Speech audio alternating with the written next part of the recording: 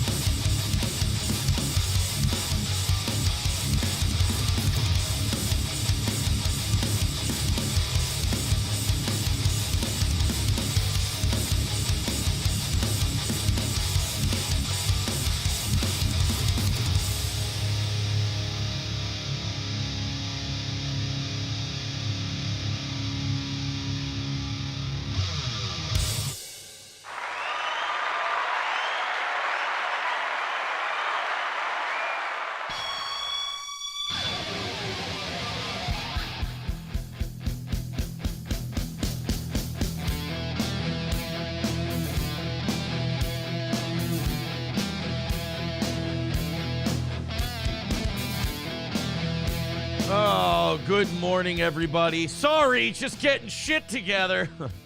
How you doing?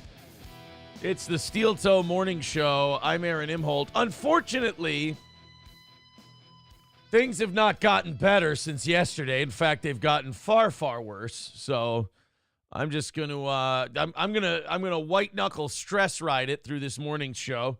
Hopefully Johnny's doing it. Johnny, you were not feeling well yesterday. I'm fucking fantabulous. Are you? I'm sorry you're good. not. I'm glad you're good today. One of us needs to be. I'm just racked with stress and anxiety and just fucking just piss and shit and blood. Oh, last night fucking tire blew on the highway and that's not so bad, but I never. It sounds like it would be first though. That's not good. And the fucking, you go to change the tire and you got the fucking custom rims and you never got the lug nut key from the fucking dealership. So now all I'm thinking about while I'm doing today's show is like my checklist. Like we're leaving in 2 days. So I didn't need this right now. Now, obviously, if it was just a regular tire situation, you take the fucking tire off, you put the new tire on, you get back on the road. And the only thing that would have sucked about changing the tire yesterday is that I was on the side of the road. It was a driver's side. It was dark out, and it was snowing in Minnesota. And that's kind of cold as shit. That wouldn't. That's not so bad, but it's just the mildly terrifying thought that people in Minnesota don't know how to fucking drive when it starts snowing, and someone just ending your life by smashing your head against your own vehicle. That would have been the only part that sucked, but that gives you motivation to go faster. But, I got to call. So it's just, I got to call Miller today after the show, because I'm not going to spend $100 on a fucking lug nut key set when they should have given me the fucking key. There should have been one with your car to begin with. Yeah, so now I gotta call Miller, and I don't want to project my stress onto them and be a dick. But it's like if they give me an ounce of situation, right? If they give me an ounce of shit about getting my fucking key for my lug nuts, I'm gonna be a dick, and I don't want to be. That's the thing. Like I'm good at being a dick. But when people who are good in confrontation, what people who are bad at confrontation don't understand is we don't enjoy doing it. Like, it's not one of those things where like, oh, I'm good at it, so, it's fun to do. No, it fucking sucks, because even when you're right, people think you're mean or bad or anything else. It's like, no, I just was in the right and I dominated you, and you're feeling humiliated. Like, that's not my fault. Don't fucking put that on me. But they do, and then you feel like a big, bad, meanie head asshole. So it's odd. I'm like an asshole with a heart. It's a strange thing. But I know I got to call them, and if they give me I'm just kind of thinking worst case scenario on everything. One of those days. Fuck with me 1 inch on this thing. Yeah, where it's like, look, I'm leaving in 2 days. Like, I have half a mind to lock myself in my room and just not come out until it's time to leave, because I feel like if I like I'm starting to be Joan Cusack's character in Shameless. Like, if I leave the house, something tragic is going to happen. Right, if you just barricade yourself in, right, the world will wait. I'm the girl who lived in Final Destination. In Final Destination 2, she has herself locked in the cell. Yeah. That's where I'm at. Which is weird. Didn't Devon Sawa kill himself for her? What the hell? God, wow, In the movie. nice pull on Devon Sawa. Holy shit. There's a pull. Nice work. I remember him too. Not as well because I have brain damage, but some of it works. I hear Every you. once in a while, blind squirrel nuts, they happen. And so I'm sitting here going, all right, I just want to sit inside because I don't want to be inconvenienced by anything else. And then you got your fucking fans, just wonderful people. What's the matter? You can't change a tire? Changed so many goddamn tires in my life, I could fucking do it blindfolded. But then you get that shit where you're like, you try to discuss something, like you try to be, this is where I love radio way more than the internet, like love radio. You can just vent. You can just get on the air and you can talk about stuff. You can be entertaining about it. The internet is full of retarded autists that you have to almost parent. That's the worst part. Right. And so they're like, oh, you don't know how to change a tire, which is like, I would agree. The reason that bothers the shit out of me is that's an incredibly emasculating thing that cucky retard shitheads can't do. You They should can't know how to do that. You should know how to change a tire. So when you do, and you're like, oh, here's the special situation that's bothering me right now and pissing me off, and then you got retards who go, because you don't know how to change, and you're like, dude, I know you don't live in the real world in real life, but there's real life shit that goes on. I'm a little fucking angry about it, and I'd like to talk about it for a second. So I like radio, you don't have to go through that part. Radio, you just go, hey, other people who are commuting to work in a productive life, let's talk about something that frustrates me. And radio audiences go, oh, yeah, I can relate to that. That fucking sucks. Internet people are like, how can I make myself feel better about myself through using this guy's stress? And you're just like, oh, shut the fuck up, you weirdo. So I'm just having one of those days. Plus, But nothing else, right? Nothing dude, else. we leave in 2 days. I've got to drop a suit off at the dry cleaners. God, that sounds like such a first world fucking problem. God, I gotta drop my suit off at the dry cleaners. Now I gotta just- pay no. the garden lady. No, now I just want to put my head on an anvil and smash it with a sledgehammer. That really was a April's got to douchey- go out and get the little Chinese lady to do her nails the way I like. I have to go get my hair cut. I have to drop my shit off. I have to... It's okay, fine. It's mostly the car thing. Look, the point is, I got to call Miller, and I'm anticipating them giving me an ounce of shit. Yeah, don't worry about it. It'll be fine. And then if they give me an ounce of shit, I'm going to have to be a dick. And I don't want to be a dick. I just want them to go, oh, yeah, sure. You know what? We've got lug nut keys laying all over this place for that rim. Here, come take one. How much do you have to pay for it? Like in the market, like just A cheap over one's the like internet? $105, but the problem with that is it gives me like 15 fucking keys. I don't need 15 fucking keys. The other issue you might have with that, usually dealerships cost more. So I mean, well, but then again, they're giving no. you like They're a giving- generic set. They're either giving me one. No, just the one key for the size lug nuts that I need. Because that's the so problem with there's custom rims. Your tire iron doesn't fit the lug nuts anymore. My tire iron is far too big for the lug nuts. And no, they're giving me one. I bought the fucking car. You didn't give me one. You're fucking giving me one now. That's the deal. And if you don't, I'm going to be angry. I'm hoping for you that this is a fairly common thing with like used cars that have custom rims, like particularly the Tahoe like yours or the Cadillac, things like that, where they might have probably a few of those on hand. Right. Like, oh, yeah, that happens all the time. No, Pop, bing, bang, Johnny, boom. I know they have one. Do you know why? Because they've changed your tire before? No, it's the one for mine that they never fucking gave me. So I know they have one laying around somewhere. Well, technically, it's a used car. Maybe they didn't get one. Maybe the guy that brought it in or girl was just like, yeah, here's my car, and they didn't check, and they didn't do it. Because there's a whole bunch of little parts for my Flex for, like, the tire jack and stuff. Yeah. I'm like, wow, if I don't keep that together, nobody's going to check. Oh, so maybe they didn't check? Maybe they didn't check, and they didn't Shit. get one, and it was just kind of one of those, don't say it, no harm, no foul. I mean, after Well, no, all, they they'll just have customized it there. Oh, then those guys are dicks the size I've never seen. What the fuck is wrong with them? Let's see Jesus. Let's see what Ryan the Garbage Man has for us. Then we already have some thank yous to throw out this morning. Ryan the I'm Garbage. sorry. I thought there was human No. error involved. These guys are cocks. What's going on, Ryan the Garbage Man? Go ahead, make it snappy. Hey, good morning, guys. Yeah. Aaron, I don't mean to pile on, but you already knew you were missing the key because I seem to recall. I'm not gonna fucking. I don't mean to pile. If you start with "I'm not gonna pile on," I'm hanging up. This is what I'm talking about. When I start the show with, God, I'm really stressed out. I'm really anxious about this thing, blah, blah, blah, blah, blah, blah, blah. And then a guy goes, I don't mean to pile on, but then fucking don't.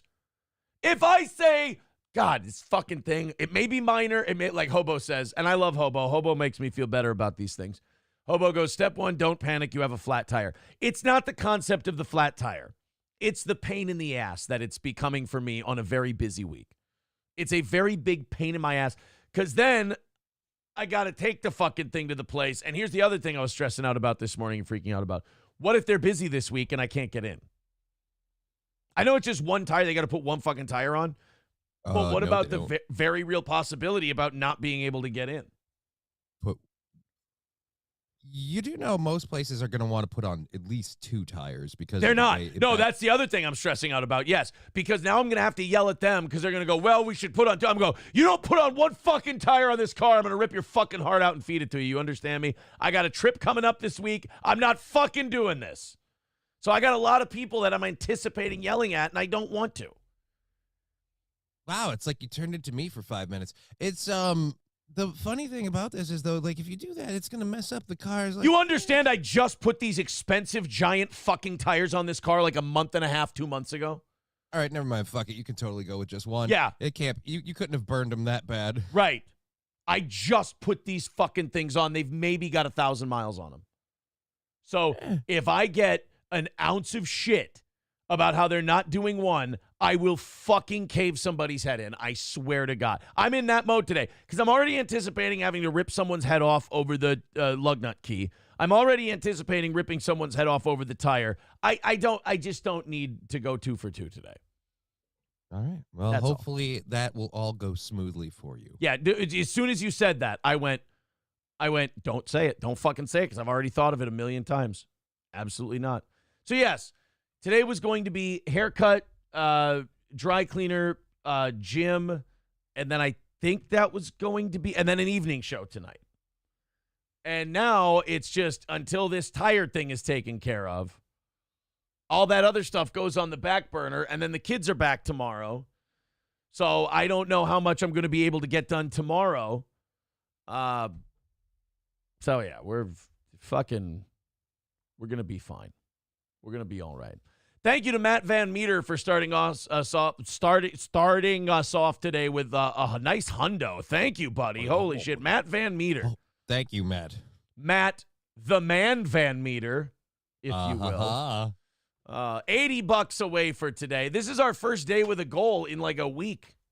Yeah. Holy shit, because of that And 5-hour. Thanks to Matt, that goal just got significantly kneecapped. Didn't Yeah. knock that baby out today. Thank you, Matt. You about knocked it in half for today. Thank you very much, sir. Appreciate it.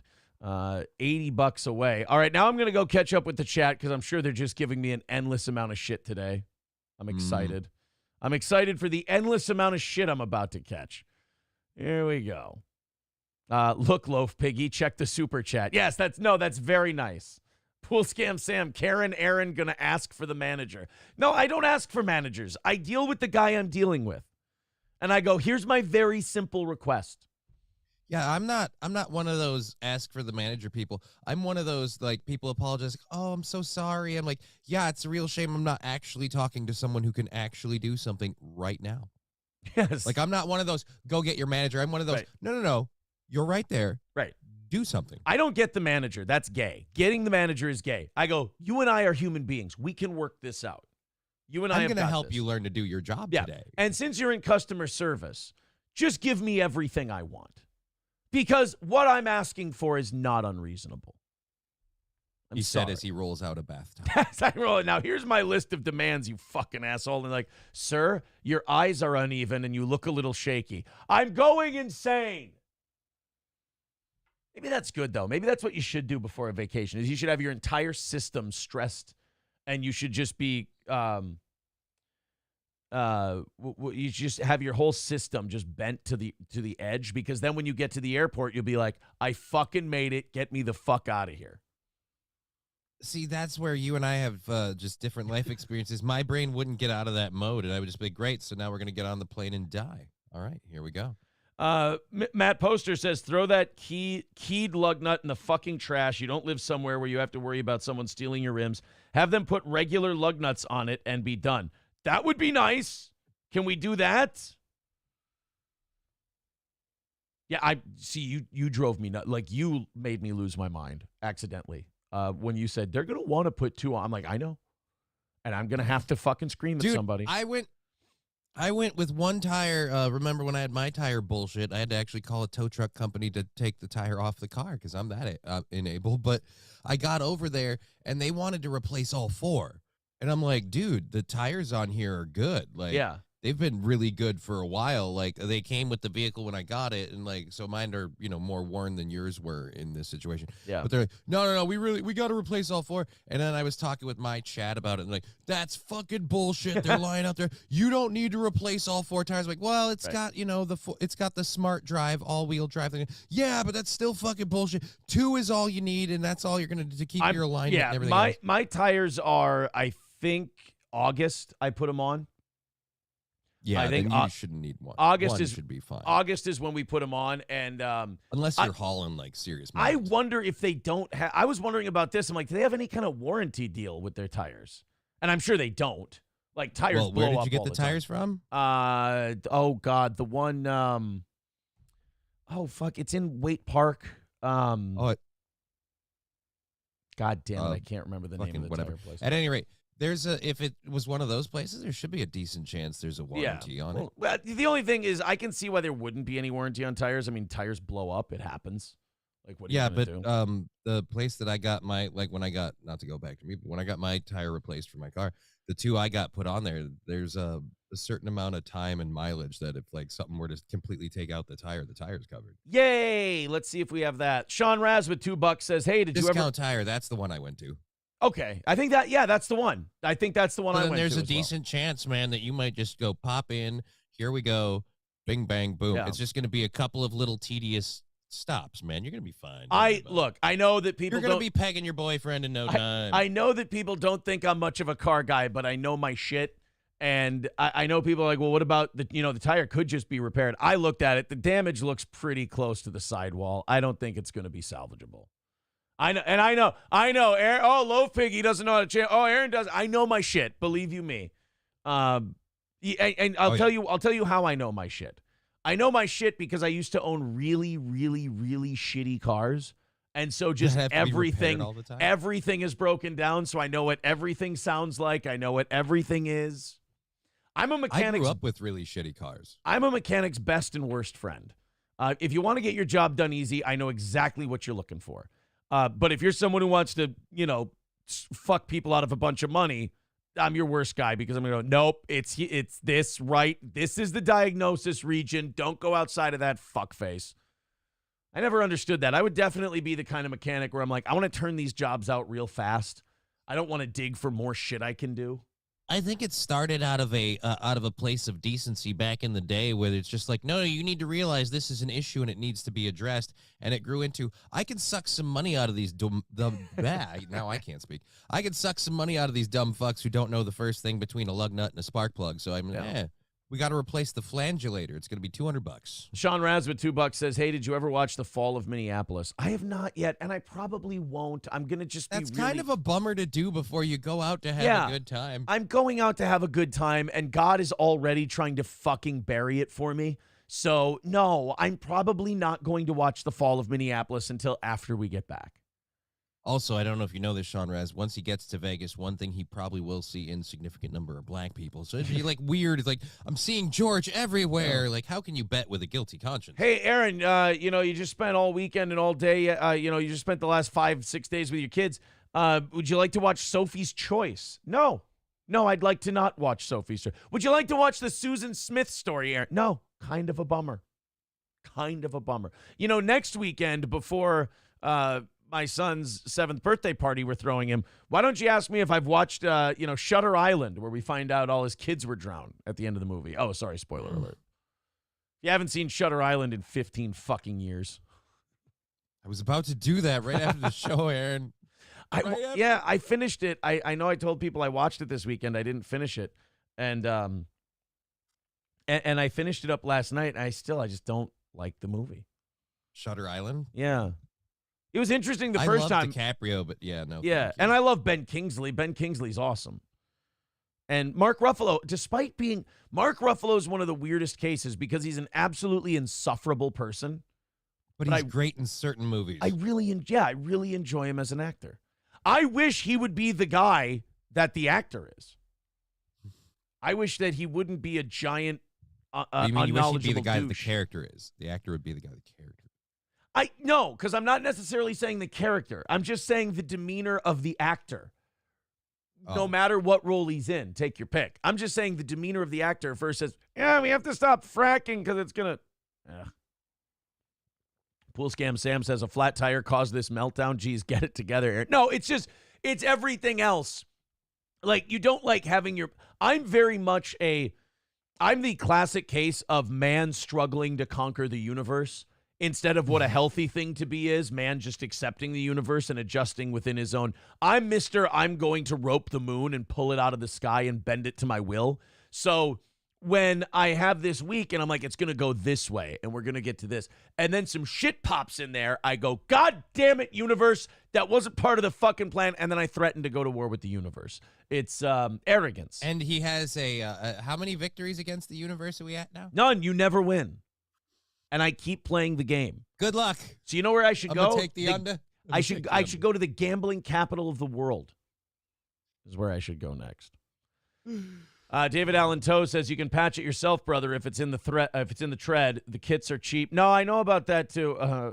It's pretty close to the sidewall. This one does not look good. And your kid's riding that thing. It ain't worth the risk if it's running close to the side. Because if you have a significant blowout on that thing, now you're talking about like rollovers and. Pod yourself up a little bit. I don't want to turn this up anymore. Is that better? I didn't want to talk too loud Much to wake better. people up. I'm sorry. Yeah, no, I just I didn't want to turn you up anymore on this end. David Allen Toe says you can oh yeah, I just did that one.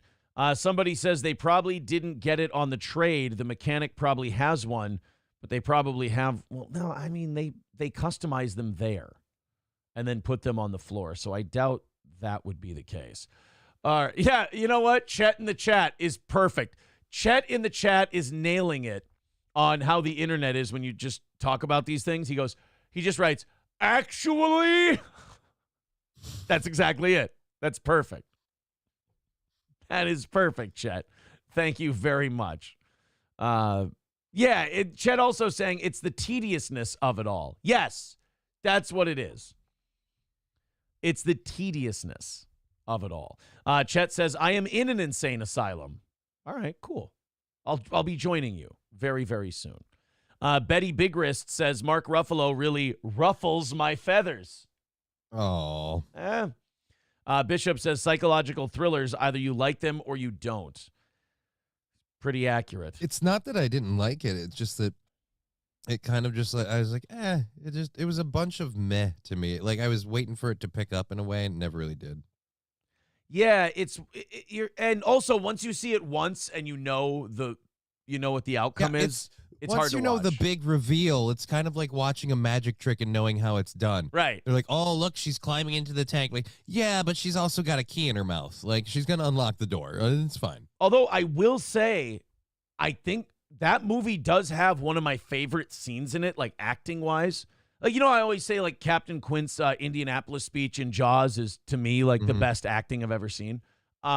Jonathan Demme, I believe, his violence speech in Shutter Island is really fucking good. Like it's one of those where the actor is so good that you go, holy shit, like you're imagining yourself in the car with him and you're like, I'm terrified.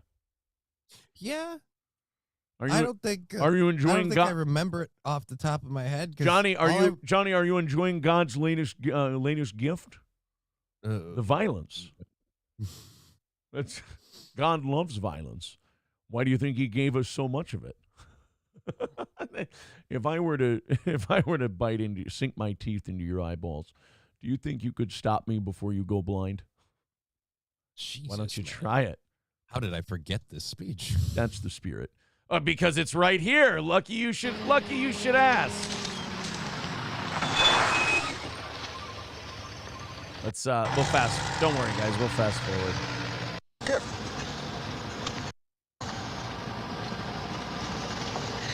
Did you enjoy God's latest gift?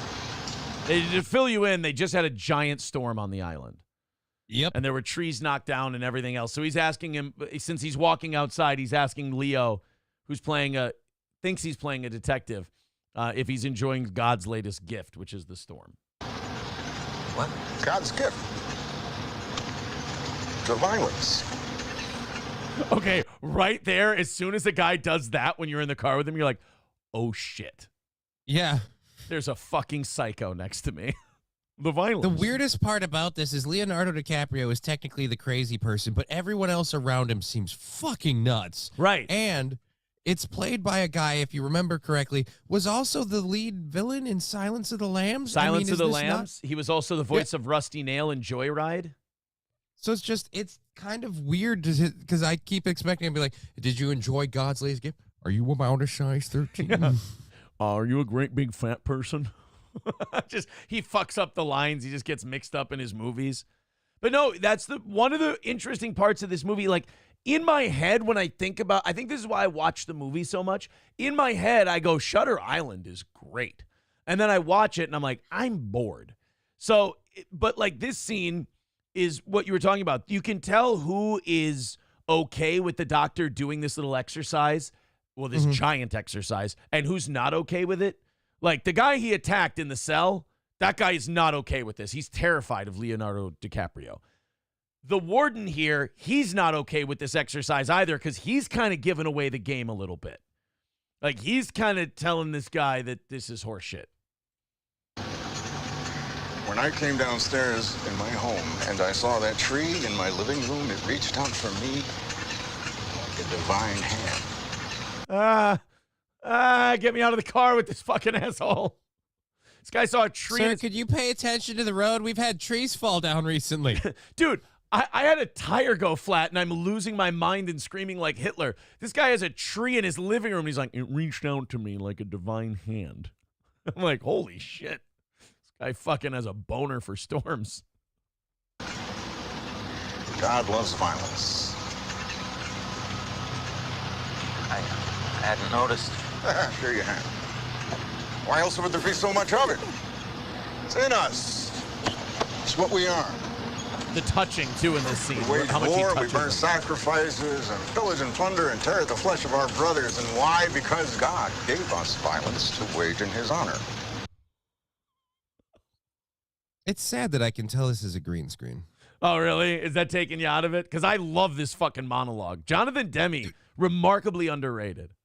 Oh, yeah. No, it's a great scene, and he's an amazing actor. But as it's going back and forth, I'm like, all right, no, there's too many things happening here that make me realize.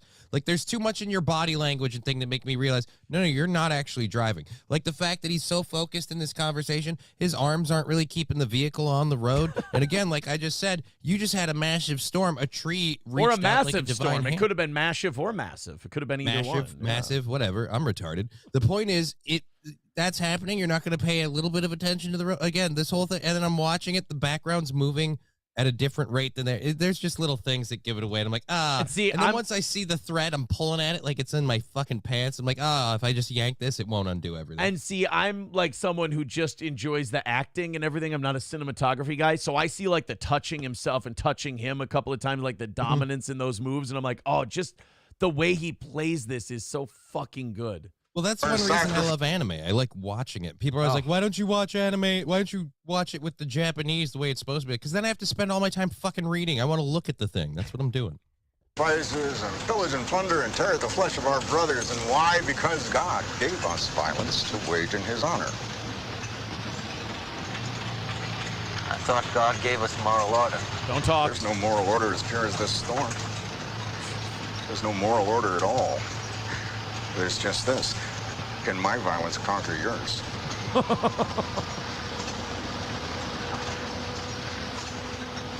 Not violent. Yes, you are. You're as violent as they come. I know this because I'm as violent as they come. If the constraints of society were lifted, and I was all that stood between you and a meal, you would crack my skull with a rock and eat my meaty parts.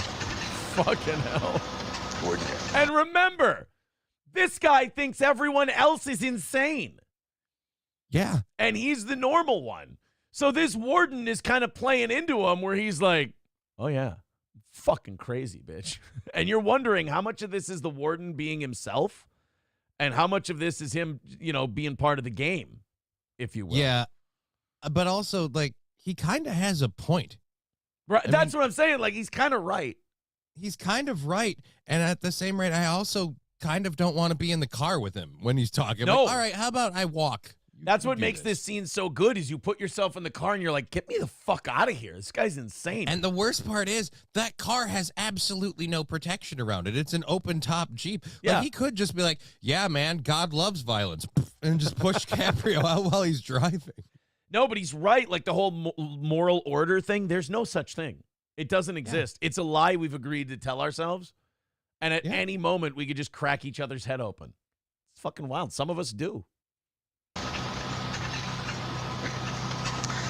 Crowley thinks you're harmless, that you can be controlled, but I know different. You don't know me. Oh, but I do. You don't I know you. We've known each other for centuries. For some reason, I want that as a drop. Oh, I know you. Like the way he says it. You don't know me. Oh, but I do. You don't I know you. I want that. I don't know why him saying it that way makes me laugh so hard, but I know you. I want that as a drop. Hold on, let's get a clean one, Victor. Here you go. Me. Oh, but I do. You don't I know you. I don't know why that makes me laugh so hard. Maybe it's because I need the distraction today. I don't know, but like, oh, I know you.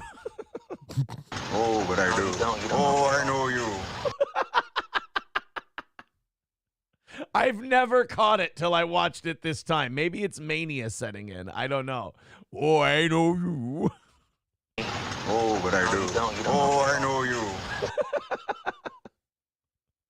I'm the only one getting a kick out of this, aren't I? No, I'm enjoying it. I'm realizing there's a lot of really great moments in DiCaprio movies where people like remind you of them, or you're like, oh, I need that. That's a great moment. And just like, how did you miss that part? Like the Kenny.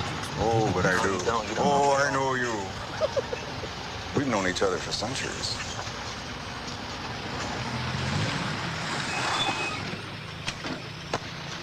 Oh, shit. If I was to sink my teeth into your eye right now, would you be able to stop me before I blinded you? Give it a try. Ask the spirit.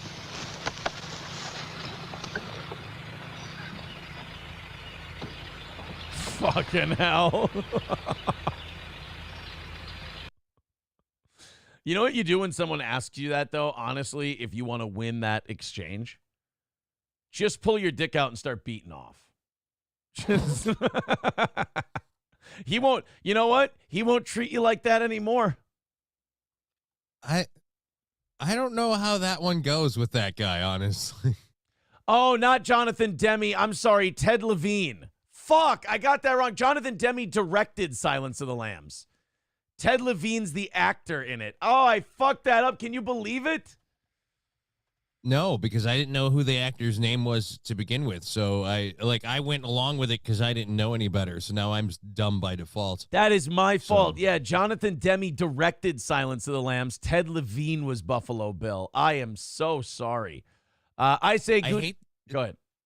You really bail yourself out with it. I'm so sorry I got his name wrong. I just happened to arbitrarily know the exact name of the director of the Silence of the Lambs movie, and I accidentally crossed those names over so you're saying I'm not helping myself. No, I'm saying you're surprisingly more autistic than I thought beforehand, and somehow by bailing yourself out of not being autistic, you've doubled down by being more autistic. I made it look worse in an odd way. Holcomb Asha Baby says, no, play it 29 more times. Rob Manugan says, we've lost Aaron to madness. Oh, I know you. That's what you've got to do when you bring in the tire. Be like, hey, man, I got my tires here. I don't know if you've ever, but I know you. Yeah, he's like, Mr. Imholt, we're going to have to put on 2 tires. Oh, if you know me, you know we're not putting on 2 tires. I'm like, I don't know you. Oh, yes, you do. Oh, I know you. And then if that doesn't work, just bring out a quarter and just be like, call it. You have to call it. But I didn't put anything up. Yes, you did. You've been putting it up your whole life. But I don't know you. Oh, I know you. And now I'm mixing up the lines. I'm mixing up the characters. Yes, but that's what's beautiful about it because it's the real world and it's more fun this way. Yes. Stevie J says, Aaron definitely gave that violent speech to his tow truck driver. Tiny bit. Tiny bit. No, my tow truck driver was great. All Care was awesome. Yeah, dude, I love All Care. I've never had that. Came out to my house. I've never had that vehicle. I've never had that vehicle towed before, and I found out that those big fucking disgusting tires really are a pain in the ass for tow truck drivers because he had to get more gimmicks out to put the dolly on the thing, and I'm like, God damn it. Trucker 18 Wheeler with $5 says most tire shops have a mileage warranty, and they also have a lug key as well. They would probably give you. Oh, so just go there, ask them for the lug key, and bring it back when you. Okay. That is a great fucking idea. Wow, Trucker 18 Wheeler, thank you for being one of the helpful people. That's great. Really bailing it out today. Thank you, man. So there is a tire warranty. All right. Here, let's take a look. Warranty. What are we thinking? Can be eligible for a full refund or credit. Well, I don't want a refund. Just, fix Put a new tire on the bitch. Put a new tire on the motherfucker. Would cover the tire problems that really frustrate people, blah, blah, blah, blah, blah, blah, blah. Protect your purchase. Blah, blah, blah. I have no idea. I'm just expecting it to cost me a fortune, and what do you do? It's one of those things where it happens. You have an idea in your head of how much it's going to cost you, and you're just going to go, fuck it. That's what we'll do. Hobo Chili with $5 says, here, young lady, this might help with the tire situation. Don't panic, my love. Your heart is already taking a beating from the obesity, and then puts a link in the chat. What's the link? A few months ago, it's when I a was video. driving back from my Brazilian with Look, it's a Hillary video. and A Oprah. woman's guide to changing a tire. Thank you, Hobo. That is so appreciated. Wonderful. Thanks, pal. He's always the help you need when you need it. It's like he's God's hand. Oh, but Hobo, we've known each other for centuries. You don't know me. Oh, yes, I do. Oh, I know you. Oh, I know you. Hey, Dub on Rumble with a great point since we're talking about Shutter Island. Please lobotomize the like button. Yes. There you go. Lobotomize it. Absolutely. You guys are only $75 away from today. Thank you very much for all your assistance and all your help. We appreciate it. Who wrote Butter Island? That was fucking fantastic. BJ writes, Aaron Imholt in Butter Island. Butter Island. Yeah, I did enjoy that one pretty good. If I keep, I'm already at the weight I wanted to be at for vacation after just slamming water all day yesterday. I think I might just do it again today. Get a little extra trim? Yeah, get a little extra, I think. Yeah. Also, I think with the wrist for about 5 days now, I haven't been able to go to the gym. So maybe my muscles are starting to fucking go away. Not that I had many, but the ones I have. I don't know why you've got to jerk it that aggressively that you're pulling your wrist muscles. I mean, yes. I feel like, I don't know, man, it's been a while since I was in an actual relationship, but I feel like if you're in a loving relationship with a partner, like just a relaxing stroke should be the most you should need. In your own time. A nice soothing jerk. Just really ripping it and ripping it just right before vacation too. Just wow. Chet says, my tire needs air, sir. Can you help? Oh, I know you. Last thing you ever see. It's the last thing you saw. Hearing I know you in that voice is a good last thing you've ever seen kind of a deal. Just you're talking, you're having a good time. It's all nice and whatnot. And then you just hear this. Oh, you. We've known each other Oh, for some. shit. We've known each Know me. Oh, but I do. You don't Oh, know I know you. Oh, I know you. Wha-bam! Fucking cane right to the back of the head and you're dead. Hey, I've got a great deal on a new suit for you. It's just right in this back room here. Oh man, I didn't know you had these. Oh, but I do. You don't Oh, I know you. And then wham, you're dead. In the back of the suit guy's closet. Guess what he's gonna do to your butthole. Victor, I'm very excited to get that drop. Oh man. Oh, I know you. Chet, right? I like Chet today. Chet's very funny. Chet goes, oh, I know you. What? No, please. That is usually what oh, I know you is followed by. Thanks, buddy. Thank you to Sid. Sid with $50 over on the PayPal end of things. Thank you, man. Very cool, buddy. I appreciate it. That puts us 25 away from this morning. I think we're going to just go regular tonight and then regular tomorrow and then Rumble Friday, Thursday. So we'll knock out today, and then we've got 2 more left for the week, and we're good. Now, remember, Johnny's going to host on Friday, and Johnny's going to host on Monday. And when he does that, half of everything you guys throw at him is going to him. The other half is going towards Tuesday morning. So throw Johnny your money on Friday. Absolutely. We only have tonight and tomorrow left for goals. So, if you're in the mood for saving up for Johnny, not against that. Now's the time. No. Friday's the time. Oh, well, Now's now's the time to save. Yes. Only 25 away from today. Thank you. Citizen M says, did you find out yet if the dealership will be open anytime to pick up that specialty lug key before you're on April's big trip? Actually, it sounds like the tire place is going to have it.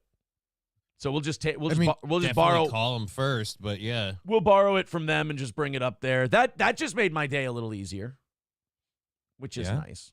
So, and then this warranty thing. This is what I hate. I hate having it in my head. I'm like, oh, this is gonna fucking suck. Let's just get it done with, and you kind of slowly get through the process. And then I hate when hope comes in. And then hope she kicks you in the balls and leaves. You guys say shit like, oh, yeah, they'll let you borrow their key, and then you probably have a warranty on those tires. I'm like, oh, that's fucking great. And then they'll go like, yeah, I don't know what the fuck those people were talking about. You'd be like, oh, I know. Well, I know you. Oh, but I do. Oh, I know. Oh, I know you. For the drop, we need both, don't we? Yeah. We need, oh, but I do. Oh, I know you.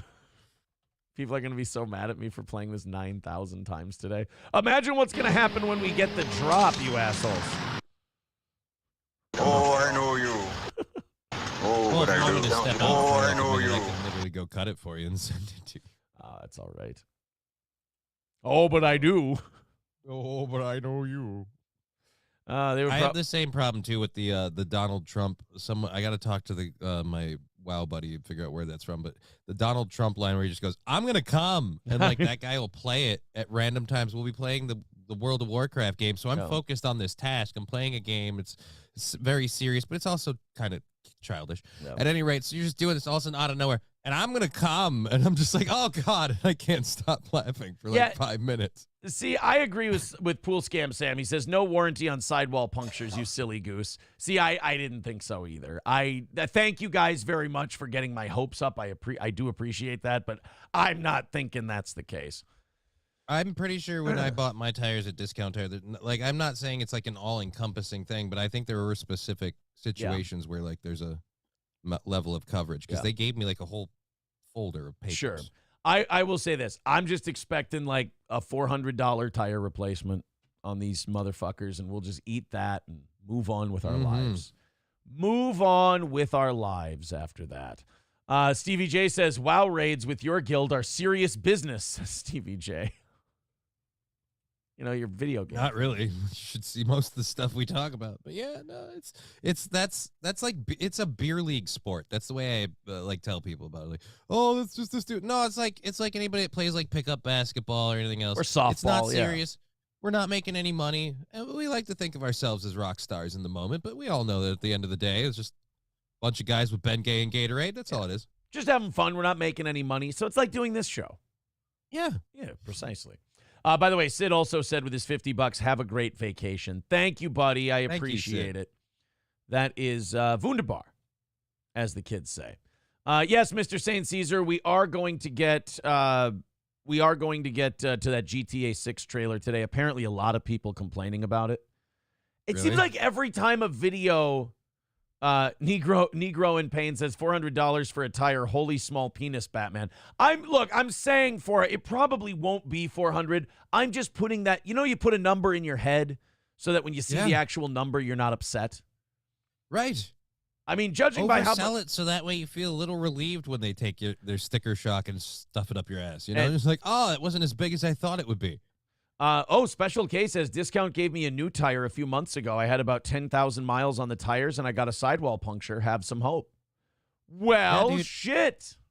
Like I said, Discount Tire literally told me that if this thing happens again with your tire, the one that I got replaced, they're like, we'd replace that for free.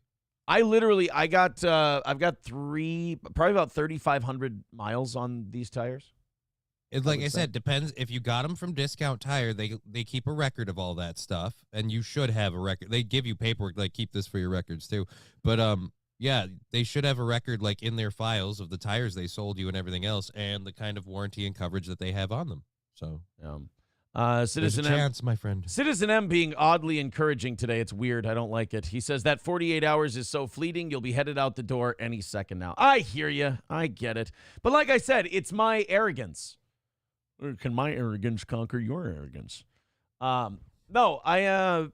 It's my arrogance of like I'm going to show this world. I'm going to control the universe. I'm going to bend it to my will. Everything's going to go the way I do. Oh, but I know do. you. I know you. Luzier says you'll have to get 2 tires. Suck my dick 2 tires. That's the response they're going to get from me. I mean, honestly, they go, in this one, I think they'll be flexible with those few miles you have. What is it? You got like, 3-4 millimeters of fucking rubber that you've lost on once. How is that going to throw your goddamn positive traction off? No, you're saying, oh, you're going to have to get 2 tires. Be ready. No, I would say to Discount Tire, you're going to deal with a fucking prick today who's going to be unreasonable. Be ready. I mean, by the time I'm done, if they don't want to put 1 tire on, they're going to be like, would you put 1 tire on so we can get this guy the fuck out of here? And then I'll go, oh, I know you. All right, let's get to this Grand Theft Auto 6 trailer. 45 minutes of tire talk, I think, is pretty solid for a 4.5-hour program. God, it's like being we've hit all the walls on that subject. I get it. I don't think there's any more tread left on this bit. Oh, fuck. You really rode it into the ground. Yeah. I guess you and I doing a show together, we'd be white walls. Oh, no. All right, guys. We got what? It's December 5th. We got 26 days left. It's been a good year. Let's move on. Oh, ow, fuck, ow. Sorry, Johnny. It's my foot. I stepped on something on this bridge. I think I stepped on a stone. Oh goddamn bridge stone. Son of a bitch. Oh. That's going to be a problem. I mean, you know what? Oh, wait, you already did the Goodyear one. Shit. There's only like 2 more companies. Yeah, no, I was like going through. I was like, oh, but shit. Give me a Yokohama pun, you fucking genius. Well, now if you announce it, I can't even. Well, I don't have one, by the way. Let's see if Johnny's picking up on today's show. Hey, Johnny, you don't have any Yokohama puns.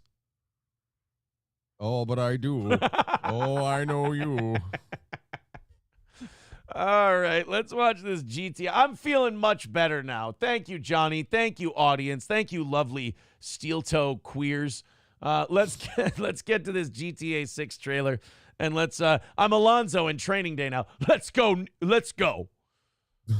You in the office, baby.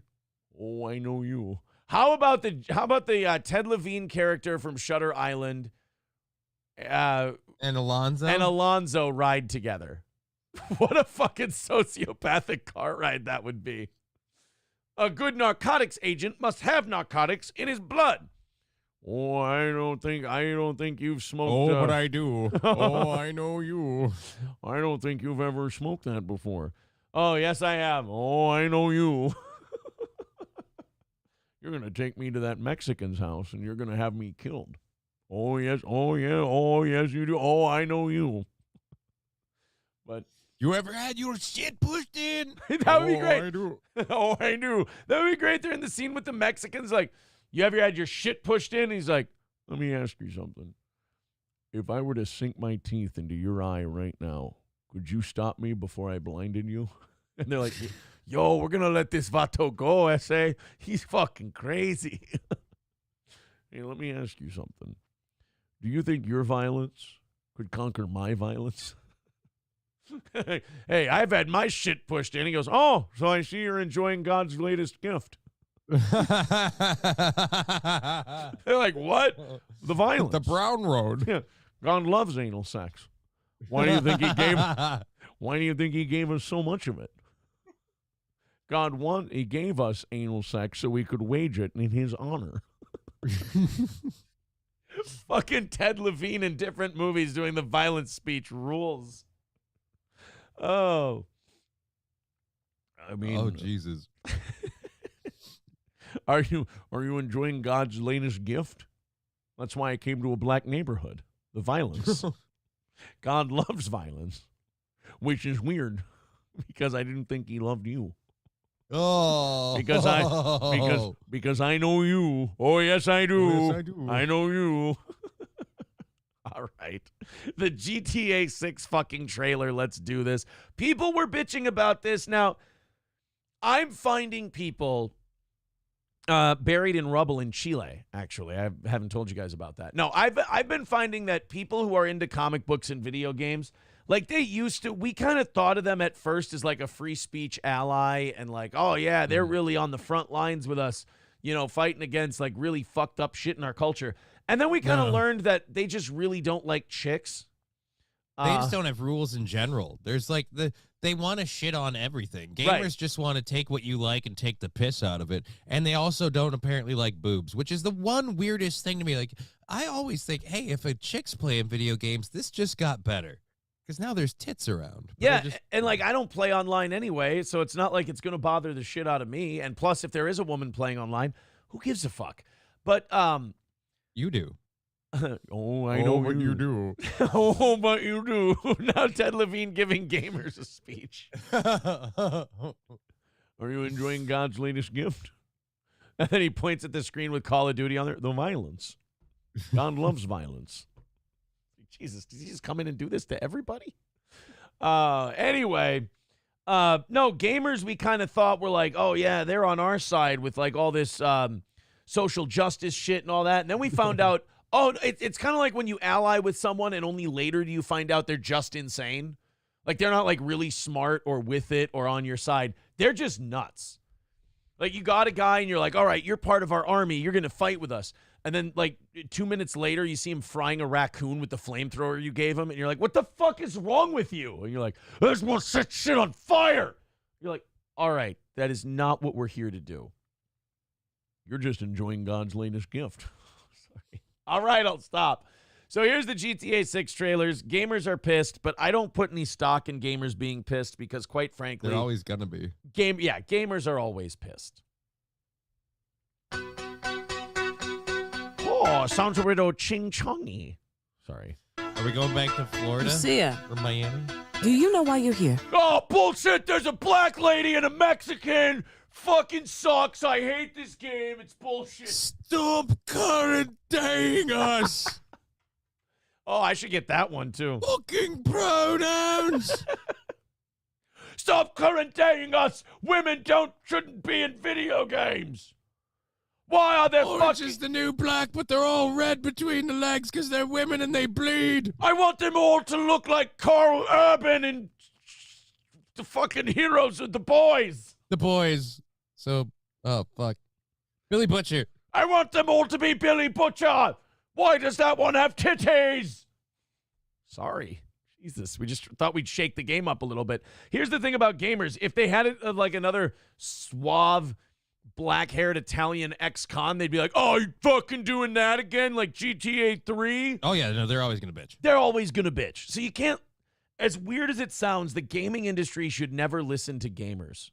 Well, it's the same thing with the comic book industry, too. Because every gamer and every comic book nerd spends so much time immersing themselves in this shit that they somehow convince themselves that, oh, no, this thing that I love, I know what's best for it more than anybody else. Right. So you guys are doing this story, and it's not what I want, so fuck you, you're gay, and make it my way. Like, although, honestly, in Disney's defense...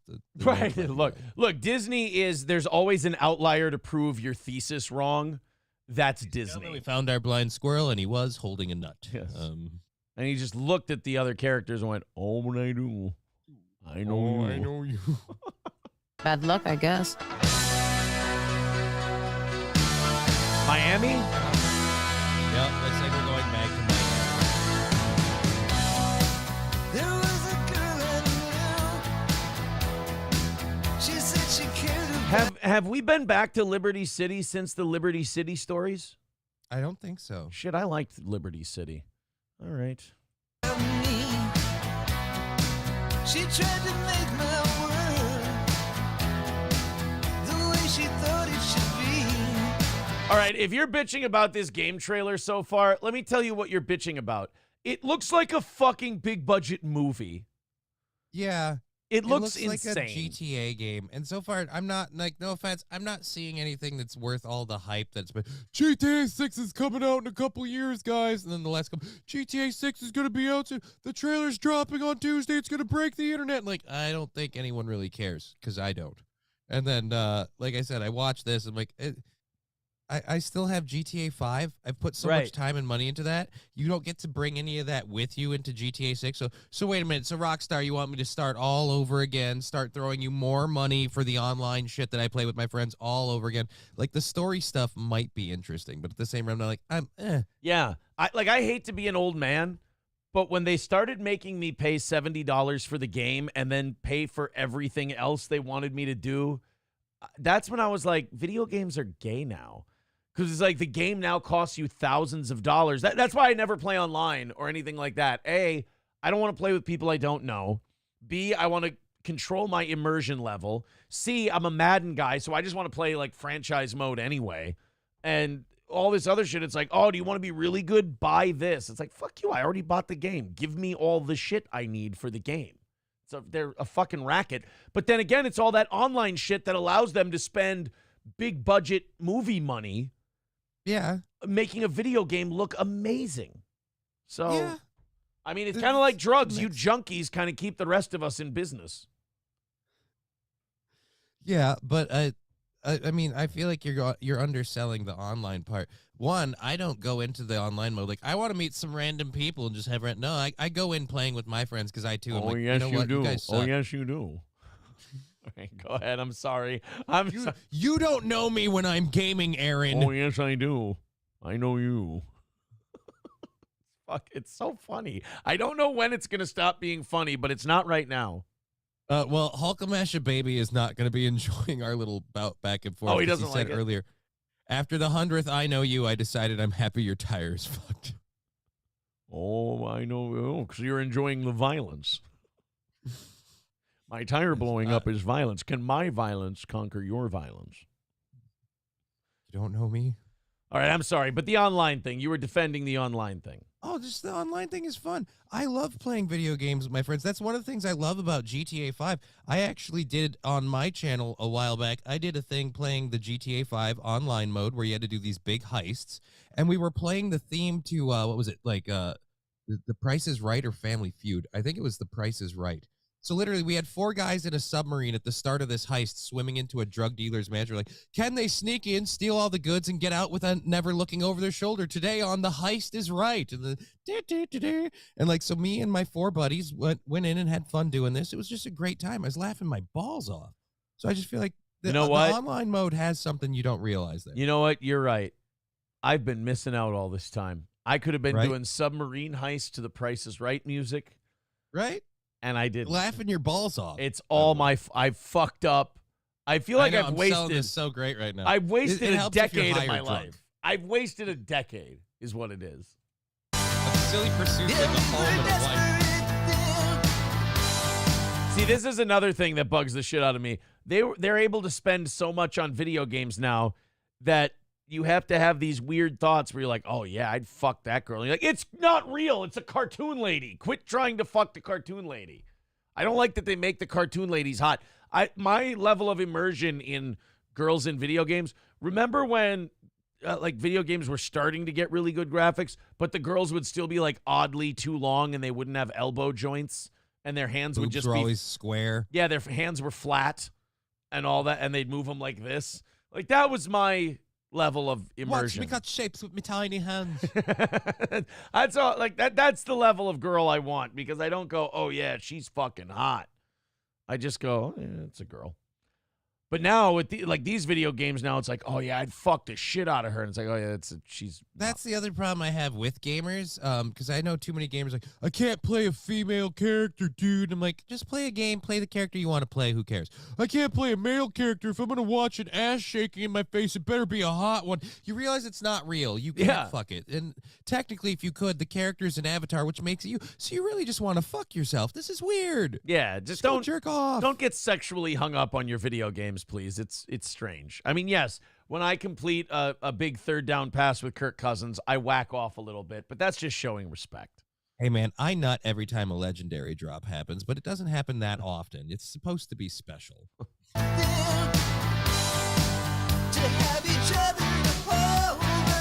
mean, it looks, what the fuck? What the? Did I just see a butt rippling in the wind? I mean, it looks fine. Well, look. I mean, it looks pretty good. Yeah, it looks really, really good. I'm sorry, there's a cat that used the litter pan recently, so now I'm smelling cat shit in the air. This is awesome. Oh, that's great. Yeah, really fucking messing with me. But holy shit, lady in a moo-moo. Like, Jesus Christ. At a Looks certain like point, Florida I'm like, to am I me. What? Looks like Florida to me. No, they got it very right, but that's my point. I'm supposed to play the game, not put down the controller and just watch it. Right. Like, Who's back? The only way we're gonna get through this is by sticking together, being a team.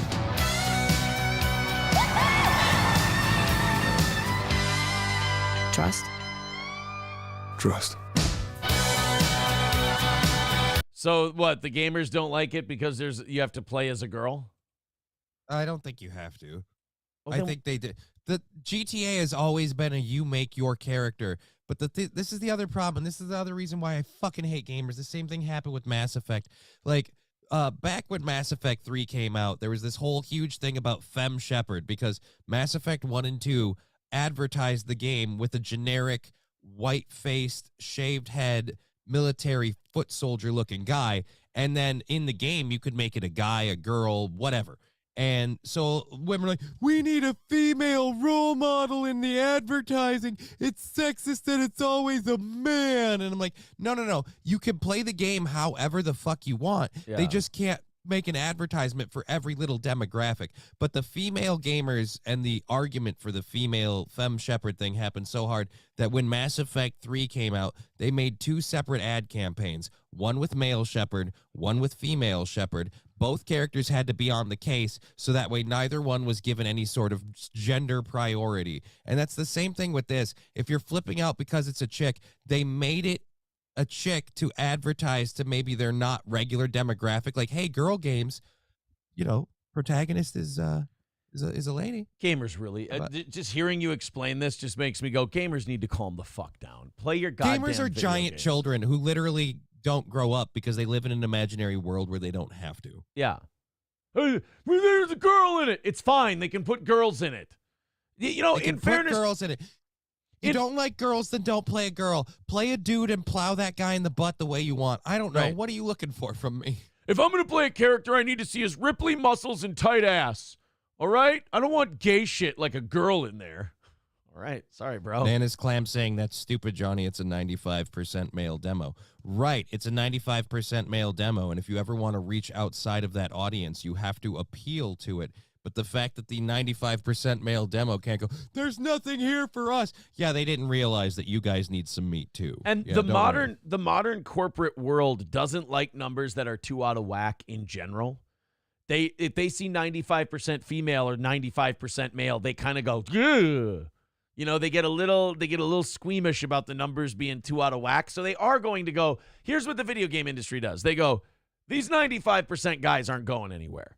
Like they'll bitch, they'll scream, they'll say whatever, they'll write whatever online, but they're not going anywhere. So why don't we just take these 95% we have already and branch out and try to appeal to some girls?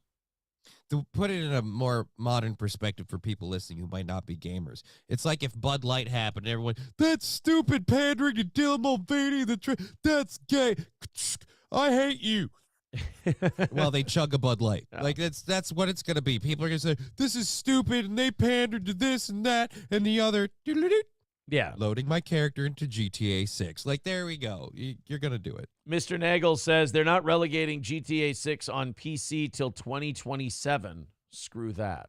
Well, I guess what? That's where you'll piss off gamers. When you disrespect their equipment, you're like, "Hey, you want me to buy a whole new machine? You won't be on PlayStation? Eat my dick. You won't be on Xbox? Suck my balls." Like, that's where you piss off gamers. But the whole girl thing, they'll just whine.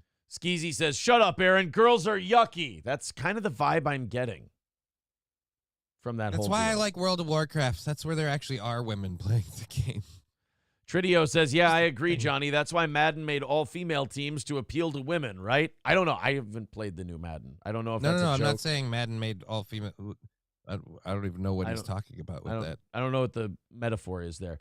Aristocock says, "I'm embarrassed for Aaron for how he reacted when he saw the tow truck driver. He screeched like a damsel in distress. The video is hard to watch." There's no video, you lying sack of so-and-so. How dare you? Are you serious? BL is down over 30%. All right. I don't know. What's BL? Black Lives? I hope Black Lives aren't down 30%. Yeah, I have no idea. If so, I lost my bet on the under. Unfortunately. What do you do, I guess?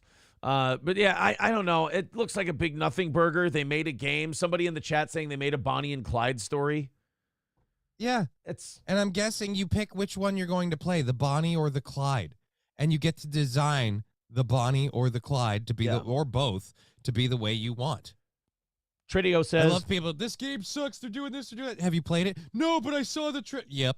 You know what's going on. You saw a 5-minute fucking video. Do gamers ever react to anything positively? Yeah. When they get everything they want, and that almost never happens. Okay. Tridio says, "I'm being a smartass. Madden has a 95% male demo, but doesn't change its formula." Well, I mean, yeah, for specific titles like football, you kind of just have to play the room on that one. Right. But in things like a sandbox game, again, the idea, especially with the online modes and things like that, is you want to appeal to as many people as possible. Because if you appeal to the same 95% group all the time, you're going to suck money out of them, but eventually that money's going to dry up. Guys, you got to get more. Guys, just play Bannerlord. You'll be fine. Plus, no offense, guys. And guys, you can go with me on this, right? Who are you going to get more money out of for a video game? Is some guy going to spend $20 for that one digital shirt for his character to wear? No, fuck that. I want a gun that can get something done. And you can buy all that stuff in the game. You don't need money for that. But subject with, "Oh, but I get to run around with a pink purse and it has a dog in it. You take my money." Somebody says, "Somebody made something you don't like. Boo-hoo, life sucks. Get over it." The thing is, they didn't even make anything that nobody liked. They just made something, and people feel the need to bitch about every trailer now. Yeah. That's I said, 90%, or you actually, I think, said 90% of the people bitching about this still going to go play it anyway. Yeah. Mr. Nagel says, "Ever watch Twitch streamers?" I can't. I'm banned. All they do is complain about the smallest nuances in every game or update and act like it's a huge fucking offense to them. Stop commandeering us! He also says that the game fucking pronouns. If the game doesn't adjust or cater to exactly what they want, they keep saying the game is broken and they don't care about the real fans of the game. Oh yeah, I don't even follow gaming that much, but I hear that a lot. They don't care. They've abandoned the real fans of the game. But that's kind of in music too. They're like, "Oh, their new album is too commercial and pop, and they don't care about the fans that got them there." It's like, oh. God. Oh, I'm sorry. I forgot when you started liking this band. They apparently signed a contract that they would run every future song by you first. Right. James Hetfield didn't check with me before he recorded Fuel. And that really upset me because I was expecting a phone call, quite frankly. Metallica is the first band I think about, though, when I think of people who love something and then just bitch about it. Dude, it's so bad that when Metallica got a little bit of current day fame for the not the cameo, but just kind of the level of involvement their songs had in that last season of Stranger Things that was aired a while ago. Oh yeah. They literally had to go online and be telling their old hardcore fans, "Guys, it's cool if people who've never heard of Metallica kind of come in and they're new to the Metallica scene. It's all right to have new," because there were so many people "Oh, now you like Metallica's in some stupid fucking Netflix show, you fair weather fans, but I've been here since the garage days, man. It's like, yeah, some of these people weren't alive. In fact, some of the parents who made these people weren't alive back then. So how about you tap her, just tone it down a little bit. Just fucking relax. Yeah, that is weird. Like, people have a band that they like, and the earlier they started liking them, the more threatened they get when more people like it. Yeah, it's weird. Like, hey, you weren't here when it started, so you're not supposed to be here. You want your band to keep being a thing, right? Like, because that's helpful. If it does well, that's good. Like, you want them to be happy and well. Like, I can't think of that as a sports fan. Like, I can't see Justin Jefferson signing a massive record-breaking contract and me being anything other than thrilled for him. Like, I don't want to be like, oh, man, he sold out. And it's like, no, he's doing very well. It's good that he's doing well. Mr. Nagel says, to be fair, Saint Anger did suck. Yeah, but my take on like Metallica and Saint Anger and all that is by the time that album came out, which was what, like 2003, they'd earned a bomb. Yeah. They'd earned one. They've been around since the early to mid 80s, a 20-year run. And they pulled off Load and Reload without a significant, kind of people suck liked factor. it. So I feel like, and personally, and I know people won't agree with me on this, I don't mind Saint Anger, especially the actual song Saint Anger. I actually kind of like Saint Anger. And honestly, with Metallica, one thing I appreciate about them is they're not releasing albums every fucking year because they don't have anything to say. Yeah. They wait years. They're more than happy to just go around and tour and be like, hey, you know that one song you really like? Here we go again. Hey, who doesn't love Enter the Sandman? Let's do that. Right. Dario Delfino says it's a meme before memes when they had Kiss coffins. By the way, Gene Simmons did say that Kiss is going to be AI forever. And he said they're going to be Kiss will be touring long after he's gone and everything else. And I'm like, we all kind of knew that. But like, if you're Gene's grandchildren, you're like, fuck yes, I have a job. This is great. But watch him be a prick and sell the rights to it before he dies. He's like, I don't want my family profiting off of my hard work. So we're going to go ahead and sell this off. How much do you think you could get for Kiss? Hundreds of millions? I don't know about hundreds of millions. Really? I mean, Kiss was really, really great back in the day, but like, what are they bringing in that's new? Because no offense, because as goes the band, some of their fans kind of will be kind of shutting off that coil too. Like, I mean, they're all going to be kind of aging out. Yeah. There's a couple of good hits like Rock and Roll All Night or Party Every Day or whatever the fucking name of that one is. Yeah. You got it. Yeah, I'm sorry, I lost it. You lost your confidence in what Kiss song you knew. It was funny to watch you just kind of fall apart. Because like, I know the lyrics. You just started quoting the lyrics. You're like, I love that one song, Rock and Roll. Rock and Roll All Night. All Party night. Every Day. And Party Every Day. Every day. Party Every Day. Yep. Can I sound any whiter or gayer? Or yeah. and you're talking about white music, and you still sounded remarkably white. I know. What am I doing? External Extrapolation says Metallica earned a bomb, but then didn't they handle the LimeWire and birth of digital music download all wrong? April sounds a bit hoarse today. That's specifically Lars Ulrich. All right. Now, the band got tied into a lot of that, too, but that's specifically Lars Ulrich and the amount of a huge ass that he is. All right. Let's just get that out. And also, somebody had to handle it wrong before we could move forward? Like the whole digital thing. Some musician had to be a cunt about it. And also, this is not a very popular thing to say. He is right. I mean, I said this back when the whole thing was going on, and I was like in middle school, and I was like, well, he is right. We're all just mad at him because we're getting songs for free, and we don't want him to fuck up our song stealing. Right.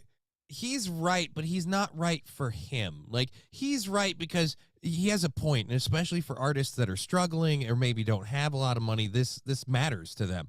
But for an artist like him, where it's like, are you going to notice you can't afford your new Shark Tank? Oh, go fuck yourself. Like, so, I mean. Okay, but in his defense, I'll say, and I'm not saying he was falling on the sword, but better someone who can take the hit if there is a hit right. Yeah, no, than some new artist coming up and being like, fucking Napster sucks, I hate it, it's stealing from me. And they crucify that guy and be like, oh, you don't want your music heard? Well, then fuck you. We're not downloading your band's shit.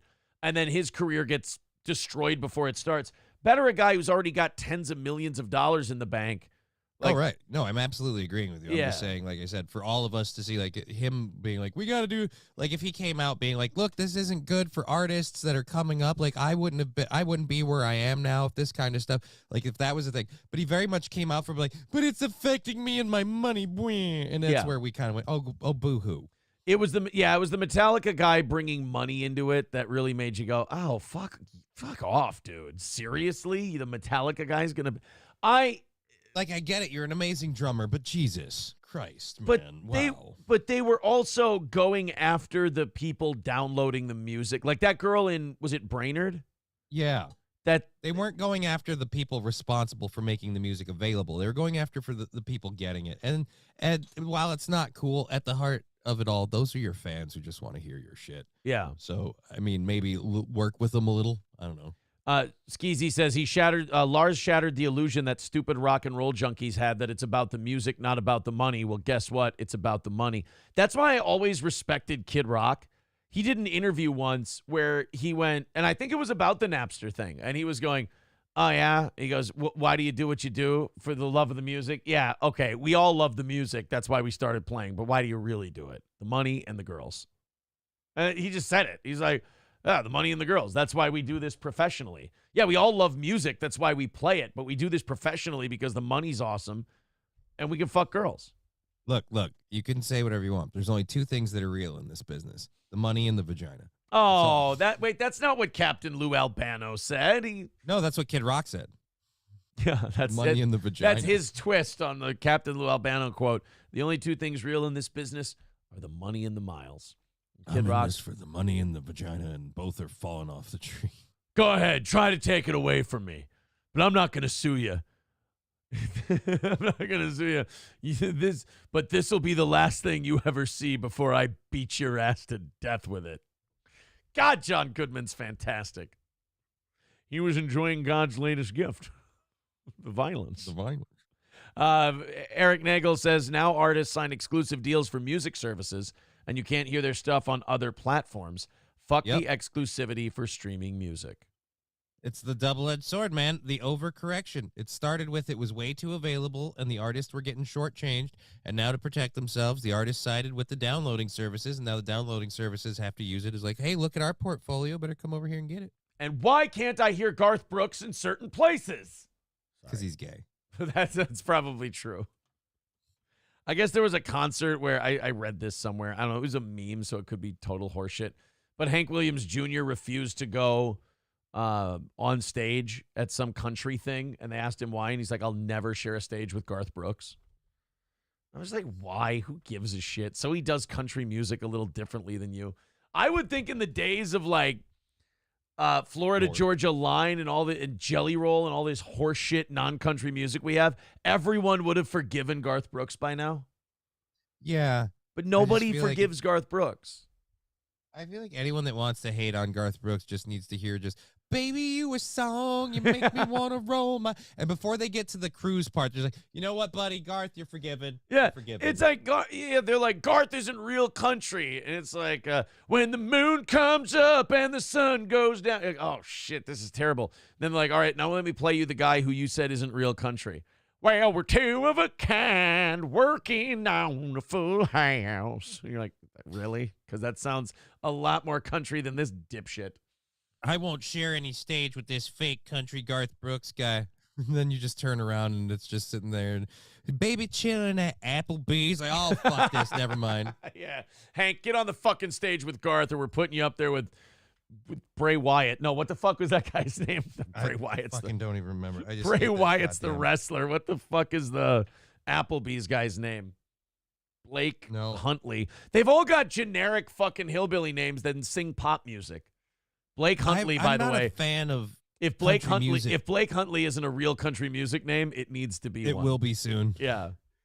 But yeah, no, I'm not a big fan of country music, but one thing that I really did not like when I started DJing was how much there's like this weird like new age country music where I'm like, yeah, but this just kind of sucks. It just kind of feels like here's a like kind of generic beat and generic lyrics.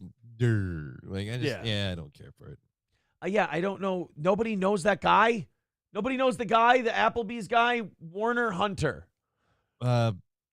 No. Walker fucking A. Frederick. No, Walker. No. Walker Hayes. There we go. Yes, I got it. I knew it was a Walker gay. Hayes. I knew it was a gay fucking modern country name. Once you got Walker in there, I was like, we're in the ballpark. I remember seeing that on the screen. That's because there's like 5 names in country music now, and you just have to say those first names, and then you'll figure it out. What's the Travis, Tucker, yeah, Fucker, shit. Blake? Don't say Eric, because that's a modern special name. Need Trump says 75 likes. Smash that like. Yeah, if you're on Rumble or YouTube, go ahead and smash away at that like button. About 700 of you hanging out in here today. Thank you very much. Hit thumbs up no matter what platform it is. We appreciate it. Somebody had a good one up here, and I lost it. Garth is bigger than country altogether. They can never compete with him, so he's the target for the old country guys. But if you look at Garth Brooks' work, it's not uncountry. There's some pop shit in there, sure. Yeah, but it's because of that, what was it, Chris whatever phase he went Chris through. Gaines? Where he kept, yeah, the Chris Gaines thing. I think the Chris Gaines thing is the thing he gets the most shit for. Like, because of it. Like, we can't take old school country people don't like him because he was doing arenas and he was doing stadiums and he was flying around on the zip line, and they didn't like that he was doing some mixing rock and roll in there. Before the Chris Gaines thing, they were just upset that he was doing well, basically. So pretty much they're pissed that he's like, hey, you know, this music genre that we like almost seems like it's dying out because it hasn't kind of, updated. He kind of like new aged it just a little bit to make it a little more palpable for a younger audience and larger crowds. Oh, fuck you. You're right. Country was dying in the 80s. It really was. And Garth kind of came in and WWE'd it up a little bit. Yeah, and he gave it a little fanfare. Yeah, he was kind of the Hulk Hogan of country music, if you will. Garth has 9 certified diamond albums. Country as a whole will never get to his level. No, never. I mean, Chris Gaines should be a career ender to anyone. And he just did it, and he went, oops, sorry, fuck that up, my bad, moving on. And just kept going. Kept living. Like, it's almost like Michael Jordan playing baseball. It's like, it should have been the end of everything. It's like, nah, I'll just go back to basketball. Yeah, I'll just go back and win 3 more world championships. I'm just looking up the name Blake Huntley because I know that's got to be a name. All I'm getting is an infielder in 2020 for Bemidji State University, the baseball team. There's Blake Huntley. But Blake Huntley has to be a country music name. Eventually, this has got to happen. We got to make this happen. It's too good. Only 25 away from KOing today. And by the way, we'll KO today. And then, I don't know, maybe the morning show audience. You know, that evening show audience last week really bailed the fuck out of the morning show audience. I think the morning show audience should do the evening show people a little favor. So reciprocation. Little reciprocation. Whack out this morning and then whack out like half of the evening. There you go. Streamlabs. Just whack off all the week's goals. Whack off everything you got. Take all your whacking and just whack off. $25 away for this morning. Streamlabs, PayPal, Venmo, etc. Sorry, MSO, we're not bringing the old boy out. Let's make sure we don't bring that out until we leave on Thursday. So we got to knock out tonight. Do I have to come get that? Oh, wait, no, I don't need it. Yeah. You're going to be fine. I don't have any goal stuff. So let's, Wednesday morning's the last one. And then we'll have Rumble Friday, Link Day, whatever. Tridio says, please never tell us to whack anything again. I'm sorry. I can't help it. I speak from my heart. That's my cross to bear. All right, let's get into the title of today's episode. The United States of America. The White House has told Congress that the United States is nearly out of money. We knew this was going to happen. We knew that with all this spending we've been doing and all these deficits we've been racking up and the interest rates going haywire, we knew that the United States would be running out of money soon. And that is tragic, and we need to help our people. Oh, wait, hold up. I didn't read the whole thing. The U.S. is nearly out of money to support Ukraine. Oh, good. So we can stop doing that then. No, right? The White House is now asking for a $105 billion aid package. Oh, my God. Wait, I think I have, where is it? I know it's here somewhere. White House, I have a message for you. Let me find it. Boom, boom. Go fuck yourself. Oh, no, that's not the response I was expecting. I thought you were going to be encouraged. $105 billion more for Ukraine. And I love how the White House tells us, hey, guys, we're almost out of money for Ukraine, as if our response is going to be anything other than good. Enough so already. Let's stop giving them money. Guys, but we're almost out of money for them. I just love the assumption that we're going to go, oh, my God, well, we were really shitting on you for giving money to Ukraine, but we didn't know you were almost out. You should definitely have some more of this thing we hate. Oh, Jesus. And let me guess, if we don't fund Ukraine, it's going to be end of civilization as we know Everyone's it. Everyone's going to die again. Yep. Putin will be Hitler. It will be over. World War III, so on and so forth. Dogs and cats living together. Mass hysteria. Mass hysteria. Biden has actually, when it comes to Biden, it's true. This man has no dick. Well, that's what I heard. Biden has reportedly asked for a $105 billion aid package to support Ukraine, Israel, they got to get their hands in there too, and other needs. Now, that third one is my favorite. $105 billion, Ukraine, Israel, and other needs. Hey, don't read that bill. Open statement. Yeah, I don't read that bill because I'm sure a lot of the people Joe Biden owes favors to because of his son's dealings. I'm sure they might sneak their way into that package somehow. Sure, China doesn't somehow qualify for those other needs. Weird, right? Well, we do have, we're teaching, this is how you get money out of the United States. You go, oh, we're teaching trans ideology to 2-year-olds and cutting off baby dicks. Oh, wow, we'll give you $6 billion. That really sounds important. Capitol Hill has refused to make a quick decision. Oh, God, just get it over with.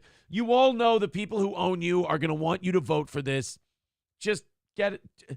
Don't sit here and do a dog and pony show and insult my intelligence where you act like you're not going to give them the $105 billion. And the rest of us are sitting here going, don't do it, don't do it. And then it happens. The world's, I don't understand how this keeps going this way. Why can't things ever change?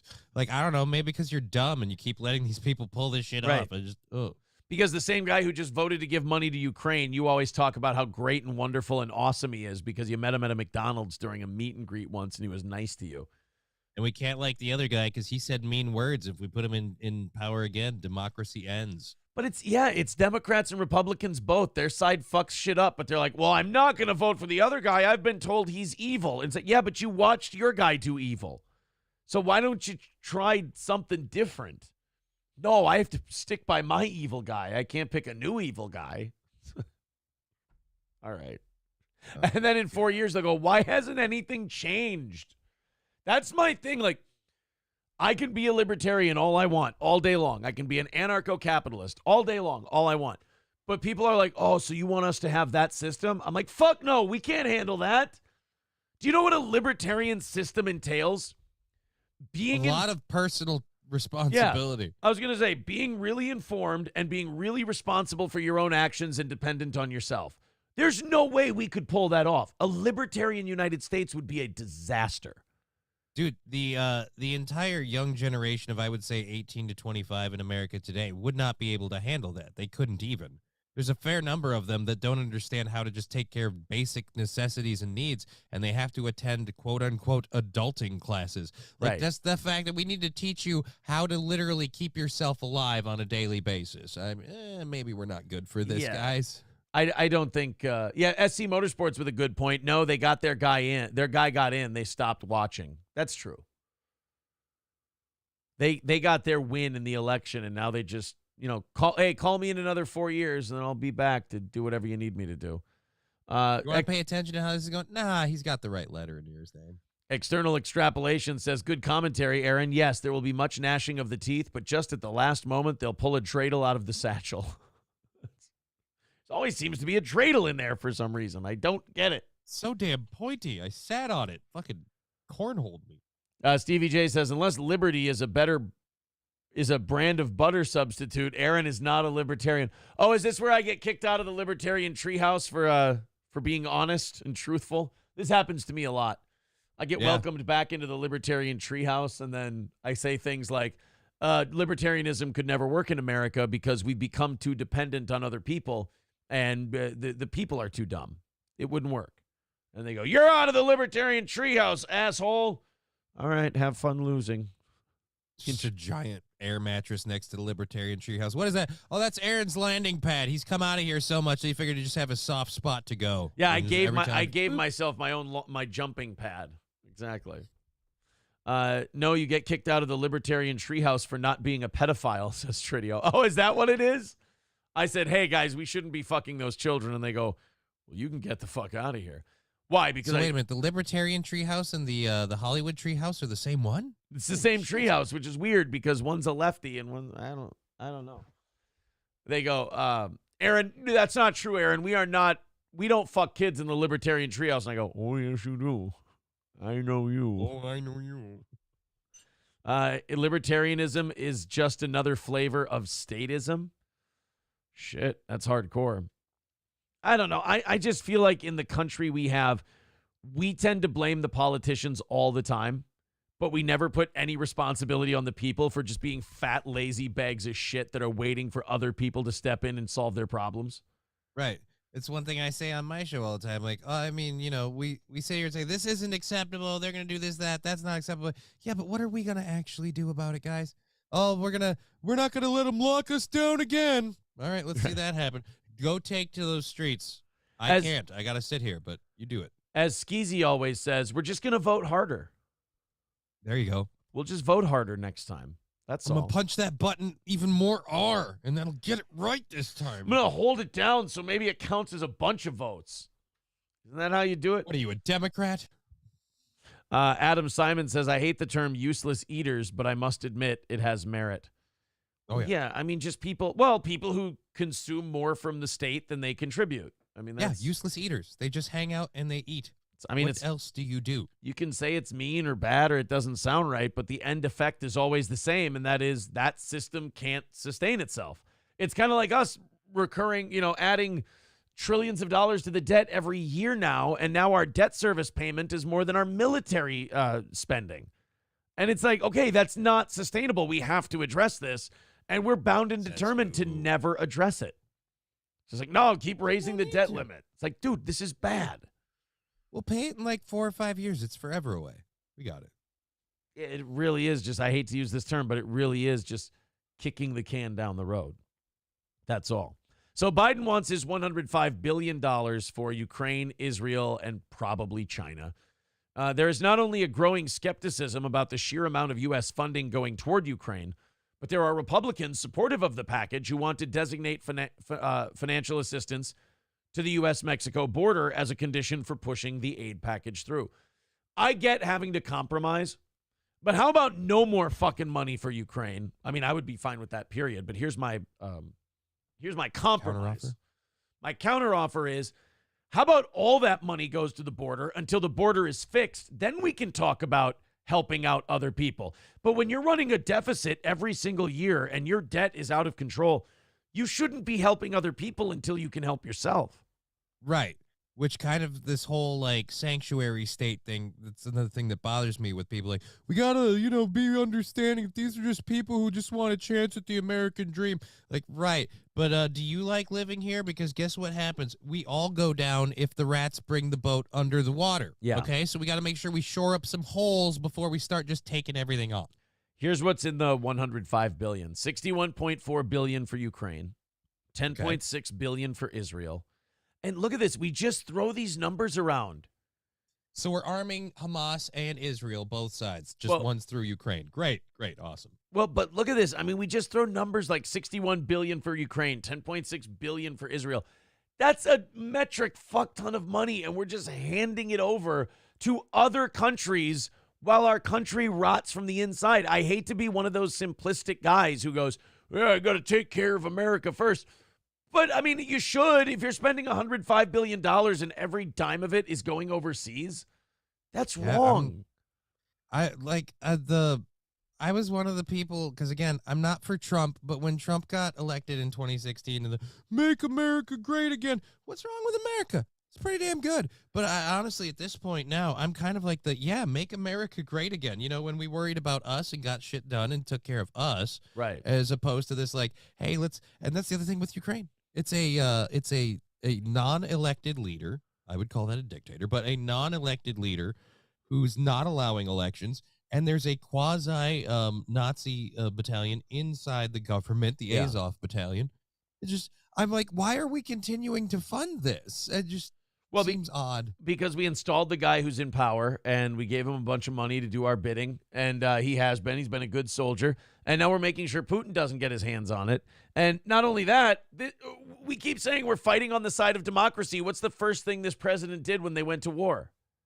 He's outlawed, well, not outlawed, but he forbade elections. He said we're not having elections till the war's over. It's like, oh, when is the war over? Well, as long as the U.S. keeps giving us money, it'll go on forever. It's like, so we're a dictatorship now. So we're technically not fighting for democracy. Meanwhile, if you had a democracy and you let people in the Donbass vote for what they wanted, they would vote to either be independent or Russian. They don't want to be Ukrainian. So I mean, I hate to say that my own country is on the wrong side of this Ukraine thing. And I'm not saying they are, because Russia's not the right side. But we certainly don't have much of a leg to stand on here morally.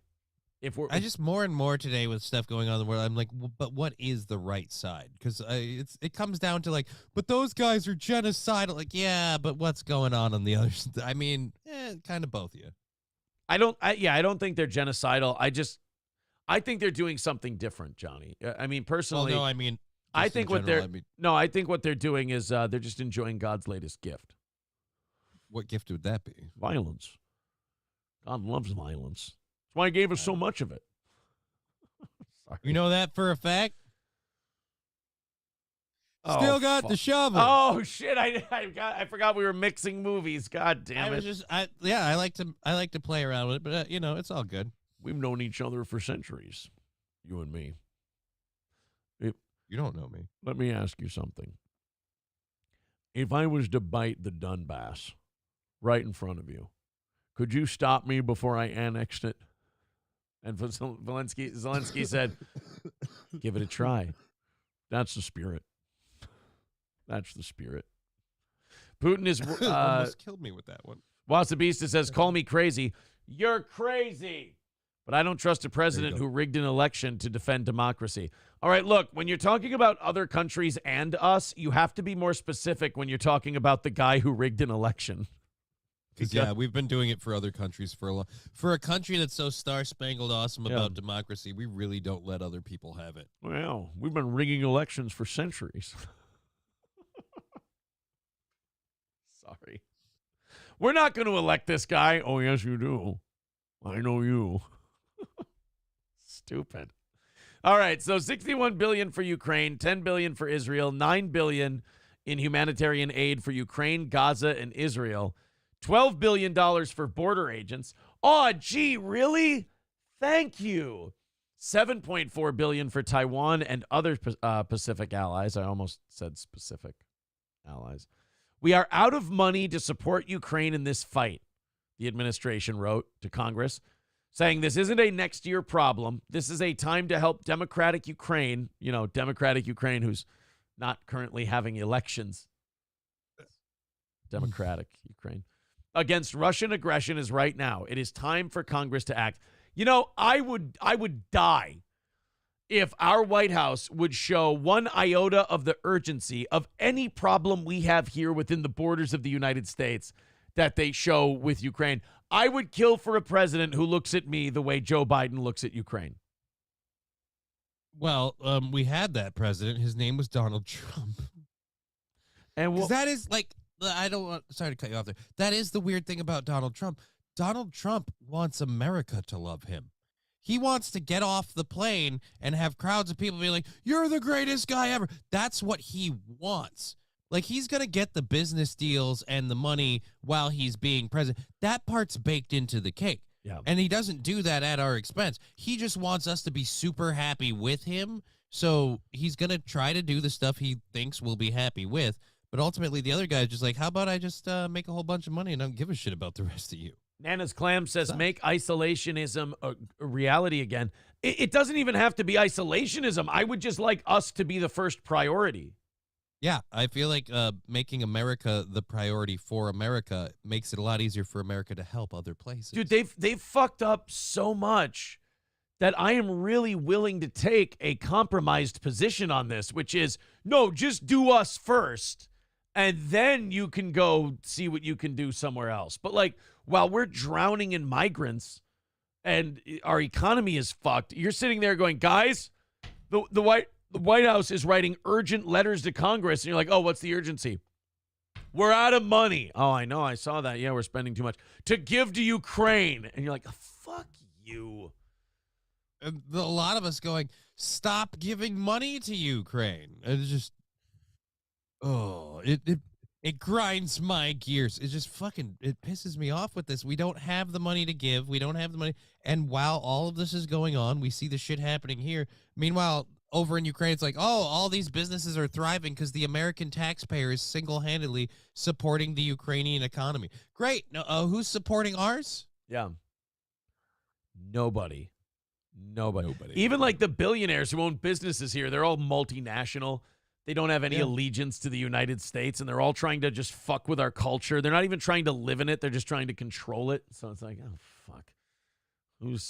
We're going to be left to a point where we're like, God, we need to turn to the Waltons. Walmart can fix it for us. They're less bad guys than Amazon and fucking Microsoft and BlackRock. Remember how much we hated the Koch brothers? Turns out they were quite all right. Yes. It's like in it's like in that DC time frame, or that DC story. They made an arcade game about it. What's it called? Where what's his name? Where Lex Luthor actually works with Batman. Oh, I don't. We always thought you were the bad guy and terrible, and it's like, no, he's actually helping us. He's okay. That's going to be Walmart in like 20 years, because we're going to be like, oh, we always thought you guys were evil for, basically destroying our main street, but, at least you only wanted to destroy our main street and not places all over the world in our name. I mean, that's like, Walmart will not have gotten better. Everyone else will have just gotten so much worse. So we're like, man, we miss the good old days when Walmart was number one. Look, if we grade on a scale, that's actually looking pretty good. Let's just go over there. That's going to bug me now. What that Justice League. Oh, the one where Superman, or the Joker nuked the world and fucking Superman went crazy and was a bad guy. Yeah, I have no idea. Lois died. God damn it, I can't remember. Wasn't that the saga they were kind of building for or towards in the whatever the DC universe? Yeah, before they fucked it up and made shitty movies. And that's the worst part. Like, DC, if you could have just been patient, you would have had something amazing with that, because that gets dark. Yeah. Injustice. Oh, there we go. Injustice, that's the one. I have Injustice 1 and 2. I should have known that. God, I'm dumb. You know what? You've actually fucked up today's entire show now. Dog bag piece of shit. Because you didn't remember. All right, guys, here's the deal. With about 700 of you in this motherfucker at the moment, everybody hit thumbs up, everybody hit like, everybody hit share. I'm going to go make urines again, because I've been basically flushing out my system before the trip. And the stress tremors have really been helping the weight loss as well. I'm going to head out. When I come back in a minute or two here, I want the goal knocked out. I want us ended tonight. And I want Johnny just making everybody laugh their fucking dicks off. So, Johnny, take it away. I'm going to be back in just a second. All right, so we're going to be on our show on Rumble, Twitch, and YouTube from 2 p.m. to 5:30 p.m. today. We're already, fully funded goal stuff, so we're doing the full show. It's going to be a great time. We'll be covering a bunch of different news stories and stuff that we didn't quite get to yesterday. I think I covered the Taylor Swift thing. So we'll be grabbing the latest news. I'll let you know what that is when I get it. We do all that prep after this show. And we're going to be talking about a couple of the surprises and things we have working towards this Friday. This Friday's going to be fun. We're hopefully bringing back the phone lines and stuff. So hopefully all of you will be joining us for all that great shit. LOL at the chirps, says Adam Silent. What chirps? There's nobody here to do chirps. Aaron's got his board. I've got mine, and I can't really play audio all day long.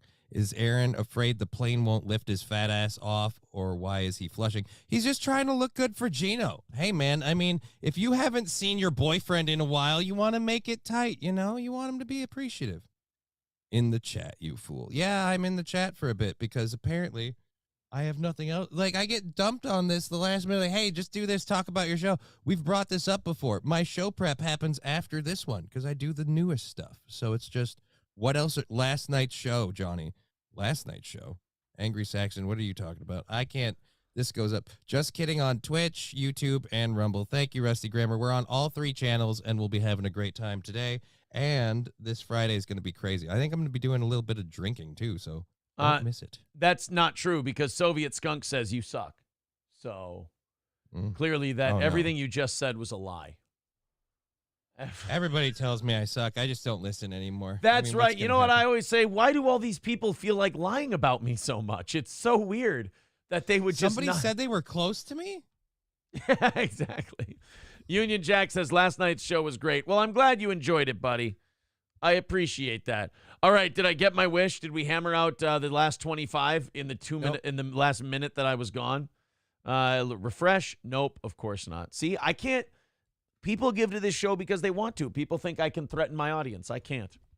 I tell them, like, look. You did threaten them and then left with me here, so, I mean, maybe it was my fault. When they do because they want to do. Soviet Skunk says, haha, thank God Steel Toe is back. That was painful. Listen, pal, my name is Aaron. I am tired of being called by my slave name. Muhammad Abdul Shabazz Aaron Imholt. That is my free man name. Thank you. Guy Sartell says, did you check the Grove box for the wheel key? They usually put it in with the manual. Yes, 1,000,000 fuck times. But I will not check my Grove box. There's too many oranges in it. Every time I check my Grove box, I just get disappointed. Sid Saraf with $20 says a little bit more. Hey, $10 away. We take 15 of that. 10 away from knocking out today. Go to Streamlabs, PayPal, or Venmo. Don't only knock out the rest of that, but then we got $250 for tonight. Knock that out too. I mean, what did this audience have? $150 for today? Yeah. Ringlets, give me a break.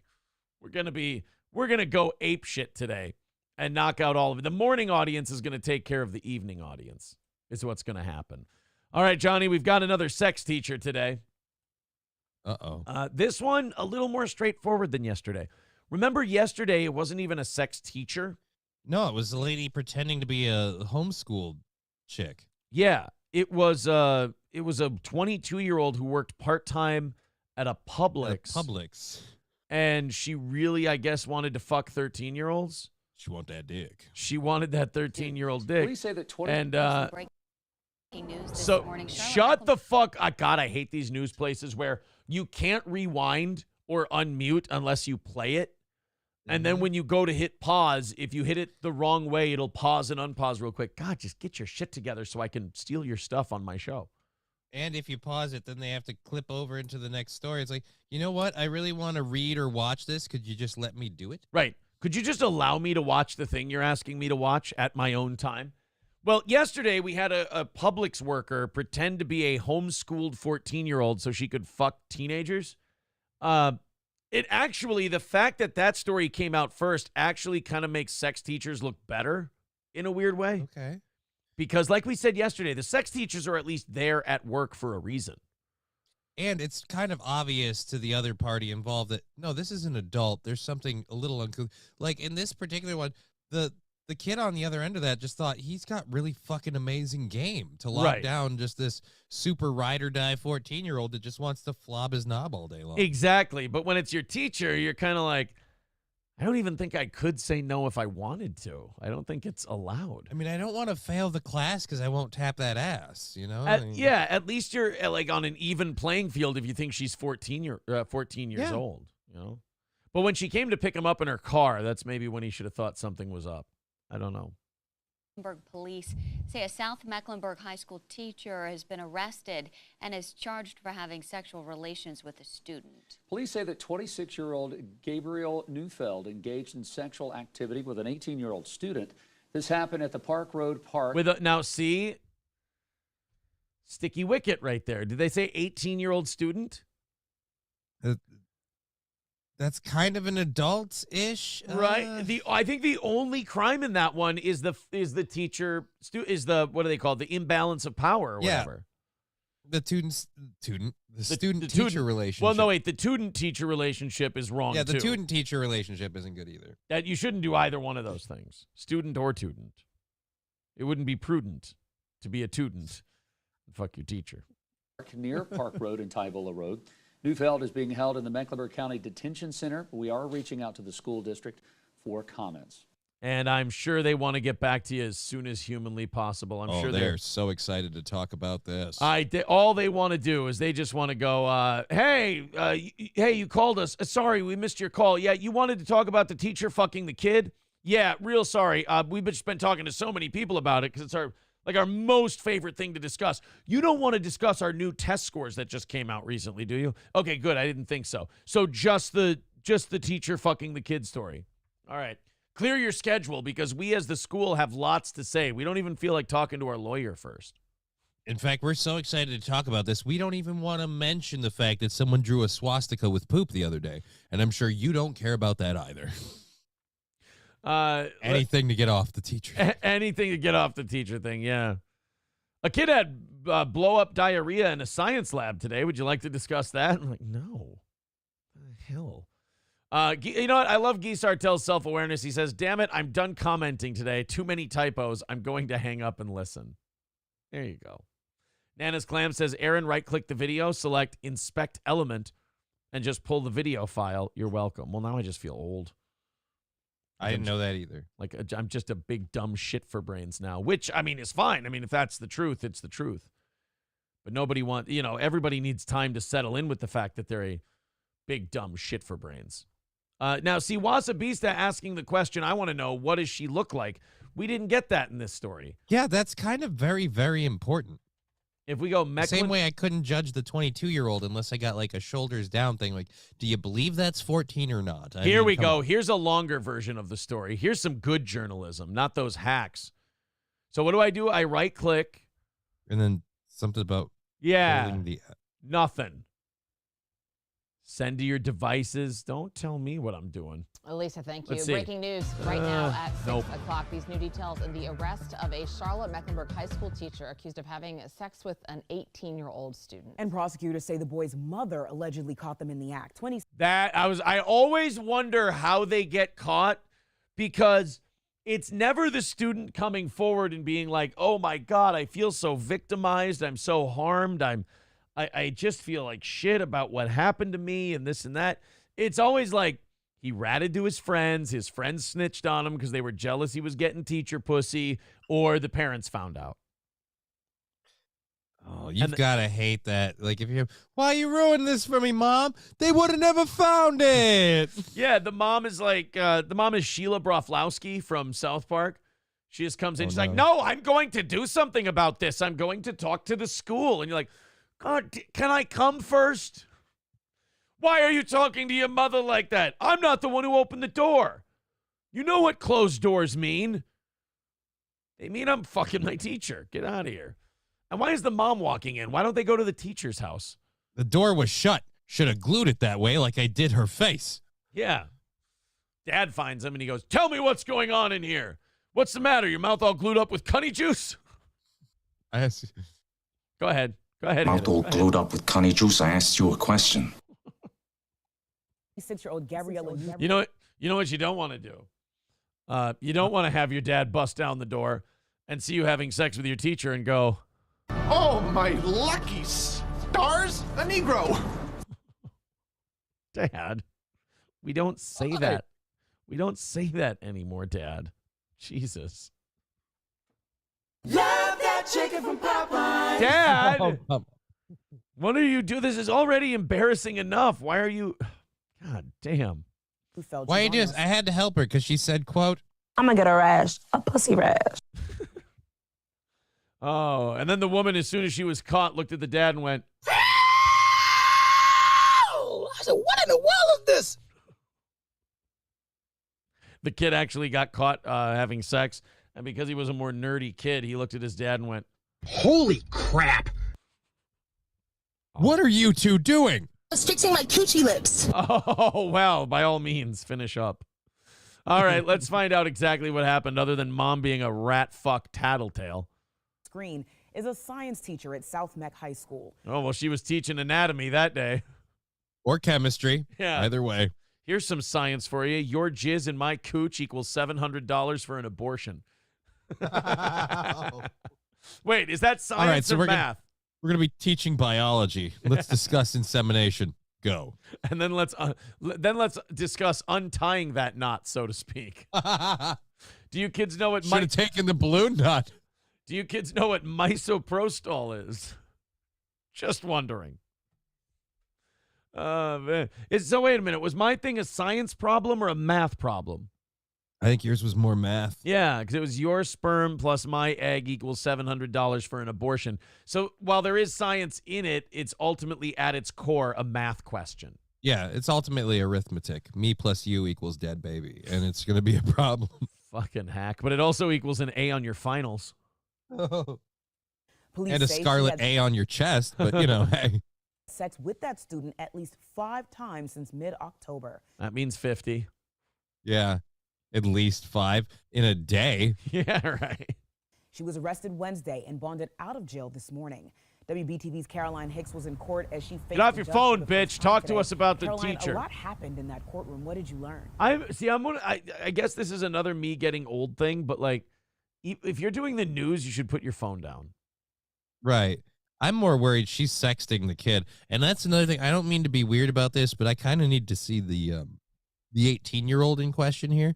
Because I'm wondering, maybe he's just, you know, a strapping, good-looking dude, and she's just, it's a little young, but whatever. Like, it's not like one of the stories we were covering earlier with 12-year-olds and 14. Wow. The kid was 18. Like, I mean, I mean, which kid did she fuck? You know, was it the let's just say left guard or running back?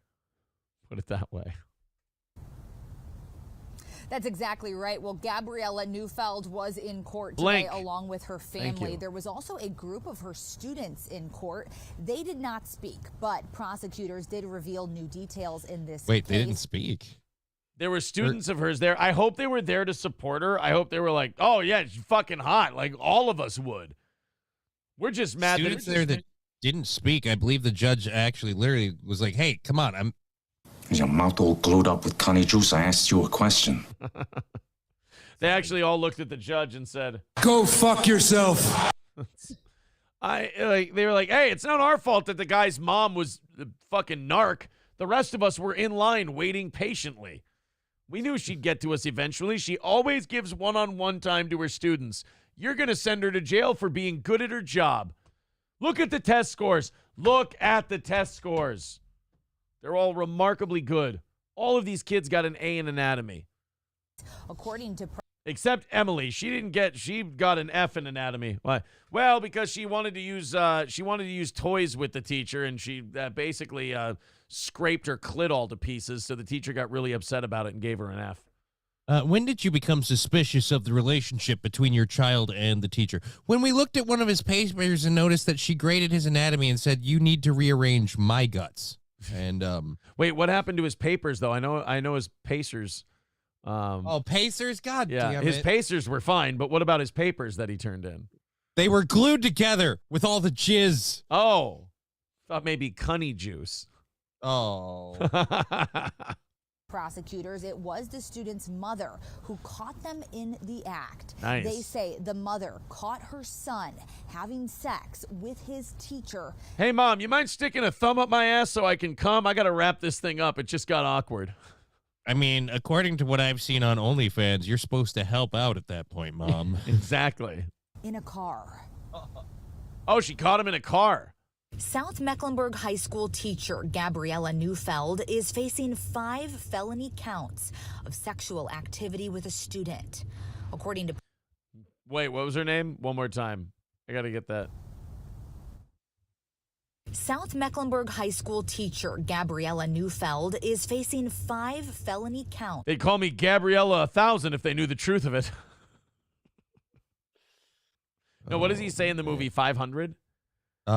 No, they call me Johnny. Because isn't his name's like Johnny 23. Yeah, it's like Johnny 300 if they knew the truth. They'd call me Gabriella 300 if they knew the truth of it. of sexual activity. Well, anyway, I despise teachers. To me, you're somewhere between a cockroach and that white stuff that accumulates at the corner of your mouth when you're really thirsty. But in your case, I'll make an exception. With a student, according to Do you fly, Gabriella? No. Good. You remember that, because the next time your pussy jumps out of your pants, you jump out of this plane. Prosecutors, the student's mother found out about the relationship around Thanksgiving. Ooh. They say she was getting stuffing. He was getting stuffed. Oh, sorry. We both reached for the same brass ring. You know what? It doesn't matter the road we took. We got there. That's the important At the end of the day, her vagina was the gravy boat. That's all that matters. tracking her son's location when she noticed he was not at rugby practice on Wednesday. She drove. He's too sore from fucking his teacher. What do you want, the guy to hyperextend something? Jesus. He wasn't at rugby practice. He was busy beating up her rug. That's all he was doing. You're going to ride this kid too hard. I mean, she's already doing it. Let him skip a rugby practice or two. Jesus. Drove to his location, Park Road. Her rugby hurting. You see, because it's my student, Wade. Park in South Charlotte. Prosecutors say that's when she saw her son and his teacher having sex in a car. They were having sex. You said you were taking him to rugby practice, but the mother found you having sex. There were Zimas and condoms in the back seat, which is double disgusting since they stopped making Zima a long time ago. And called police. Is there anything you want to say about the allegations against you? Good dick, though. Look, man, if she want that baby leg, she gonna get that baby leg. This is just your opportunity if you want to say anything. Oh, yeah? E equals MC, go fuck yourself. You have sex with your student? We tried to speak with Neufeld after. She squeezes out a cream pie on the sidewalk. What do you think? Jesus, that was a little rough. Court, she did not respond to our questions. We spoke with attorney Brad Smith about how the law works in North Carolina in cases of sex involving students, even when a student is 18 years old. Yeah, that's what we need to know. It's unusual in the sense that the normal statutory sex offenses all deal with kids that are under the age of 16, whereas the exception to this is you can be at the age of consent, which an 18-year-old is technically the age of consent. But if you have a sexual relationship with that person as a teacher, then you're committing a felony. Rules, rules, rules. Can a gal just get a load blown on her tits, for God's sake? I mean, honestly, is she taking too much dick from all of the kids? It's just the one guy. I feel like maybe, unless I've got some evidence that this is like a serious like thing with other people, maybe again she just really liked that one and couldn't wait for him to graduate. And I would say that kid, but that grown man, that 18-year-old adult, that 18-year-old is so mad at his mom. Oh yeah. Oh boy, does he hate her guts. He had such a good thing going. And she fucked it up. She was, and you know what? The mom only thinking about herself. It is amazing to listen to us talk about yesterday's story where we're like, ew, God, like what a difference. Fucking gross. Yeah, 3 years makes such a big difference. We're like, yeah, good for that guy. Just fucking getting it in. Attaboy. His mom's the Next real Thanksgiving, villain. they're going to be sitting at the table. Mom's be like, can we all talk what we were thankful for? I was thankful for when I was blowing loads, Mom. You know, I would say worst year of my life, seeing as old Captain Cockblock down at the end of the table won't let me get any strange anymore. Feld could face a Class G felony with a maximum of 47 months in prison, though Smith says it's likely she won't face that much time. Presumably a teacher usually that's charged with this doesn't have any criminal history if a background check was successful. The judge is too busy jacking off to give her the maximum sentence. He's like, fuck. Oh, at least he was 18. I don't feel any guilt. So the maximum sentence they're usually facing is 25 months. Still 2 years. Now, the judge did agree with the prosecutor's request for Neufeld to be on electronic monitoring. She will have to report to get that electronic monitor within the next 24 hours. You know what that means? 24 hours to fuck till your brains fall out. Well, is the electronic monitor an IUD? Because it might need to be. That would be if helpful. We're going to keep track of her activities. If we could put an IUD and an ankle bracelet on her, that would be good. Because I just feel like the ankle bracelet will keep track of where she is. How do we know he doesn't sneak out of his house, go over to her place, and then just, rail her on her table? I mean, there's no way to know. Let's go old school and give her a chastity belt. There you go. According to CMS, she has been suspended with pay. Now, nice. Paid vacation for fucking one of your students. There you Honestly, go. what's the downside for her? I mean, is she pregnant? Where we have a problem? The jail time might suck. Other than that, prosecutors also mentioned that the school was aware of the rumors about a relationship between these two and actually addressed it with them. I contacted CMS about what was said in court regarding this. A spokesperson tells us the district cannot speak to any matters regarding personnel issues. Reporting live outside the Mecklenburg County Courthouse, Caroline Hicks, WBTV. Shit. All right. Well, look, these wet spots were known to authorities, but we didn't want to look into them. we didn't want to. We were on a good run. The grades were looking good. Everyone was doing okay. We just didn't want to fuck anything up.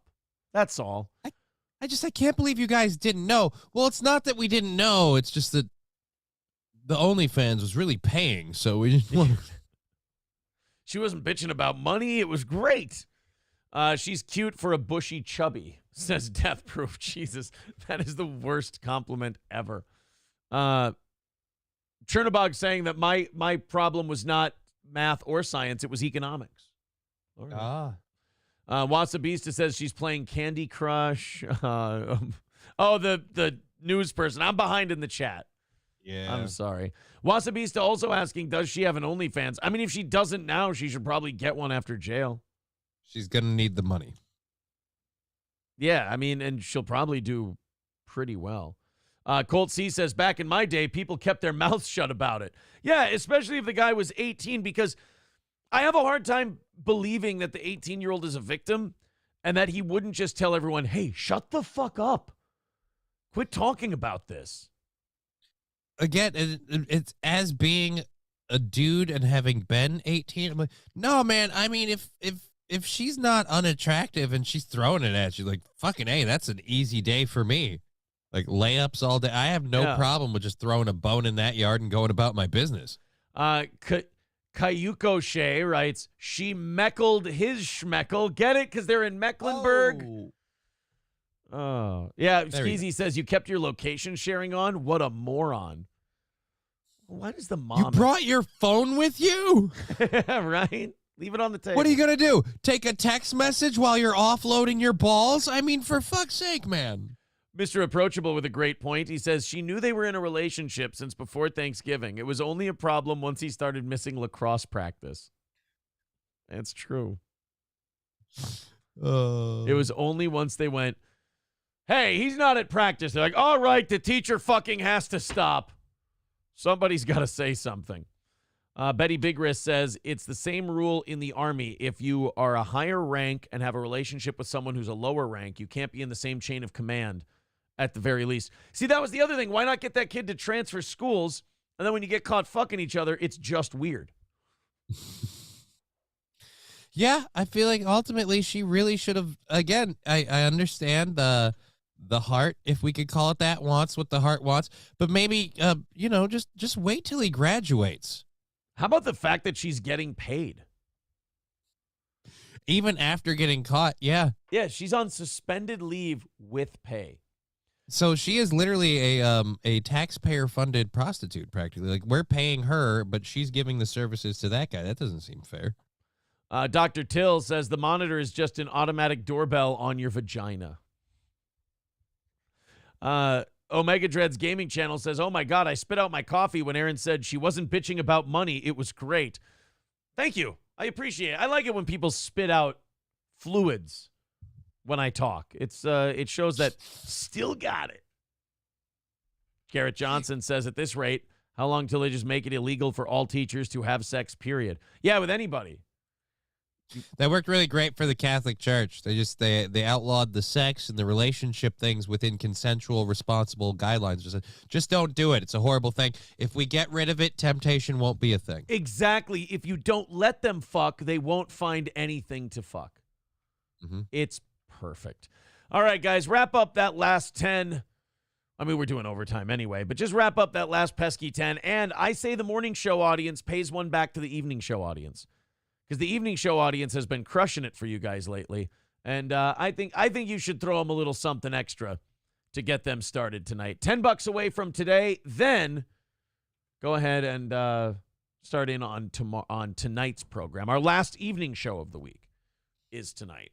Nana's Clam says, Aaron, I never spit your fluids out. Oh, come on! Come on, man! Mr. St. Caesar says, as long as the student is legal and is getting good grades, who cares? Just not A's too obvious. Right. I mean, if the kid's getting a 4.0, everyone's going to think something's up. Well, no, he's getting A's because he's giving D's. But, I mean, on the card, it should probably just be B's. Hey, D will get you A's. Ha ha! Put it in my A, I'll give you a D. Oh, no. Oh. She gave me the A. She wanted the D. I would have been happy with the C, if I'm honest. Hey, if you put it in my so stupid. If you put it in my B, we'll F. So goddamn dumb. If you put it in my B, we'll F. You know what? Actually, we have some audio of these two. Oh, good. If you'd like to hear it, hold on 1 second here. We're going to get this all queued up. So, did you know that the teacher, they actually have a recorded conversation of these two talking about butt sex and whether or not they should do it? And the student said to the teacher, I don't do butt sex. And this is actually audio we have of the female teacher. You don't know me. Oh, but I do. You don't I know you.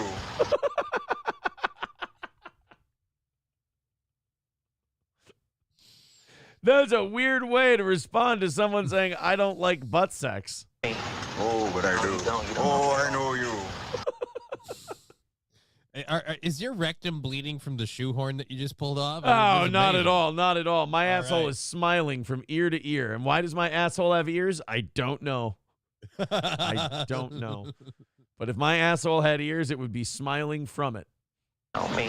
Oh, but I do. I know you.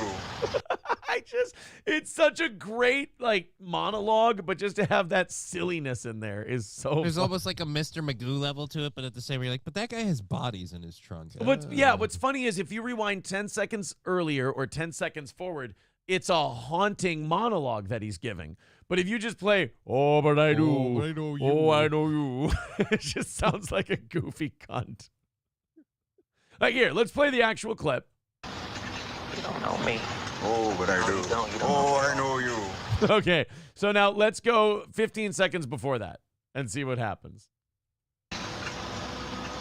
Wouldn't you? Crowley thinks you're harmless, that you can be controlled, but I know different. You don't know me. Oh, but I do. I know you. All right, so now, funny line, right? Let's play the next 10 seconds and see if it's funny just like that or haunting again. We've known each other for centuries. Already frightening.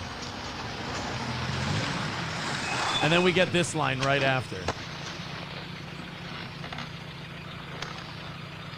If I was to sink my teeth into your eye right now, would you be able to stop me before I blinded you?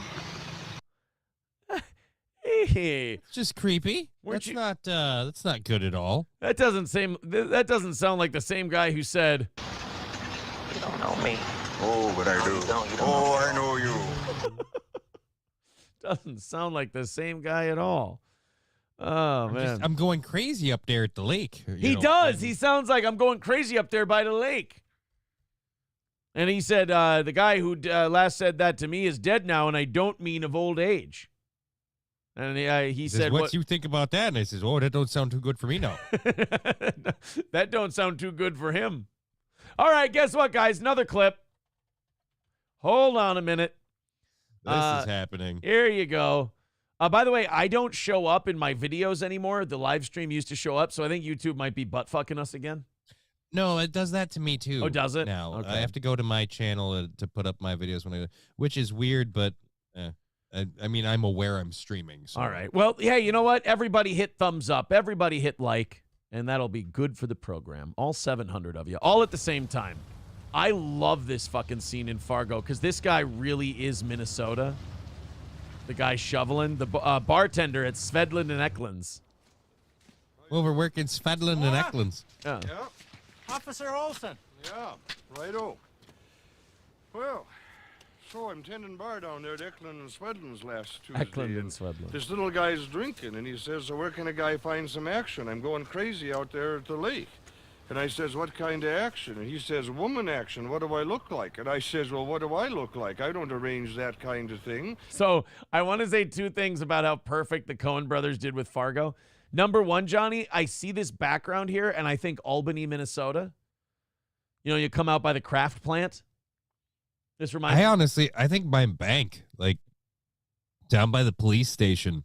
And also, I know this guy exists. This guy's real. This guy's fairly common. In fact, some would say we've known each other for centuries. Oh, but I do. Oh, I know you. Oh, but I do. I know you. Says, but I'm going crazy out there at the lake. And I says, yeah, but this ain't that kind of place. Uh-huh. He says, oh, so I get it. So you think I'm some kind of jerk for asking, only you don't use the word jerk. I understand. Then he calls me a jerk. Says, last guy thought he's a jerk is dead now. So I don't say nothing. He says, what do you think about that? And I says, well, that don't sound like too good a deal for him then. It don't sound like too good a deal for him then. It's such a everything this guy does is such a Midwestern response to everything. Right. Yeah, he says, yeah, that guy's dead, and I don't mean of old age. And then he says, geez, I'm going crazy out there at the lake. White Bear Lake? Yeah, well, at Eklund and Swedlin, that's closer to Moose Lake, so I made that assumption. Oh, shit. Anyway, he's drinking at the bar, so I don't think a whole great deal of it. But then Mrs. Mora, she heard about the homicides down here and thought I should call it in, so I called it in. End of story. I love how he waits there like he goes over it in his head. Like, I called it in. What makes it one of the greatest movies of all time is moments like the little moments like that where it really is just, it's a genuine conversation in the Midwest. Yeah. Congratulations. That's Minnesota life. Right. People sometimes when they come from other places, they'll be like, oh, I bet you guys aren't like Fargo. I bet you guys hate that movie. Like, no, we fucking love it. It's pretty spot on. Like, I actually literally had that scene playing in my head yesterday picking up my prescription because we're in line at Walgreens and some guy who some sort of Asian descent, whatever, has like a heavy accent, whatever, but they had him and the other guy in line. They don't know each other and they just had that kind of, oh, well, you know, so I was out there the other day, only he's got an accent that I don't want to do and be derogatory, but at any rate, so that's going on. Oh, you come here to fill up arthritis medication. Yeah. Oh, there. I come in, get in line. It takes so long, but I need a medication. My back hurts so bad. And it's just like, all this stuff is going on. I'm like, if you ignore the voices and just what's happening, like, this is a Fargo moment in the making. They're just welcome to America, sir. You've done it. You have assimilated. Welcome. By the way, while we were talking about Fargo, Sicky with $10, and we have knocked it out for today. Thank you, Sicky. Now, here's the deal, boys and girls. Here's what I'm doing. $250 away from tonight. Let's see how much you guys want to help out the evening, people. Streamlabs, PayPal, Super Chats, memberships, etc. If you'd like to help them, and see the first half of the show, we knocked out the morning. Second half of the show, maybe you want to help out the evening show, people. We'll see. Up to you. Streamlabs, PayPal, Venmo, Super Chats, Rumble Rants, etc. Labglass says, see, Johnny, you can easily, this is over on Rumble, see, Johnny, you can easily pull off a 4-hour show. Just watch a movie and spend an hour on a 30-second clip. And it really is. No, I don't think I'm going to do that. I'm going to have a lot more fun doing stories and having people like kind of call in. I want to do. Speaking of which, Charlie, oh my God, I was trying to bait the waters with like Charlie could maybe call in. We could do this, whatever. Dude flips out on my show. Hey, answer me in the chat. Answer me in the chat. What's your call-in number? I'm like, hey, it's not Friday. We haven't even worked all that together. And so he's flipped, and then he starts blowing up at me. And I'm like, oh, really great way to earn my like, I'm the only one with the keys to the kingdom for you to get back on a phone call. You could have just waited, been nice about it. Charlie is a master of self-sabotage, you will find. I feel like he could. If it, I don't think it's gonna happen now, honestly, because I feel like he's soured. He soured the good intentions I had. He's abused your goodwill. Yeah. I have news for you. I have one sound drop spot left on this page. Mm-hmm. And did it just get filled? It has now been filled by the one and only Victor, who is a prince and a great man, and it's filled with this. Oh, I know you. Oh, I know you. Thank you, Victor. Oh, fuck. I appreciate that. Don't worry, guys. We won't wear that one out. We'll use it sparingly. And the audience is thinking to themselves, you won't use it sparingly because... Oh, I know you. Union Jack says, nobody milks the clock like Aaron. Don't you know that? Well, do you know that? Or I don't. Oh, I know you. Did Charlie get sober yet? Charlie was writing me some fucked up stuff yesterday. I told him I hope he gets better. I don't want anything bad to happen to the guy, and I hope everything works out well for him. But like I said, when there is like a an opening or a light at the top, just easy. Would you like the studio line text that I've gotten from Charlie so far this morning? I would love to hear the studio line text. What has he had to say? 6:34 this morning. Johnny looking to his right when speaking to you is odd. Aren't you in separate locations? Will Johnny be taking my calls? It's the prestige when you look towards each other. It's the prestige, Charlie. Will Johnny be taking my calls? That remains to be seen. I was open to the idea, but yesterday's actions, like I said, have kind of sullied my thoughts on the matter. I have not put my foot down one way or the other because it's simply nothing we need to set in stone. Have you thought for old Chandler? Have you thought about what you're going until 2 p.m. to do your show price is yet? I've thought about that, but again, because I have to do the whole like take that and double it thing, then that seems like a ridiculous amount of money. Oh, so I'm like, then I don't. So I feel like I want to have a conversation with you on that because one, I don't mind seeming like a greedy asshole because hey, hi. Well, if you're working for it, right? Sort of from a chair, but overall, it's your channel and stuff too. So I have a certain level like, well, I want to just see like, I don't want it to like that might look bad if someone who's never watched your channel comes in and just sees my fucking stupid ass pulling it. So I feel like we have a conversation about that just to. I feel like do your worst. That's what I say. All right. All right, never mind. As long as I still have a channel come Tuesday, I'm a happy guy. No promises. And even then, Rumble does so well for us. I mean, keep the channel. That's all. Are you smoking a real cigarette?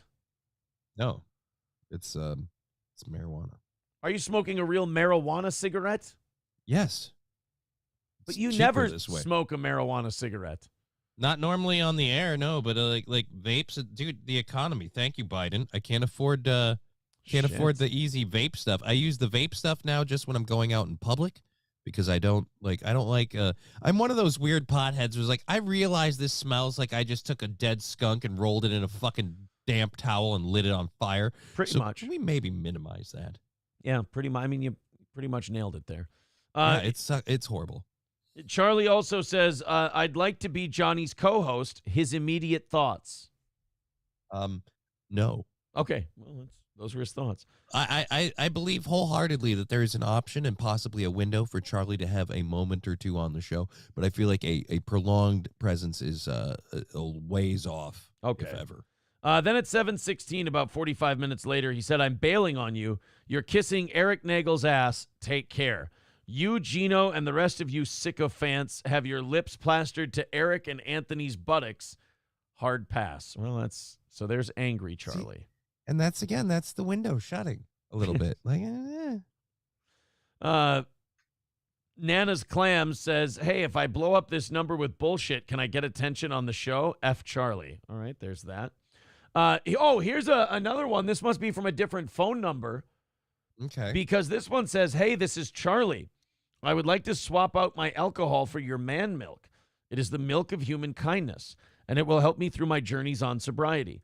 I will also cradle the balls because I'm a real go-getter. Well, I mean, look, if a guy's going to be a doer, you don't. The milk of human kindness thing. I haven't heard that joke since Fallout, and it gets me every time. What are you going to do? Look a gift horse in the mouth? Exactly. Jesus. Dario says, is this the same Charlie that's stalking Keanu Thompson? Yes, of course. Yeah. I mean, how many crazy Charlies do you know? Charlie Manson's dead, so that one's out. Hey, do you remember the kid who, I don't know if I should say kid, he's like 6'6", that giant student? Oh, who yeah. beat the fuck out of that teacher over a Nintendo Switch? The only thing childish about that person was their mentality. Yeah. Yeah. I remember. 6'6", giant autistic kid. And the teacher, took his Nintendo Switch away because he was playing it in class? Mm-hmm. Which is totally normal. The kid snapped and look, fuck out of her. I'm going to make a comparison, and it is not steeped in race, but it did look oddly similar to, do you remember the Mark Wahlberg, Tim Burton Planet of the Apes movie? Oh, yeah. It did look how, like, when they jump on each other and like ground and pound. Did it not? Yeah, it did. I just Right. Well, you're the think we were going racist there. because you're thinking black. I was just thinking he looked like Tim Roth attacking Michael Clark Duncan, Oh, no, which actually is white on black. I assumed you were saying he looked like a giant like a giant primate. And No, in no way was I saying that this 6'6" man who ground and pounded a tiny woman for taking his Nintendo Switch showed the mental capacity of an ape. I did not say that. You said that. I said that the motion he was going in looked like the way the apes beat people up in Tim Burton's Planet of the Apes. I just said the whole situation was bananas. So I just said he showed gorilla strength. Oh, That's I all. called it retard strength, but I digress. So this piece of shit's adopted mother Oh, was fuck no, real. Of course. this guy's adopted mother had the audacity to go on TV and ask the school to show leniency to her son because, well, he's just a poor autistic kid. Did we see the story of the lady who's literally never going to be the same again because she's suffering like brain damage and trauma? Yeah. Fuck you, ma'am. I mean, I've talked about this before, how this kind of started when I was a kid. I started watching people's parents take their kids' side and stuff. Yeah, and I think that's terrible. I think it's better to just guilt by association, punish everyone, move on. They learn the lesson even if they didn't do anything. Here's what I think. This lady should be held accountable because you put this into the public school system knowingly that he can't handle that situation. I hate people like, well, they need to understand my kid has special needs. No, you need to understand your kid has special needs, which means you should be handling them before it gets to us, or you should be making those needs known. Like, it's not on us to handle that. You can't have it both ways. You can't say, oh, my son is special, this, that, and the other thing, and then put it in the school, and then put your kid in the school and say, oh, he's, he has a hair trigger, he has this, he has that, and then put it in the school and then ask for leniency when it attacks someone when you know he's capable of that. Well, I just want him to be treated by like everybody else. But you just said he's special. Which is it? You want him to be like everyone else, or you want him to be special? You can't be both. And this message needs to reach a couple of other communities too. You can't be special and we're all special. No. Either you're part of the group or you're singular. Well, and to me, it's indicative of the problem we have in schools in general. We waste a lot of money forcing the school to be babysitters to kids who are never going to make it. Right. Like this guy's totally going to cure cancer as soon as he gets out of here. He's not even going to be smart enough or be able to qualify to actually graduate if you had any kind of standards of what it means to be able to graduate. But he's going to go to school every day. There's going to be at least 1 or 2 teachers assigned to watch him. He's going to get specialized attention, and it's just going to cost the taxpayers a fortune. Meanwhile, there's no return on it. I mean, the whole reason that as taxpayers we agree to fund education is because the taxpayer, pooper, whatever. It's all burning down. The whole taxpayer, who gives a shit? The whole reason we pay for the education is because we figure there will be a return on investment in the future when those kids go out into the workplace and they're trained. But yeah, we don't have that. Now we just basically have a 7 or 8 hour babysitting service for parents. Let's listen to the adopted mom of this guy try to excuse this away. So sorry for what my son did. And Look at that. Nobody should ever have to go through that. First of all, that shit bothers me. I know he's way bigger than you, but he's sitting there just punching the fuck out of this unconscious lady, and you're not going to try to push him off. You're just going to touch his shoulder. He kicked her. He's punching the shit out of her. No, this is the biggest problem I have. She's sitting here next to that video like, I know how horrible this is. Fuck you, bitch. If you were on the receiving end of that, would you want leniency to be showed to this? I'm sorry. Would you want leniency to be showed to this utter tard who doesn't have the ability to control his actions the slightest amount? I'm sorry. You want special leniency? Being locked up is kind of what this person needs because they can't apparently behave in society. Yeah. And you have a hand in that. Or just house arrest, and he doesn't get to leave your home ever because he can't be trusted in public. How about he's your kid to take care of? You know, the one you adopted? But, I mean, just, they need to understand my baby and this and that. No, it's learn the difference between we have a problem and you have a problem. But at the same time, please consider that my son has had a hard life. And I don't care. There's lots of people who have had, I hate that excuse when people use that. There's lots of people who have a hard life. They don't beat a woman unconscious over a fucking Nintendo. I'm sorry. I know you bought yourself a kid, but you bought a defective one.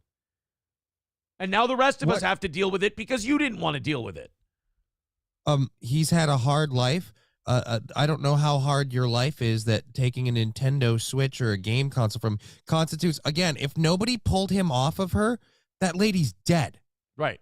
He had no brakes. He had no stop. And I don't care if he says, I don't care what he says right now. He looks at all like someone who has no remorse. And if you can say, oh, he's autistic. Oh, he's special needs. You know what that is? That's a defective pit bull. You don't leave that thing lying around. It's going to go off on somebody. And to be so tone deaf, like you said, to see that and then go, you know what? To talk next to it. Yeah. What message I'm going to have for other people is feel bad for me and my son.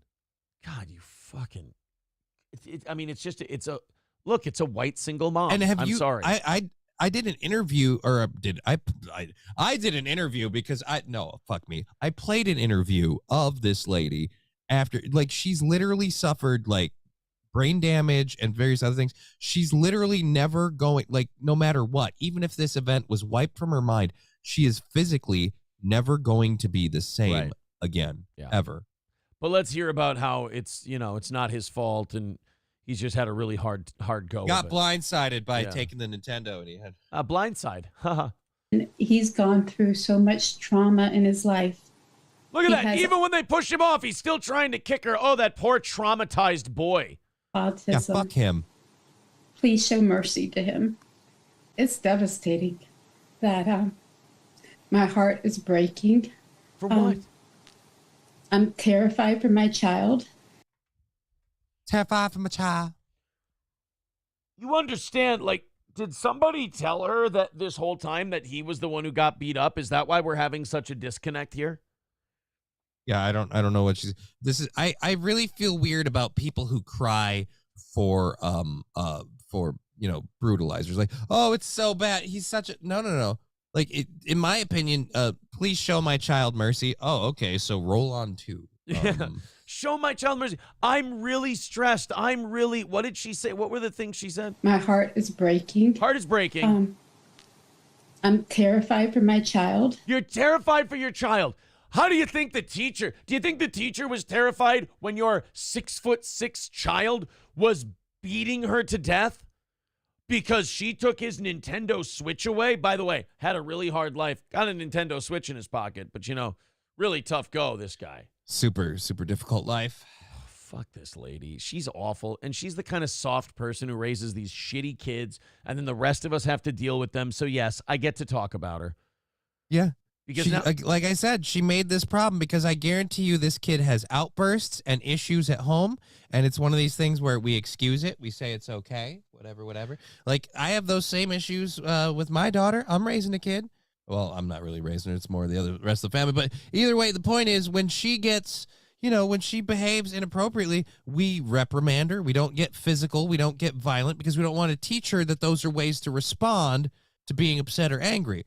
But at the same rate, too, we also, again, reward punishment system. Like, hey, you're not getting TV anymore because you're misbehaving. You like that toy, but you use it to bother the cat. So guess what you don't get because you can't. Again, we don't get physical. We don't get violent, but you have to teach them how to behave. That's your job, Mom. Right. And with, oh, God, and then to be scared for your child. Do white women really crave attention and being loved and looked at like they're the victim or looked at like they're the good guy so much that they live in this fucking delusion? By the way, Johnny, that is rhetorical. I know the answer. Oh, but I do. You know- Oh, but I do. I know you. Hey, lady. Oh, I know you. I feel like if he gets sentenced to prison, it's a death sentence for him. He's scared. Guess what? If nobody had jumped on your fucking tragic son, it would have been a death sentence for that teacher. You have to. I'm sorry, ma'am. I don't care how scared you are, but your son needs to go to prison for what he did. That is, I mean, if you don't throw someone in prison for doing that, what's the message you're sending? And by the way, Tardo, where did you think your son was going in the first place? He doesn't really have communication skills. He doesn't look like he's a very personable. I kind of see like this could have been an event that happened in the real world when someone gets him pissed off for one thing or another, and then he beats someone to death. And now it's not just going to prison. Now it's like, I just don't want him to be on death row. Like, you have to understand, you were making this bomb and you're surprised it exploded. Yeah. Yeah, I mean, he could go out in the real world, or what if, he's living in the gay world. I mean, either one. As soon as I said real world, that's all it was. Living in the gay. I was just waiting for you to be done. You know what he's going to get in prison, though? The pain is for me. The pain is for you. It's just nice that we have drops for everything. I'm holding it to my butthole right now. Oh, don't put that in your butthole, sir. That's not part of your rehabilitation. And to have your child call and cry and say, I don't want to die. It's awful. And I don't understand. You don't want to die. Sounds to me like you got a psychotic kid. If he beats the living dog shit out of someone and then goes, I don't want to die. I'm sorry, you got a crazy one. I don't want to die. I have no sympathy for that. You could call me I don't want to die. I'm so sorry. No, you're not. You're a piece of shit. Yeah. I don't care what mental conditions you have, whatever. There were multiple points where people intervened and you couldn't control yourself to that level. Right. So either A, your mom put you in that situation and she needs to take responsibility for it, or B, again, you need to fucking just start owning up to your actions. I'm sick of this, like, I did something horrible, but now I said I'm sorry, so no consequences, right? That's what's driving me nuts, is the fact that there's no responsibility being taken here at all. Not only that, she's the victim. The white lady is the victim, like fucking always. Like always. And why? The only good thing about this story is that there's no white man involved at all, so we can all sit on the sidelines and go, you guys hash this out. Uh-oh. Are you saying that this situation might have been helped by a father in the home? I've never said that. When would I say that? Would be bigoted and awful if I said something like that. I don't know why you would, but you would say that because I know you. Oh, I know you.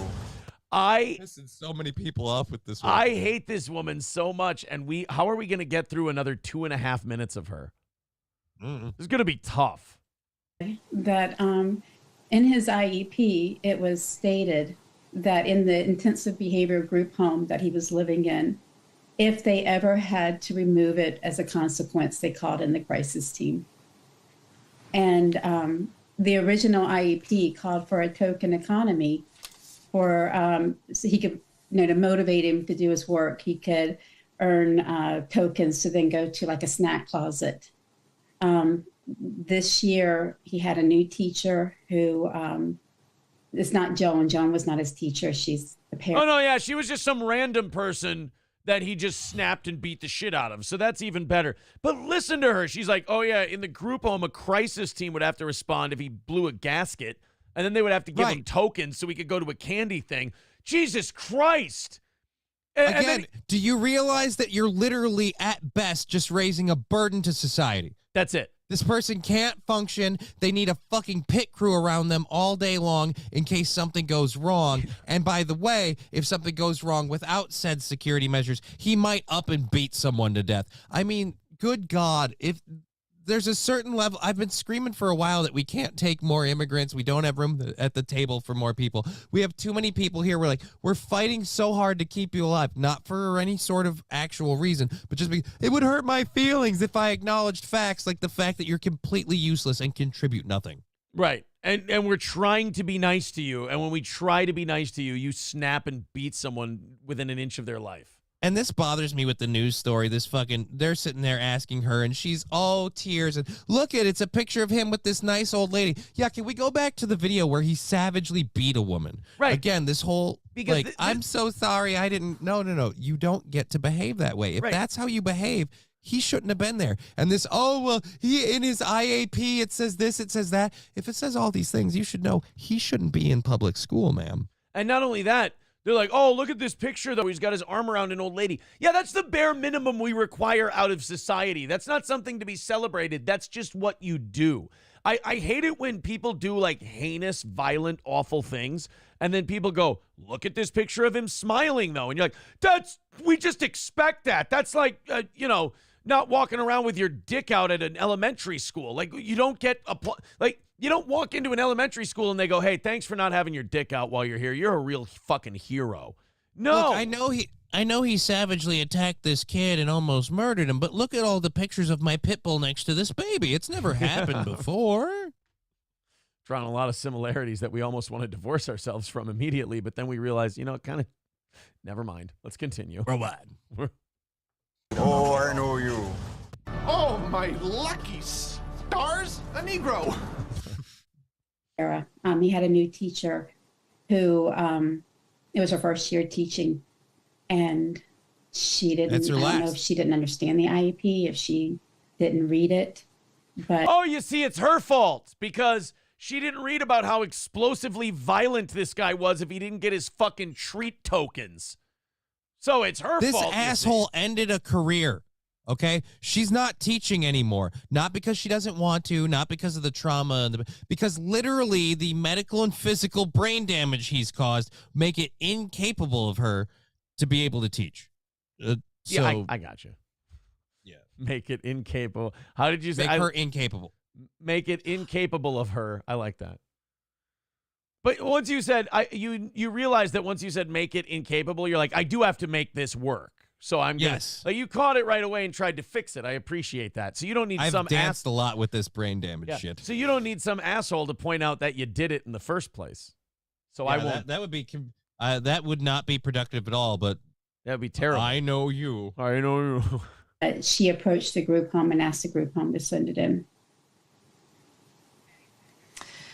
Listen, for anybody who watches that video, it's hard for them to get past it, and I can. Are they really? I hope before she asks this question, I know I should just play it, but I really need to stress this. I hope that she at least pushes back a little on this doe-eyed dipshit, because if she just lets her go off about what a victim they all are, I'm gonna puke in my hat. And I don't. There's one right there. Understand they'd be devastated for Joe Nadich, the victim in this attack, and I can imagine you feel devastated for her as well. You wouldn't have wanted this to happen. You're obviously torn between the suffering that she's going through, and then of course the son that you love. Look at that. It's just odd that he was in, this kind of public schooling to begin with. Do you know? Wow, who is this? Ashley Banfield? Good job. That you never hear people ask that. Like, why the fuck was this kid in public school? You're muted, dude. That's right. You muted yourself. And it's funny because you were yourself. You were right in the screen, like getting after it. It's just like, dude, none of us can hear your impotent rage. Yeah, no, just you have a couple of flubs, and sometimes you like to mute it so you can call yourself a stupid. I get it. And you don't want that going out there. And but yeah, I feel like she's about to put this problem and this burden on the public school, and this is one where I gotta back down and I gotta go, no, crazy blonde lady. This is on you. Why did you put your kid in the public school knowing he's this huge problem? Right. Why this was the situation, why he was actually even in a typical school like this, if he had this list of conditions he was coping with? Do you think the mom is going to go, yeah, that's true. Or do you think that she's going to defend him being in public school? I want you to make a guess. There's no wrong answer. I have no idea. I haven't watched. I'm going to guess that she's going to defend him being in public school because he deserves to have a normal life just like every other kid, because her super special kid that has all these super special needs deserves to be not treated like he's super duper special. I'm going to say it's either that, that's one of my thoughts, or she's going to do this thing where, like, why don't we as a society build more places for my son to, like, it's somehow going to be our fault and our burden that this happened. Let's see. When he originally was in an autism behavioral hospital back before COVID hit, right before COVID hit. And we went through a process to where we were not able to reunify with him and bring him back home because of the limitations of seeing him in that year. So they had him in an autism hospital because they couldn't be trusted to see him because he might, go nuts? That's the kind of short fuse we're dealing with. Or they brought him home from the hospital because they couldn't get to see him enough? What's the deal here? Due to COVID. And so he was placed in an intensive behavioral group home, and I questioned it at the beginning. I had always homeschooled him because he didn't handle the school environment. I asked the group home, did he have to go to public school? Could he not do school online? And I was assured by them that all of their clients went to public school. So even though he was a level 6 and I never thought he belonged in public school, I didn't have a choice. Okay, good for her. You know what? She redeems herself a little bit with that last answer. So she adopted this guy, but she actually didn't have custody of him when this happened. Yeah, I have to apologize. She isn't the bag of shit I thought she was. I still think she's a bag of shit, but just maybe but not again, as big. I understand her a little bit more about feeling bad about this because, again, you saw this situation and you're like, hey, let's not have him there. This is a bad thing. It'll go bad, and then it did, so I can feel bad for that. But you do also have to understand, and this is a part where I'd feel bad for anyone, adopted or not. But that kid is, I'm sorry, look out at the lake, Lenny, because he's going to pet the rabbits too hard, okay? Yeah, so, like, she couldn't even have her kid in her house. He needed to be in a special autism hospital, the nervous hospital. Mm-hmm. I don't feel the need to kill nobody. Mm-hmm. You know what's wrong with my pocket? Funny queer. Mm-hmm. You know what's funny with my pocket, teacher? I ain't got no Nintendo Switch in it. And then that flipped his switch. And then he called the principal. He went, you might want to come get Miss Joelle. I beat her with my big old black hands. Mm-hmm. He didn't have a Kaiser blade. Hobo Chili Recipe with $4.99 says, I've got a great idea for rehabilitation. We make Johnny and this big fella like Master Blaster and Mad Max, who runs Bartertown. That would be an odd way to take care of this situation. I am like 6'2", okay? Like, I'm not tiny. How am I supposed to ride that guy everywhere? Mick Marshall says, we used to have places for people like him. Thanks, Ronald Reagan, you fuck. Yeah, this is another thank Reagan kind of a deal. Is it kind of racist that the media is trying to make the white mom look sympathetic? Like, they're almost trying to distance the white mom from the black kid? Like, is there kind of a little liberal white racism going on there? I would like to say no, but history has taught me, yeah, probably. I don't know. Yeah, right? Like, they're just going, oh, she's just so broken up about this. I mean, naturally, here's the video of him beating the living fuck out of her. What a crazy animal, right? But here's the nice, doe-eyed, faint-spoken white woman saying, oh, I just feel so bad, and I'm so bad. Are they, like, trying to not, like, disavow her from the bad guy so that she looks better?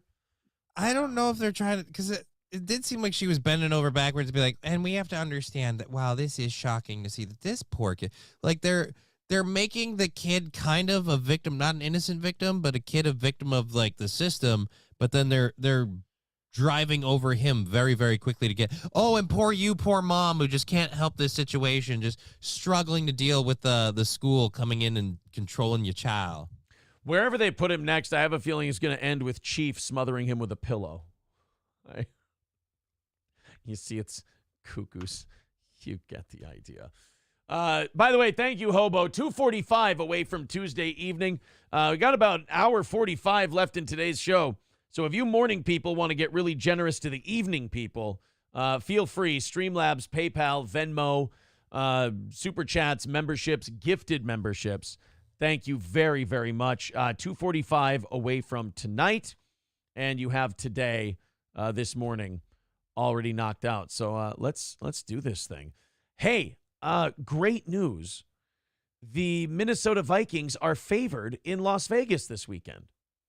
So you're going to hopefully make some money? Well, I don't see that's the thing. I don't know if I want to put money on the Vikings. You know what I wish? Why? I wish I could go back in time, put some money on the Cubbies. I want to. But God, man, with that quarterback situation, I have no idea if we're going to be able to pull this thing off. I thought you were like, I want to, but with that car tire thing, like, I don't know, man. I might not have the really going to suck up the extra fun money. If I blew out all 4 tires and like some really bad shit happened, then I'd be like, all right, cancel the flights, take half credit. Looks like we're not going. Luckily, it's just 1 tire. I think we'll be okay. Well, I didn't think you were going to have to like cancel. I thought, like I said, blew some fun money. Like, I don't really want to bet on the Vikings. I already kind of, how about we just have drinks and have fun? We just leave the rest out. No, well, you know what? Honestly, it's the drinks and the drinking and the eating that cost your money in Las Vegas. The gambling, not so much. Fortunately, that Gino dick is free. Am I right? Oh, boom. Gino's not going to be there. What? I thought Gino. No, we were drunk on our stream and said, "Oh, you guys should go," but that's what drunk people do. Oh, they just go. You should go to Las Vegas. Because I catch snippets of your show while I do stuff, and then people talk at me in mine, and so I was just under this misconception that because I also saw you in April something about a quadruple. She made it sound like something like you guys were going out there. I thought, oh, you're gonna hang out with Gino and Keanu, and no, I assumed it was gonna be a thing. I got some other friends that are going, and we're gonna actually a lot of people I know are gonna be out there. It's going to be pretty fun. And then you just decided to make the cripple stay home and work. I see how it is, Dick. I want you to make some money for me and for you. That's right. Stay here and make daddy some money. More importantly for me. Yeah. Pool Scam Sam says, I bet my alleged son, Aaron, is sitting through a timeshare sales presentation in Vegas. You don't think I've been to that town time and time again? It's the only place I go on vacation to. I'm not sitting through a goddamn timeshare. I got stuck in Vegas with my parents when I was, I think, 15. For 3 months, we were homeless in Vegas. I sat through so many of those goddamn timeshare presentations. If I hear another one, I might actually just off myself. I can't. Like, if they're, hey, so we want to talk to you about a timeshare. Like, don't. I'll take a life. Just end. What end is it now. like? So with the timeshare thing, why did your parents take them? Because they gave you money and food and stuff, or? Yeah, that's how we kept the rooms going. I literally spent a month and a half to almost 2 months going around Vegas and Mesquite, Nevada, bouncing around to a couple of different places. My dad was playing blackjack and getting comped rooms, and then if that wasn't working, they would go to like the timeshare presentations to get like the weekend stay. And so we'd get all of the stuff like the buffet tickets, the weekend stay, all that stuff. But we as a family, my parents, my older brother, my older sister, and me, would have to sit there for about an hour and a half like every fucking weekend to hear the same stupid pitch about fucking timeshares. Jesus. And my parents are bilking the system, so we've got to be quiet about it. And these guys really want to make the sale. But I'm like, you realize we're just poor white trash and we're here for the gimme. Right. Like that's all we're doing. Yeah. You are not going to, we can't afford the timeshare even if we thought it was a good idea. You listen we're here because we need the stay. You listen to those pitches and you're just like, when they pitch the timeshare presentation to you, like we were, you get caught, like you walk through Planet Hollywood in the Miracle Mile and there's someone sitting there and they go, excuse me. And if you stop, you go, yes, you're fucked. Just when they say, excuse me, just keep fucking walking because they're going to sit there and go, well, don't you want free gambling credits? Well, don't you? And I'm like, not as much as I want, hours of my vacation to be taken up. Oh, Nana's Clams, I want to correct you on this. Why the fuck did they make the kids sit through the meeting? We weren't kids. I was 15 and I was the youngest one. Yeah. So, I mean, we weren't really kids. Mr. Q says, you guys will hate me, but I used to sell that. No, I don't hate you. That's doing your That's fucking fine to job. sell it. Like I said, the whole thing was, again, my parents were poor white trash. We weren't going to be buying those timeshares. The whole thing was us just using the thing for a free room because we had nowhere else to stay otherwise. And so that's all it was. And timeshares do work for some people. Yeah. Like it is something like, how does a timeshare work? Like at the beginning of the year, you get like dates? I guess you book what time you want to have the place for it, and you're paying it based on the time. The problem is you don't really own it. It's really like it's a fancy way of renting a home. Okay. And you just get to schedule your rental. And then you pay for the year, or you pay for the amount of time you're there? Well, I believe the time you pay for is scheduled, but the year, usually, I don't know how they do them now, but you pay for like a yearly rate, and then you have it for a scheduled amount of time, but usually you can like, not impromptu, just show up, but you can usually like call, and if nobody's using it, like schedule extra time to be there. Okay. But depends on who's doing it. Pool Scam Sam wrote, you share time, you idiot. No, I know how that part works. Pool Scam Sam, you're so quick to anger. I know how that part works. I just didn't know how the scheduling part of it worked. But you know what? You're right, Pool Scam Sam. Not interesting for a talk show. I will fuck off. 2:45 away from tonight. If you want to knock out tonight, go ahead, throw it in. We only have 2 goals left this week. We've got tonight and tomorrow morning. That's all. So go ahead, throw a couple of bucks in there, and we'll knock that out. All right, good. We can get rid of that lady. Fuck, is she awful. Would you like to look at some tits? Yeah, sure. Why not? Let's look at yours some. or mine. Oh, yeah. I didn't say if they were. I just said I said my compound would show you tits. I didn't say they'd be tits you'd want to see. You wanted to see. By the way, over 700 of you in here right now. Go ahead and hit thumbs up, hit subscribe, whether you're on Rumble or YouTube. We do appreciate the support. Aaron knows the same info on timeshares and tire warranties. All right, see, there you go, Pool Scam Sam. That one you're right about. I know the same exact amount about both. You remember Paige Spiranac, don't you? Yeah, dude. She's the hot golfer hot chick. little golf lady. Although I don't like this picture. Well, she's not little. Makes me look like she has a butterface, though. This is a bad picture. Yeah, dude. That's I'm going to take this up way with too long. I'm going to take this up with Shanmugapriya Murugasan, who wrote this article. Shanmugapriya Murugasan. I need to let him know how I feel. Prominent golfer Paige Spiranac stirred controversy on Twitter. I don't do X. It's Twitter.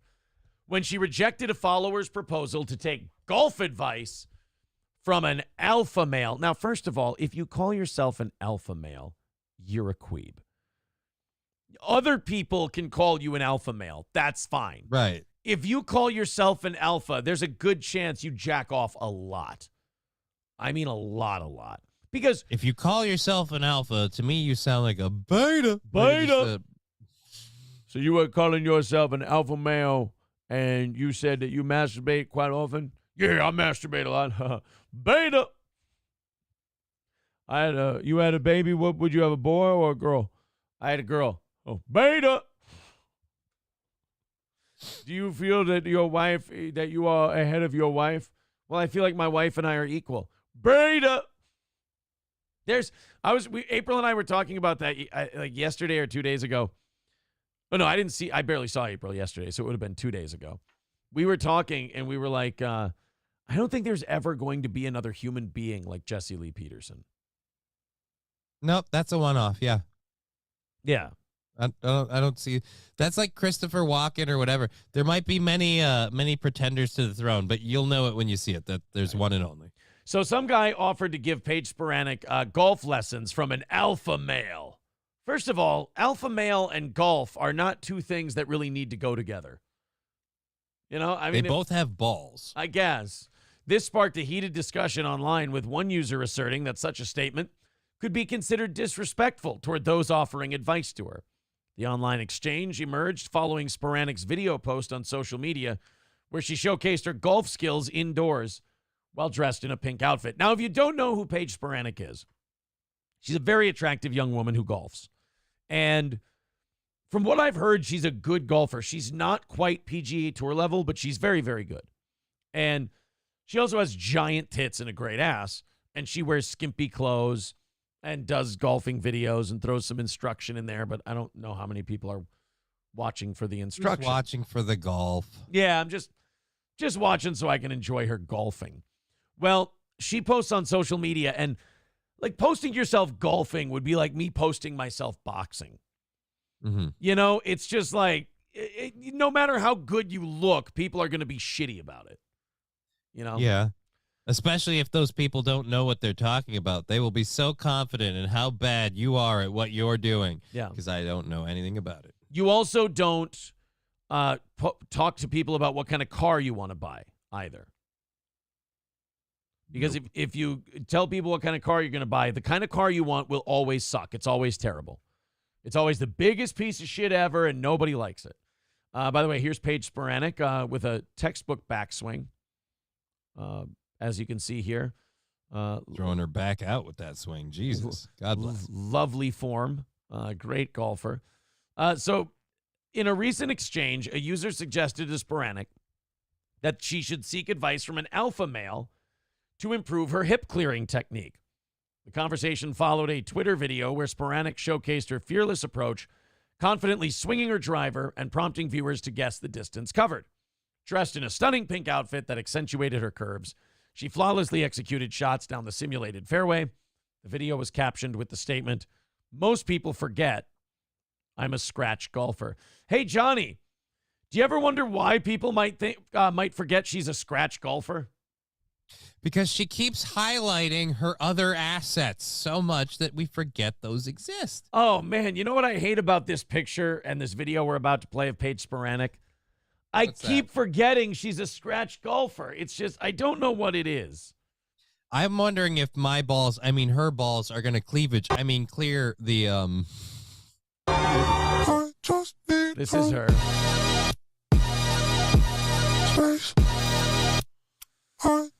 If you ask me, Johnny, that looks like standard golf attire. Yeah. I can't get why anyone just thinks she's a vapid, empty, piece of meat in front of us who just uses golf as a backdrop to sell not OnlyFans photos. She's got to definitely have like different golf sponsorships, like clothing and shit like that. That's a given, right? Yeah. I guarantee you she's an influencer, so either way, whether it's official or not, the outfits she's wearing, the clubs she's using, there are people like, hey, we'll give you this stuff. We'll pay you some money. You don't even have to say that you support our products. Just use them in your photos and videos, because that's where it's at now, that people will zabruder these films to the point where, oh, she put a new video up. I really like Paige Spiranac. Oh, I got to get those clothes. I got to get those clubs or whatever they're using. And Irish Diesel says she's the Anna Kournikova of golf, only she can actually play better than Anna can play tennis. Maybe. Toastmaster says, what the fuck is a scratch golfer? So in golf, there's a handicap. And it's, your game over par, under par, whatever. A scratch golfer is someone with no handicap. A scratch golfer is someone who golfs par or better, I believe. Does she play from the ladies' tee, though? Personally, I think you should take every advantage you can get, but you'd have to take it up with her. I'm just saying, and this is a thing that I know you participated in sports, but this is a thing that comes from more the gladiatorial sports, like say hockey or football. There's a performance thing. Like, all right, so you're playing from the ladies' tee, and you're still fucking handicap. All right, all right, okay. But what about all those guys who say like, oh, women shouldn't play men's sports because there's biological differences and muscle differences? If we're going to hold true to that, then there should be a ladies' tee, shouldn't there? They shouldn't. No, ladies shouldn't play golf. It's a man's sport. Okay, well, if you're willing to go over the top, then yes, I guess you've got me there. In a response to a tweet commenting on a need for an alpha male to guide her hip clearing technique, Spiranac said, quote, "I don't take golf advice from guys I can outdrive." Now, the guy she was talking to was Nick Adams. If you don't know who Nick Adams is, he's like a kind of a righty troll guy. Mm-hmm. And I don't think he's a terrible dude. I think he's, I think that's just kind of his gimmick, is he trolls people and sees if he can get them going. And he said, I think you need an alpha male to show you proper hip clearing technique, Paige. That's That's pretty nothing. I mean, that's him just making a fancy way of saying, you need a guy to deep dick you, right? Is that what he's saying? Or just a way of a guy to say, like, oh, but you're a girl. How can you be a golfer? Like, he's not actually, if she would have said yes, Nick Adams wasn't going to give her golf advice.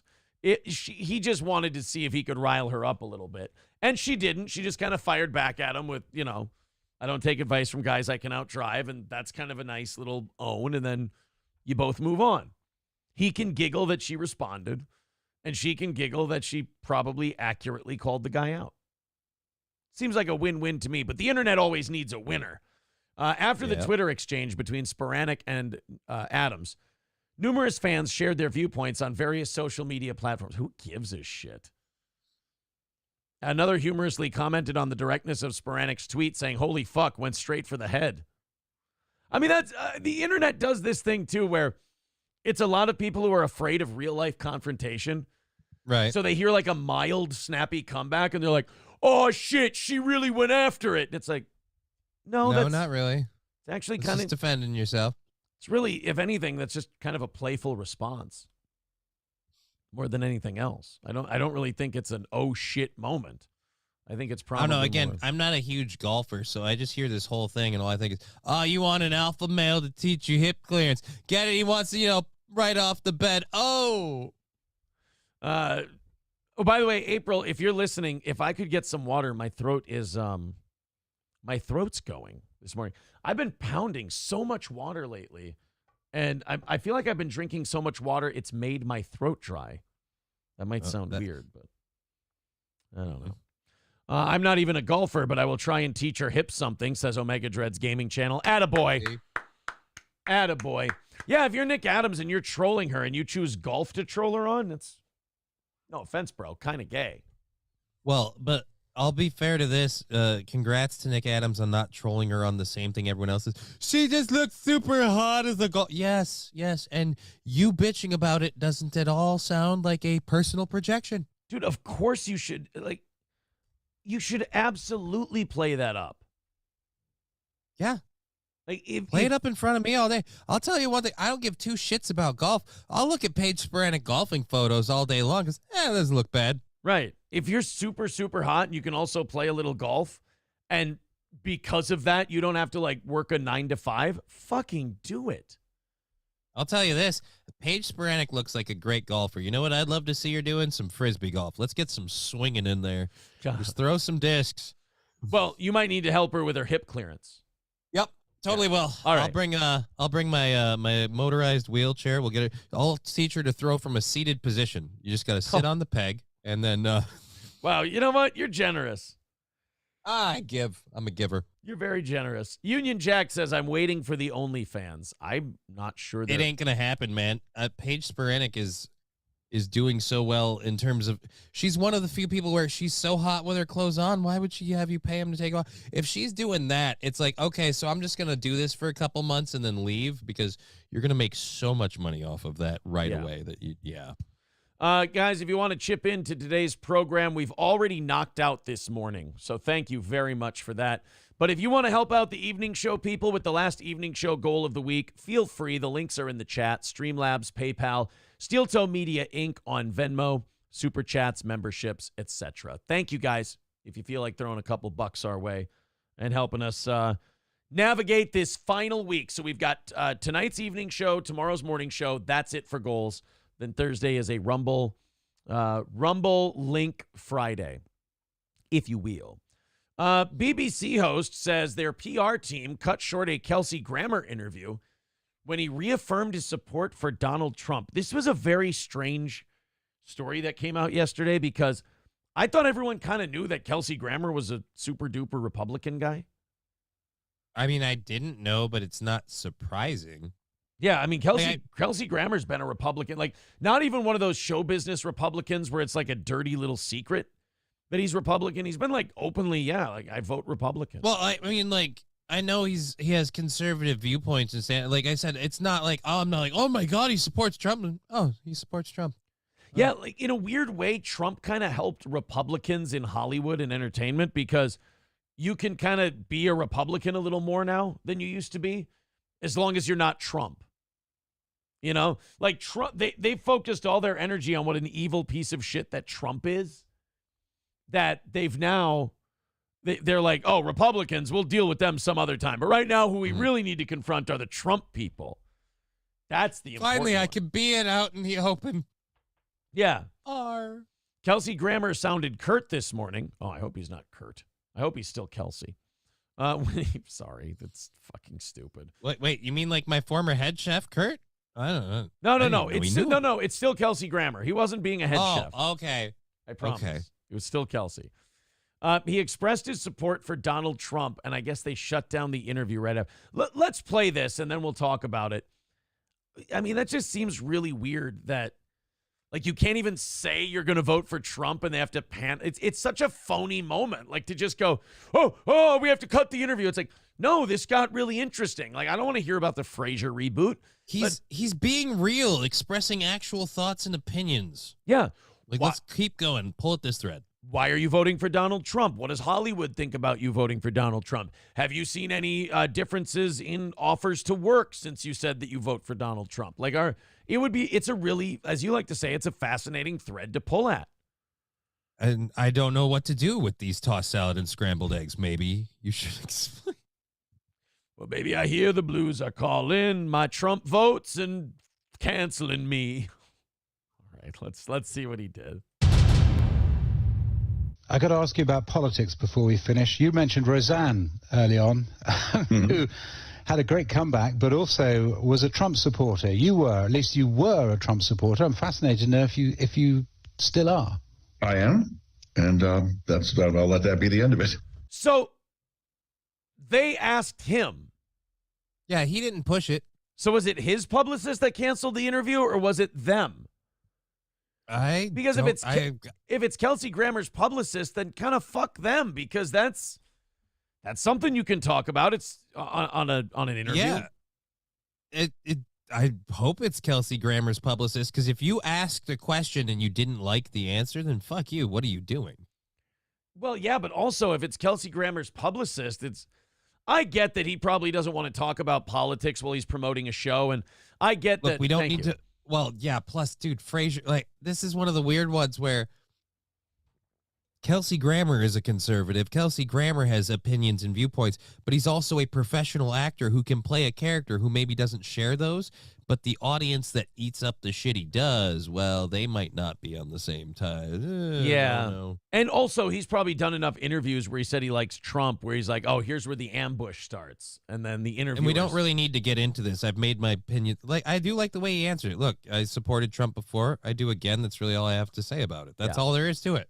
Before we finish, you mentioned Roseanne early on, who had a great comeback, but also was a Trump supporter. At least you were a Trump supporter. I'm fascinated to know if you still are.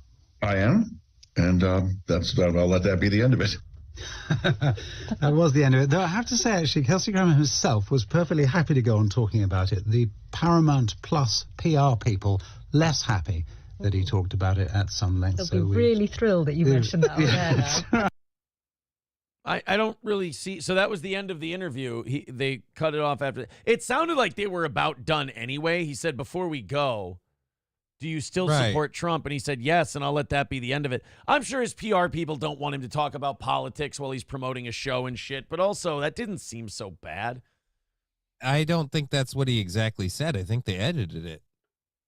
I think he said, yes, I support Donald Trump. And then there was a little bit of a pause, and he went into something, and he did a bunch of stuff, and he said, and I'll let that be the end of it. And they just kind of cut that out because he said that he went into length, but then the Paramount PR people didn't want him. So it sounds like literally the people that are the Frasier showrunner people are like, hey, we don't want political shit coming out right now. Yeah. So how about you cut that out as minimal as possible? Yeah, because he's never been shy about like his political beliefs.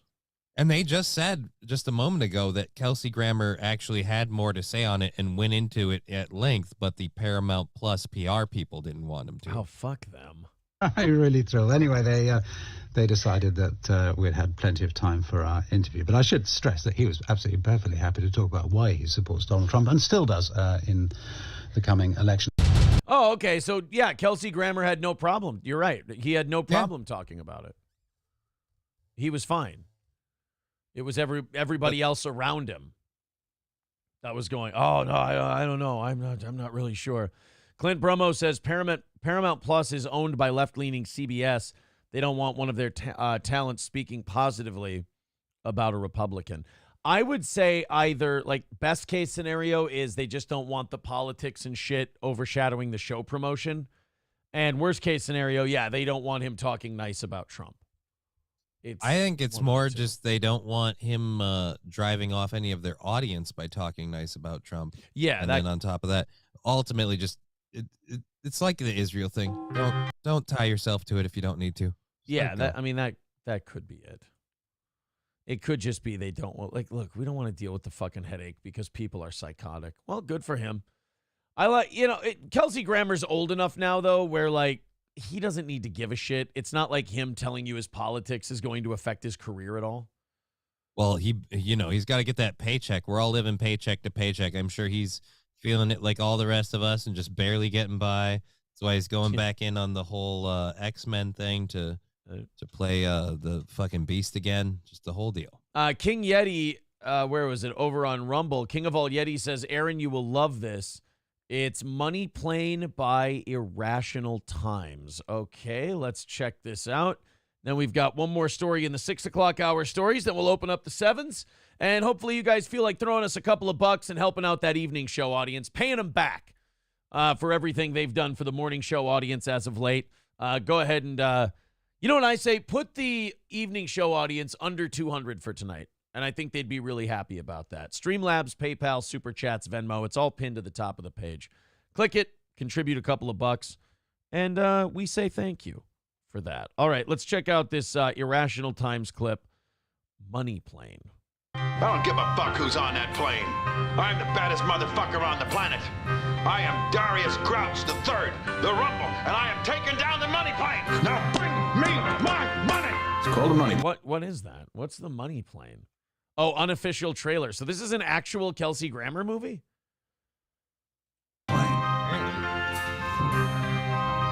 Some of the baddest motherfuckers on the planet are on that plane, all craving action. Whatever you want to wager on, Money Plane has you covered. You want to bet on a dude fucking an alligator. It's weird to see Kelsey Grammer say motherfucker. Doesn't seem I don't want to see this. Money Plane. Is that Edge? I'm in. I'm sorry. You got Edge. I'm in. That's Edge. That's Edge, is it not? Yeah, that's fucking Edge, dude. I don't know if you've watched the sci-fi show that he was on for a while, but I fucking love Edge as an actor. I more so than a wrestler. I would have to say, I can't remember the name of the show. Someone else really liked it. I only liked him being in it. But yeah, he was in a show on Sci-Fi where I was like, you know what? I really like Edge as an actor. So much so that show made me go back and watch Highlander 3 and go, you know what? He was beautiful in that too. God damn it. Edge and Kelsey Grammer did a movie together. All right.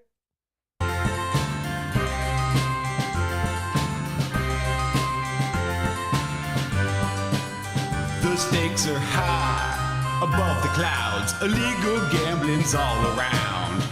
Step aboard, you're on the money plane. If you ever wondered, really bad movie. So Irrational Times made himself made a trailer himself about Money Plane and put clips of the. Okay, I follow. If this guy could fuck an alligator, well, just put your money down. Let's see what happens later. Here comes the money plane, straight to release. Here comes the money plane, that classic masterpiece. Here comes the money plane, all full of cash. If you want to see who shits the most, well, you can bet your ass we got the edge. Jesus, Edge is choking motherfuckers out on an airplane. Good Lord. And praise your crane, gonna rob that flying plane, soaring through those lawless skies. Money plane, it's a way of life with Charlie Sheen's our ex-wife. And some wow, so we've got Edge, Denise Richards, Kelsey Grammer, and it's a movie about a guy robbing a plane full of apparently a fucking gambling plane. Yeah. Charlie Sheen's our ex-wife. And some guy that looks like D.L. Hughley. Money plane, get out out the way before Kelsey Grammer makes you pay. I thought he'd make a more convincing villain. Money Plane, got Thomas Jane. What the I fuck? thought I saw him. Thomas Jane is in Money Plane with Fraser Crane and Edge. There was a lot of rhyming there that I didn't even realize. Yeah, I'm sorry. I'm on board with this. Thomas Jane and Plane. Fraser Crane in Money Plane. That's insane. That just seems kind of insane. I guess those parts, they just stopped coming. I don't want to give the plot away, but there's some money up on that plane. And everybody wants to get a piece, and everybody gets a roll. So even washed up teen star Joey Lawrence makes a cameo. What? Whoa. Joey Lawrence is in Money Plane too? Yeah, it was the Money Plane. We just saw. You only go one way when you're riding on the Money Plane. We only go one way on the Money Plane. We only going one way when you're riding on the Money Plane. Woo! Drones are shooting people. Edge is gonna parachute out of a plane? Holy shit. I kind of want to see this movie. This looks like it'd be really, really bad, but this feels like a Rumble watch-along film that I might need to do. Money Plane trailer. Do we have the actual trailer for Money Plane? Oh, wow, it was made in 2020, so it's not even that old. Why haven't we heard of it? You a gambling man, Jack? Not anymore. Once a gambling man, always a gambling man. Let's go, let's go! You bet everything you had. Toss up a coin. One side, you, your family, live the life they always dreamed of. On the other side, you lose everything. You owed a lot of money to some very bad people. So I bought your debt. Now you're gonna have to repay me that debt. Can we just get to the job? It's a legend in the underworld. To those in the know, it's the Money Plane. Ah, the Money Plane. See, there's a plane, and on that plane, a lot of money. You know what I actually like about this movie? Very simple. They're not overthinking it. Yeah, and they're not holding your hand to explain it. Yeah. Why do they call it the Money Plane? A bulletproof casino in the sky, untouchable by any government agency. Whatever you want to wager on, the Money Plane has you covered. Russian roulette. Word is they carry up to $1 billion on board in crypto and millions in cash. Oh, no, $1 billion in crypto. That's probably worth about 300 grand now. Oh, no. Oh, poor guys. Sorry about that. I hope you sold your crypto as soon as you robbed it from the Money Plane. I want you and your crew to take down the house. It's insane. Yeah. Heck, might even be a good time. Thomas Jane fucking around with the Money Plane. I'm in it just for Thomas Jane. The same thing with the Predator movie that came out recently. I was like, when the squad of washed up vets included Thomas Jane, I'm like, I'm in. Punisher's getting back at it. Let's go, Castle. Why didn't they let the Punisher do more movies? What did he do? Did he do something bad to somebody? Yeah, he did Hung on HBO, and it fucking really didn't work out for him. Damn it. And that was a good show, too. It was just, it featured him being a jock who also apparently has a big cock. And jock with a big cock. See, again, much like Money Plane. Pretty easy to get. Yeah. Relax and prepare for takeoff.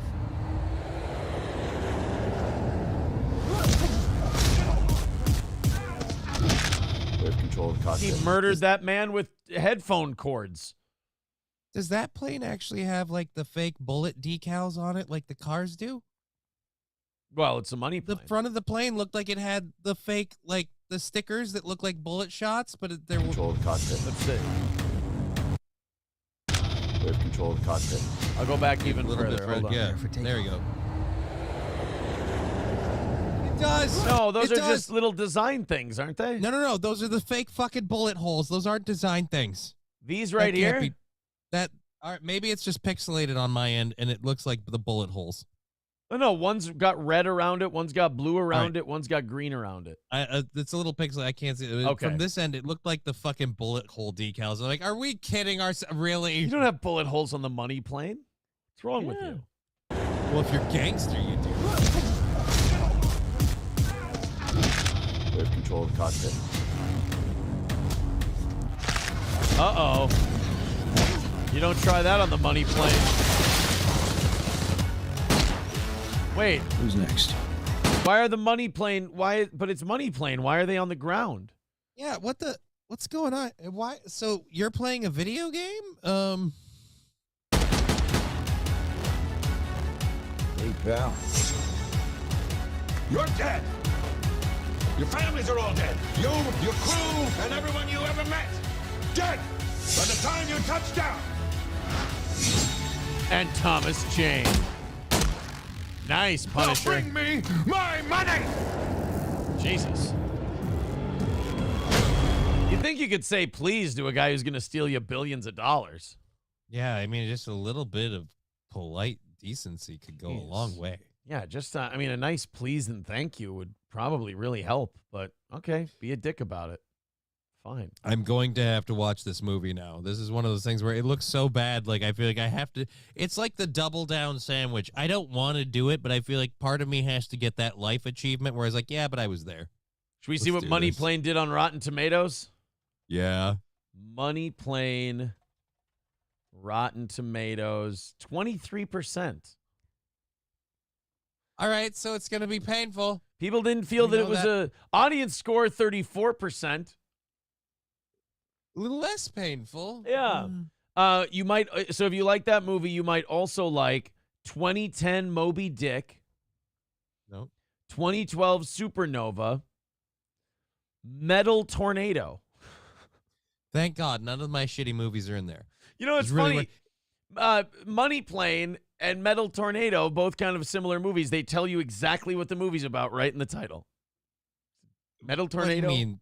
How do we know that? How do we know Metal Tornado isn't about, like, I don't know, a silver horse or something? Why would they call should we it watch Metal Tornado? Would you like to watch the trailer for Metal Tornado? I bet we it can find has out. nothing to do with metal or tornadoes. What if it's a tornado that's like full of Queensryche? Get it? Because it's metal. It's metal. It's a metal tornado. It's just what it would be that really joke weird. hurt me. It would be really weird. It would be really weird to see Queensryche in a tornado, but it would also be a dream of mine because they die. All right, let's check out Metal Tornado. This was recommended if you liked Money Plane. All right. We've developed a method of harvesting limitless power from the energy emitted by solar flares. The world owes you a great debt. You're next. Prepare to touch the sun.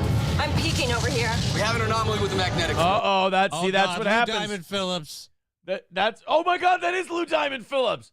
You know, that's what happens, Johnny, when you try to play God and you try to harness the sun.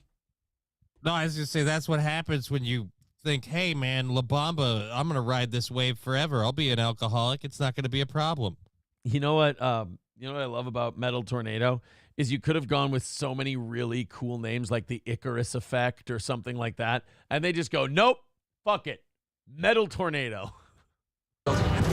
This was obviously something that we weren't monitoring for. As far as I'm concerned, the download was a complete success. Stan, there's something weird going on. Something. You're right, honey. It's a metal tornado. The Veldo gas station out on Fairview Road. I figure it was paranormal. I promise whatever happened today has a scientific explanation. I saw this I don't know thing if I cut want across to my believe field. that It was greaser Chavez over there. Cesar Kami Chavez. I saw this thing cut across my field, but it was swirling around with bits of stuff in it. What happened today points directly back to us. What we have here are a handful of locals who've experienced something unexplainable. What the hell was that? It's a metal tornado. We've got to stop France from going online. Shut it down. I have traced where this field is headed next. It leads directly to Philadelphia. You might be driving straight into the magnetic field. There's a chance I'll have to take. Everybody back indoors. This is so bad, dude. It's here. Get in the church! Get out of there. We have to figure out a way to contain this crisis. I don't know what's worse, the fact that this movie with Lou Diamond Phillips looks like a lower budget film than the Money Plane one. Yeah. Like this I'm is sorry, but, Sharknado like, level. Adam Copeland is like on a higher level than Lou Diamond Phillips now? Yeah, I think so. And Nicole Wow. DeBoer, I feel like she's somebody too. Like she's been in stuff. Jeff! Get out of the car! Do you have the target data? Vortex will strike in 4 minutes. No pressure. Confirmation the bombs are in the air. Vortex just hit Paris. It's catastrophic. Oh no, it's gonna be a metal tornado. All right, fine. I tap out. I won't watch the other movie. Are you happy now? Are you happy now? Well, this is what they recommended. If you like Money Plane, you should watch Metal Tornado. Great. You don't think that's now? I'm just disappointed. You don't think that would be a good one? That one hurt. That one hurt a lot. Like so much so now that I can't go back and watch it. You know, now it literally. I'll watch Money Plane if I even try to. I'm just gonna be seeing Lou Diamond Phillips and Metal Tornado in the back of my head, and I'm just gonna be like, no, man, I had so much respect for you. Well, there's one more movie that they recommended. Jesus, what? It's called 2010 Moby Dick. And if you like, what's it called? If you like the Money Plane, you'd also like this movie. Here we go. 2010 Moby Dick. Oh, shit. Below the surface. Evil lurks. That is a giant fucking whale, Johnny. It's going to eat everybody. Or is it a squid? I don't remember. Moby Dick was a sperm whale, I think. Oh. Is it reports jizz? say that all Yeah. were attacked by an enormous whale. That would make it 400 feet? 400 feet? But Jaws was 20 feet. 300 feet would be cartoonishly large. You wouldn't even be able to house that thing in the ocean. It would eat everything. Have a sub-commander off the reservation with a boatload full of nukes. Oh, shit. So we got a guy who's got a nuclear submarine, and he's looking for a giant whale. It's Captain Ahab with nuclear weapons. The movie, I'm going to laugh if there's just a Call Me Ishmael and then like a mushroom cloud scene. Call me Ishmael. I've seen my leg in 69. You're gonna take revenge on an animal. I'd strike the sun if it insulted. Is that Barry Bostwick? I think it is. I think that was Barry Bostwick. Yes. Barry Bostwick is working in Moby Dick 2010. Probably the last film. Holy shit, Johnny. Look at that animal. Look at him, Johnny. How are you supposed to take that down? Because, you know, those whales all have teeth. Why does this... My last act as mayor of Spin City will be to nuke this whale.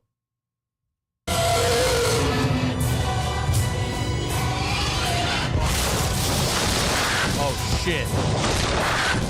That whale's gonna fuck that submarine up. Oh my God, he took one of the fins off of it, Johnny. Oh my God, he almost ate that guy. There's a nuke. Get him. Oh yeah, fuck him up. Oh no, it took out the plane. There it was, Golden Globe winner Barry Bostwick. Oh man. Barry's in 2010 Moby Dick, and he's gonna fucking get him.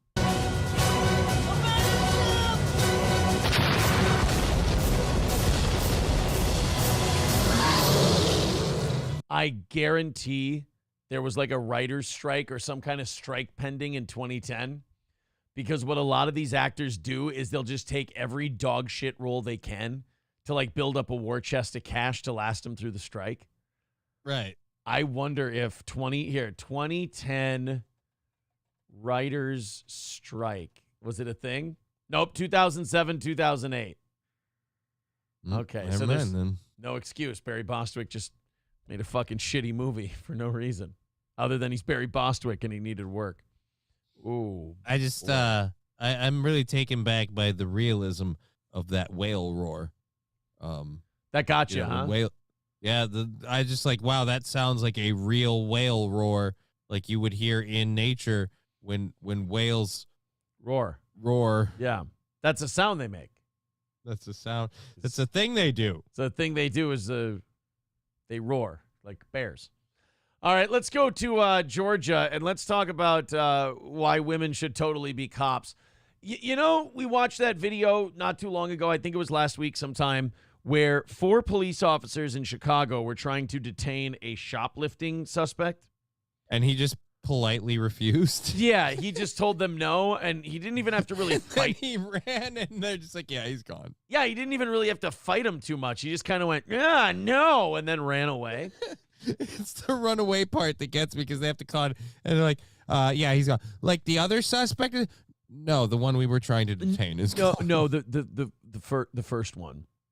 It was the first one that we fucked that one up. That's the one that we... and they're all breathing heavy from trying to get his arms behind his back. There's like, we need to back up because we didn't have a thing. They're just like, oh, you mean the second suspect? Like, no, first one. And honestly, it couldn't be better if it was Kristen Wiig in a new movie. Like, it just, that's how well it's painting the picture of this. Like, oh, way to go, girls. So you have that. You have the 4 cops not being able to take down the shoplifting suspect. Now we have the flip side of that, which is the female cop who's trying way too hard to overcompensate and show she belongs. Okay. And kind of setting cops back a long time. You know how when you asked when black people defend a guy who like got shot by cops because he ran away or drove off or whatever, and sometimes black people will defend them by going, well, you don't understand. Sometimes the cops, will comply and they'll be searching us wherever. They'll still beat the shit out of us or tase us or do whatever. Right. There's like no winning for them. Right. So they're like, why don't I take my chances trying to get away? Now, not a smart idea, but at least they can give you an A, B, and C as to why that happened. I can understand the mindset. This woman might be the definition of why those happen. Let's take a look. Some disturbing video of a taser being used on a man in handcuffs has sparked a state investigation. WCBI viewers sent us this video of a man being arrested by a police officer in Reform, Alabama. The video only shows the man in handcuffs and being walked to the front of the patrol car. He is bent over the hood when the officer recovers a gun that the man told her about. She laughs and then tases the man in the back while he is clearly not resisting arrest. The officer also uses profanity, calling the man a name in this video. Sources say there was a physical altercation before this video began. The man in handcuffs is reportedly facing drug charges, but his identity has not been officially released. In a statement, Reform Police Chief Richard Black says materials related to this December 2nd arrest are being handed over to the Alabama State Bureau of Investigation. Okay, so they don't know exactly what happened yet before this, but I'm betting there was a tussle. There was a bit of a scuffle, and Donnybrook. Yeah, this guy had a gun on him and everything, so this woman was still able to subdue him, and then. This is where we need to know what happened beforehand, because when I show you the video that they took and sent to the news, you're going to go, all right, this looks really bad. And it probably looks really bad even if you get the full context, but you kind of need the full context because it's one of those over-the-top reactions where you just kind of go, whoa, did we really need to do this? We didn't just start at 120 miles an hour, did we? Right. I thought we had to get there. We're just fucking this guy up from Jump Street. What the hell is going on? So here we go. Oh my God, the cops are out here just beating black people. Let's go ahead and check out the actual video that the bystanders took. Stand up.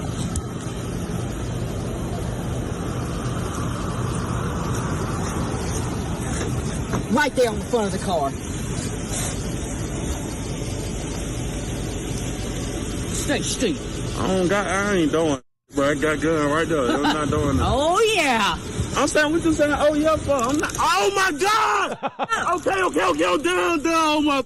Oh, my God. She's like, shut the fuck up, and just like keeps the taser on him. You're like, Jesus, lady. Okay, I get that we could have gotten here with a little bit of give and take from both parties, but I'm gonna have a hard time seeing where she get, okay, I got the gun away from, now I'm going to tase the shit out of you. And then when he's going, and he's literally contorting from electricity, making him convulse, she's then taking it out on him and leaning him back and go, you stay right the fuck. He can't. You're putting electricity through his spine. That is making him do shit. Something may have happened before, but he's not, it's not before anymore. Like, he's subdued. He's good. Like, he's not giving you any problems. And you're just like, yeah, I'm going to get back at him. Oh, yeah, you like that? Shut the fuck up. Like, you can't yell shut the fuck up at someone while you're tasing them. It's not really how the rules work. But again, like, a guy cop probably looks at this woman and goes, great, we're going to have to fucking go to meetings. We're going to have to watch training videos. We're going to have more black people running from us and putting us in danger because this dipshit wanted to be one of the boys and really wanted to feel like she was a hard ass and whatever. So she handcuffed a guy and then tased him and taunted him. Great. Yeah.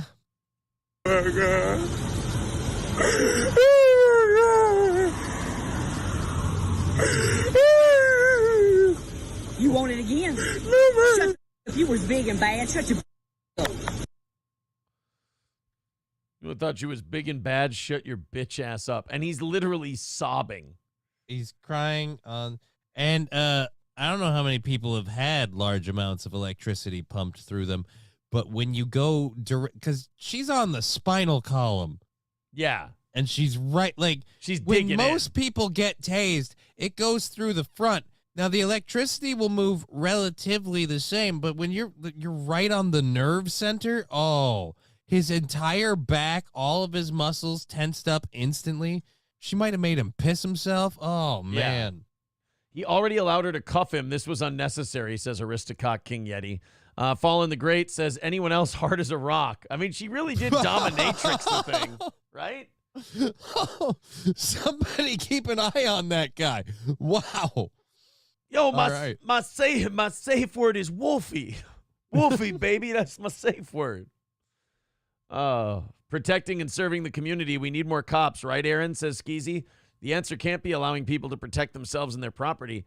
The answer is always more cops. I would say less cops like her. D-Rex says, is this a Darman video? That got me. Mo Green says she can room with Derek Chauvin. Well, somebody's going to have to look out for him, apparently. Union Jack says... She'll tase a bitch. Union Jack says, another lady cop showing why they're wrong for the job. Triple N just writes, sir, is the crying necessary? Sir, you're going to make me feel bad. Oh, no, some people in the chat writing, no, Massa. Please don't tase me again, Massa. Yeah, maybe it was a role play. And somebody just filmed it. Triple N just writes, your name's Toby. Oh, no, come on. Have we not evolved as a society and people? Aristocock says, Lordy, not the elasticity.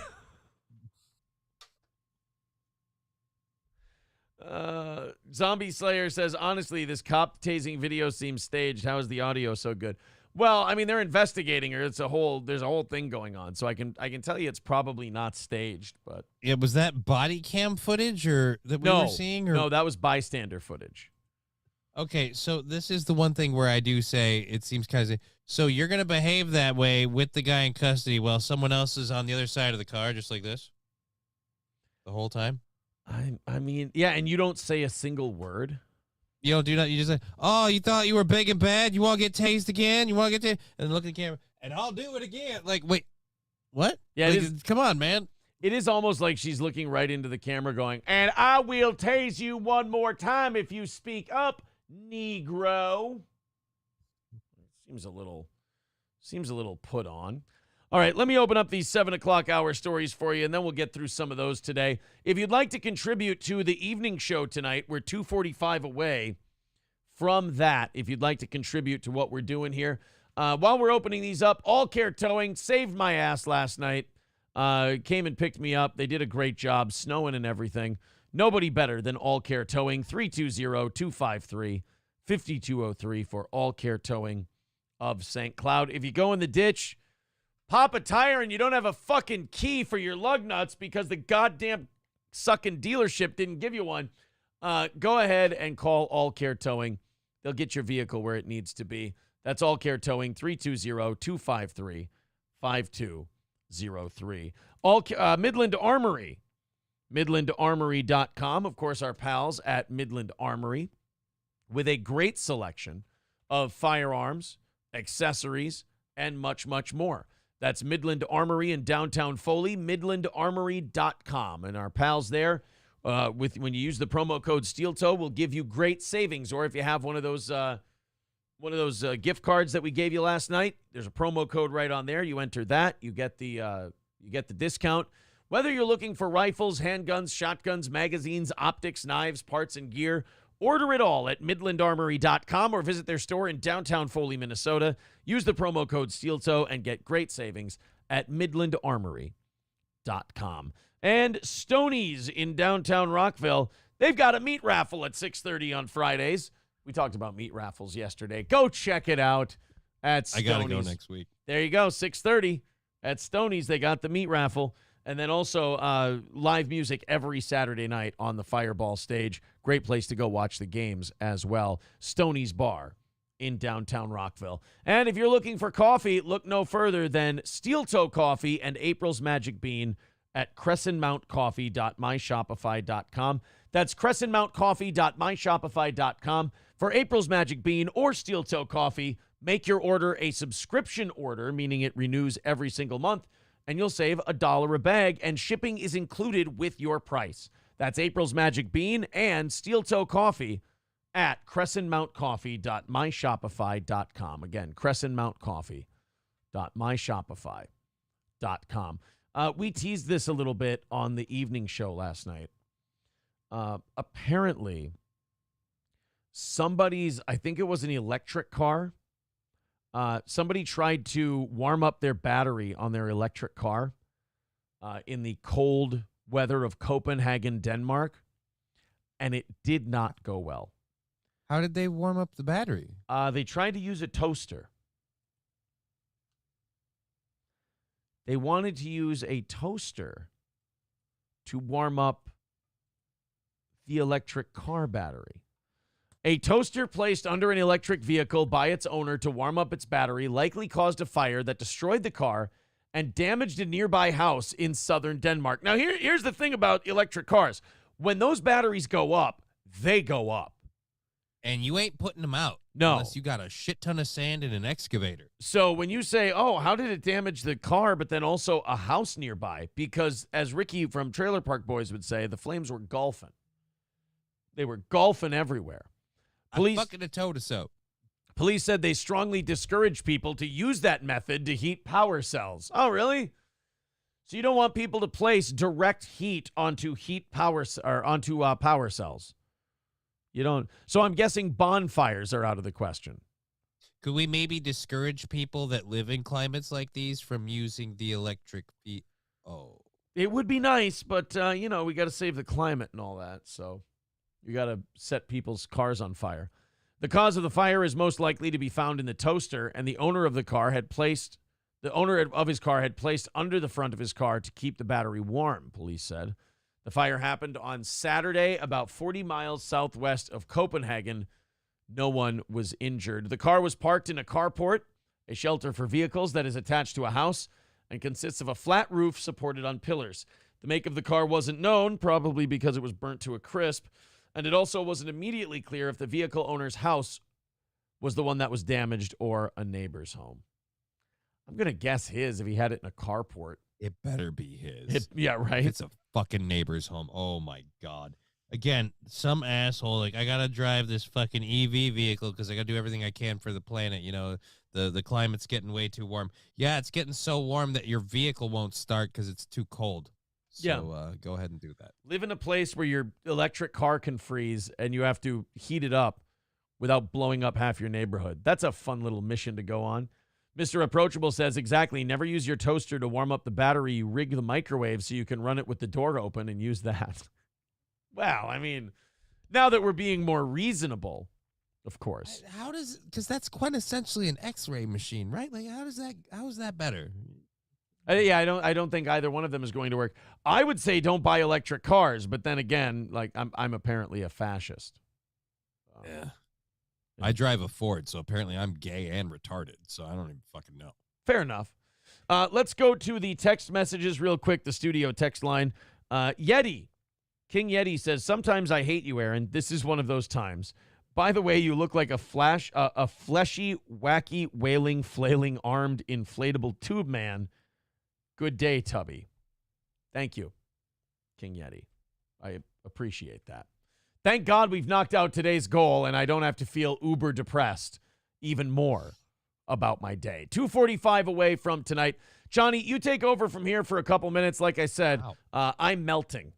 So I'm going to be back. I'm going to be no. I'm losing weight.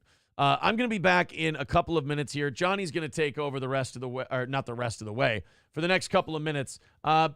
Chip into the evening show goal while I'm gone. That worked so well the last time. All right. So again, this Friday we're gonna have a good time. The the phone lines are gonna be open, and we might even do a little bit of like karaoke stuff. I'm gonna probably be doing some drinking things. It's gonna be a good time. Don't think we're gonna take the Charlie call. He's seeming a little sus. As well, Aaron is probably going to be worried about the channel the whole time. So if we can get a lot of donations early in to just make that a good thing. We're going till 10:30 either way, though, so it's not going to be a problem. And we're going to have the whole show lined up with Jonah Maddox joining us because we can't have vets when Aaron's not here. So I figured Aaron won't be here. Best time to have veterans on. Let's get over to the chat. My garage is heated by rare trees and coal and oil.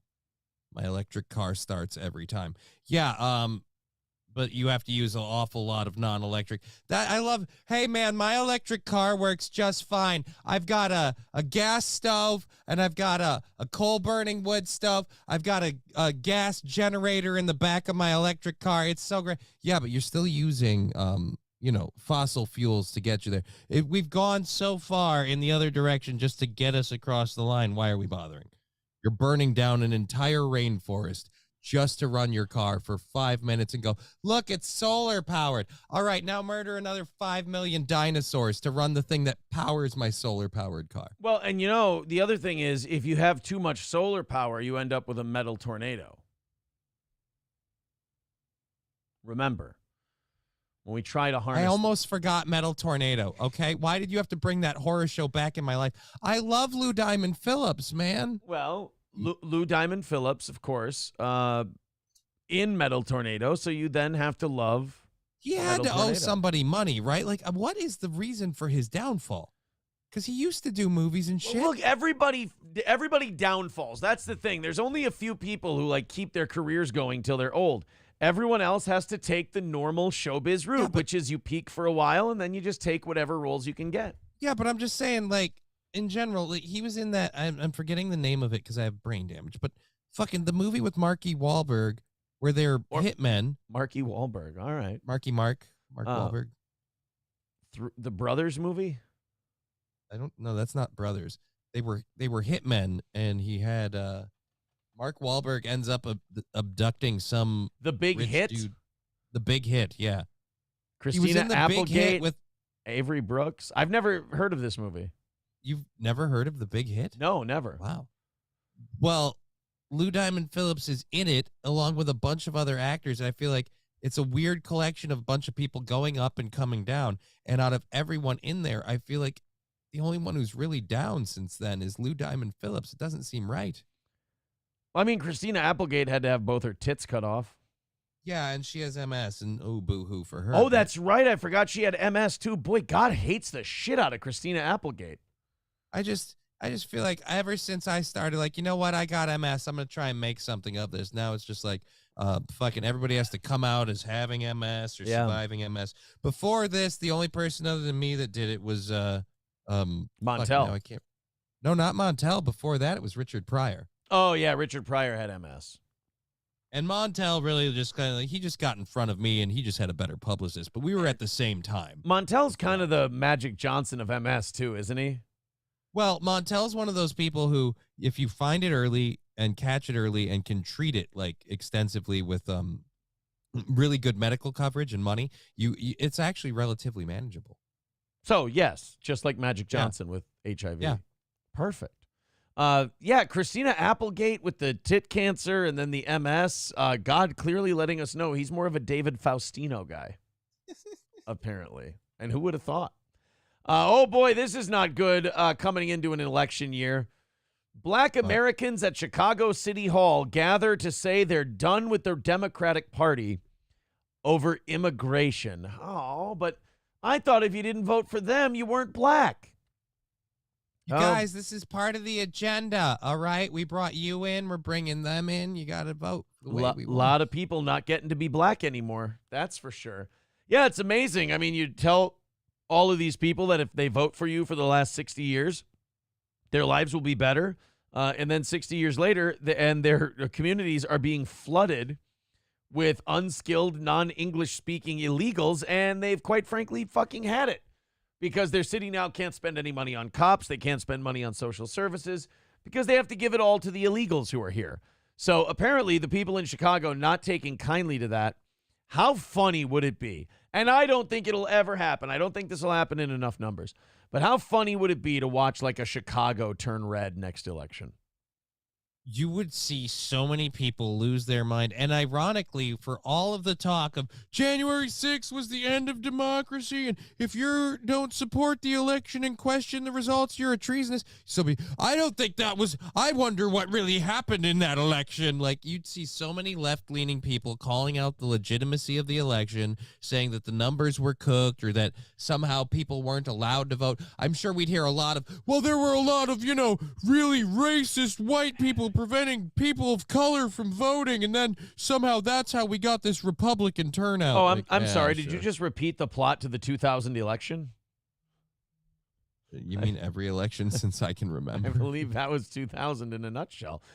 Here's a bunch of black protesters at the city basically saying, like, look, fuck you guys, we're done. And by the way, you can't just say, fuck you guys, we're done. You have to go vote for Republicans. That's the only way Democrats will change. Because they think they've got you in their back pocket. Like, honestly, they think no matter how many tantrums you throw, no matter what you say, they'll never lose you. You're a dependable customer. They don't even need to check in on you. Until you until you start actually casting votes for other people, they're not going to take this seriously. Let's take a look. Of Chicago and any Republican candidate in the city of Chicago, now is your time, because we are done with the Democratic Party. Brandon Johnson, Governor Pritzker, and President Biden have showed us what they think about the black community all over this country. Okay, but in fairness, ma'am, they've been showing you, those same group of people have been showing you how they feel about black people for decades. And only now when another minority group came in did you kind of hear the message, so to speak. They've routinely been telling you that they don't think you're smart enough to get a driver's license or an ID. They don't think you should be held to account to the rest of the standards that everyone else is because you can't perform at that level. Somehow that was endearing? Yeah, right? And so we're standing here today to say, okay, if that's what it is, we win it. We don't have to support the Democratic Party. Right. We don't have to continue to... That troubles me. Only one person went, right. Everyone else went, I mean, look, I didn't come here for that part. I just wanted to, let you know that I didn't like all these Mexicans running around. I wasn't ready to make a Trump jump, for God's sake. This woman's just going for it. She's ad-libbing. Support people who are not going to support us. And the Democratic Party here in this city, in this state, and in this country is not supporting us. You got the Republicans on one side and the Democrats on the other side. Guess what? They're part of the same bird. Uh-oh, we're getting there. We're getting close. We're almost there. Ladies and gentlemen, they're starting to wake up and realize they're getting fucked. Here's the thing, though, white people. Don't go and talk to them about it and try to convert them. They're going to have to do this on their own time. If fucking autistic whitey libertarian goes in there and starts talking to them about the non-aggression principle, they're just going to tell you to go fuck yourself. Just let them I know it's difficult to watch people kind of struggle with something, but sometimes you just got to let them go through it. You can't tell them what the end of the game is because they haven't experienced all the stuff yet. So just give it a minute. So it doesn't matter anymore which party we go with. But I'll tell you this, I'd rather deal with the snake that's outfitting himself of the Republican Party than the snake that's covered up in the Democratic Party. Isn't that what I've always said? Like, at least the Republicans will say right to your face. They've been watching our show. We've been saying this for a while. Dude, the Republicans don't give two shits about you, but they're straight up about it. Right. The Democrats lie to your face. Oh, my God, is that Marquise?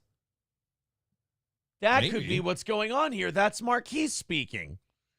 Yeah, I mean, I'm the one who always says, like, yeah, I mean, say what you want about Republicans, but at least they openly just don't give a shit about black people. Whereas Democrats are like, everything we're doing for you, when it's just for them and it's at the detriment of black people. Republicans will ignore you. Democrats will hurt you. That's about the difference between the two of them. We're not going to continue to stand for this. We're not going to continue to allow our state representatives, our congressmen, our aldermen, and our mayor to let us know that we don't matter. Just like you're going to show us that we're going to matter, we're going to show you. It's going to be a great day in the Hulk Hogan, we coming for you. Oh, sorry, that's the wrong. It's the wrong. Illegal aliens, we coming for you, Nick. Sorry. Joe Biden, we coming for you. Oh, Jesus, you can't say that. My God. So yeah, look, will they vote? I don't really believe they'll vote differently. At least not in enough numbers that'll make a difference. Yeah, I really don't think they're going to. Yeah, I don't think they're going to go and so you're not going to see this big demographic wave. Remember, there was supposed to be this big red wave this last midterm election, and like the Democrats barely, or the Republicans barely got the House. Yeah, and couldn't get the Senate. So I don't know. It's nice to see people saying it. It's nice to see people like coming to grips with the fact that, hey, all these people have been lying to you and they don't give a shit about you. It's also endearing to see them also say, yeah, and that other party, by the way, two wings of the same bird. They both suck shit. I do like that, because too often people are like, oh, I hate this party, and then jump balls deep into the other one and think they're the answer. Right. But the biggest problem we have is, yeah, they're two wings of the same bird, but nobody's addressing that we need more parties or whatever. That system needs to change. Otherwise, what are you really going to do? Which brings me back to I don't think you're going to vote in numbers that are going to change it. I don't think we're going to see the color or the cheller. Or the cheller won't. Yeah, the cheller definitely won't change. I'll tell you. Hey, do you know why the cheller won't change? No idea. Because it doesn't exist. That might be why. Can't change if it doesn't exist. Are you kidding? Bigot on socialist media says, how long before they are called racist? Probably yesterday. Honestly. Oh, yeah. She lost her black card as soon as that camera started rolling. Right away, yeah. Republicans are dog shit too, says Magnum DUI. Well, that's kind of what I've been saying, and that's what she's saying too. She's like, but the Republicans are dog shit to their face. Right. She said, she goes, would you rather have a snake who's outfitted as a snake or a snake who says they're trying to help you? Exactly. Omega Dread says, I've been voted red and was called a coon, or I hate my mom. To which I would say to those black people, it's not that you hate your mom, you just miss your dad. Who? Come on, guys. Why? Oh, boy. Well, statistically speaking, if you want to break it down. Let's go ahead and start overtime. I'll tell you guys, I got a big day ahead of me today. We got a lot of moving parts, a lot of stuff to get ready for Thursday, then an evening show tonight, and then I got to get this Tahoe thing handled. By the end of business. I'd like to sneak a haircut in and all that stuff. We'll see, but I'm again 2 days in a row now just wiped. I think you know what else isn't helping? What's that? The not eating.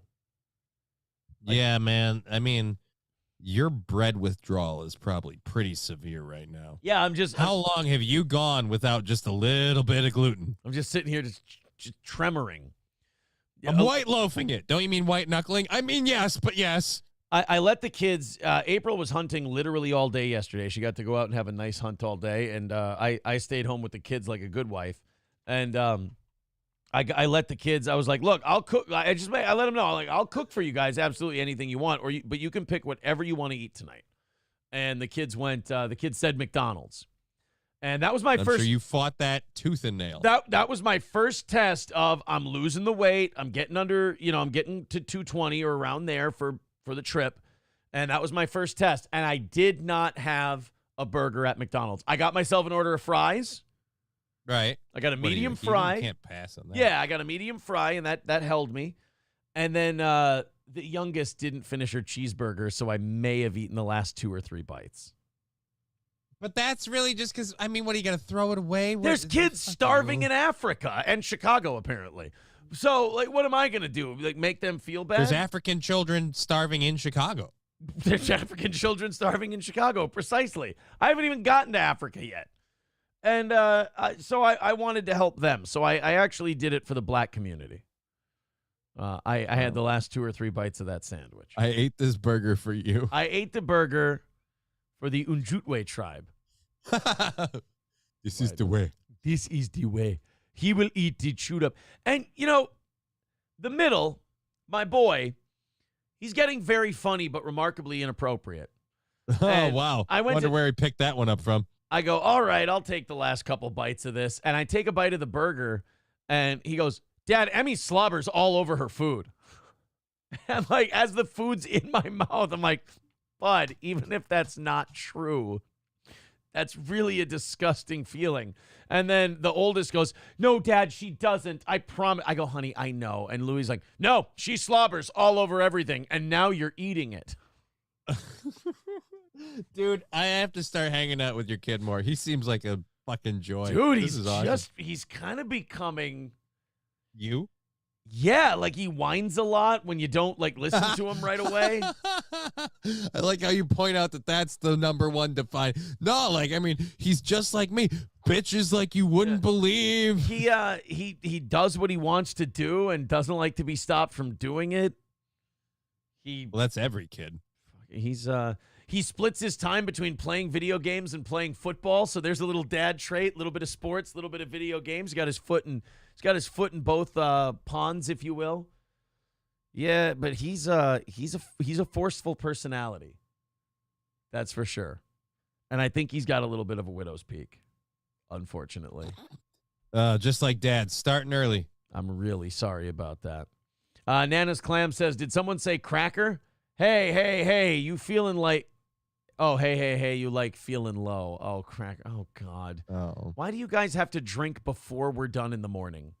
Why? Scarface. Especially when we're not drinking. Scarface over on Rumble says, how many McDoubles did you have? None. I didn't have a single burger. I had nothing. I kept it clean. I was good. And now this is why I love Burger King. Because, well, if you can find one that doesn't suck, because apparently the one near me does. But like that's the great thing that you order food for other people, and then every once in a while, because of the onion rings, you get the gifted onion ring that nobody ordered, and it's just kind of there. It's like and it's a free treat. That's a kind gesture by the fine folks at Burger King. Oh man, Aaron uses queso for lube, says Nana's Clams. I've been good so far this week.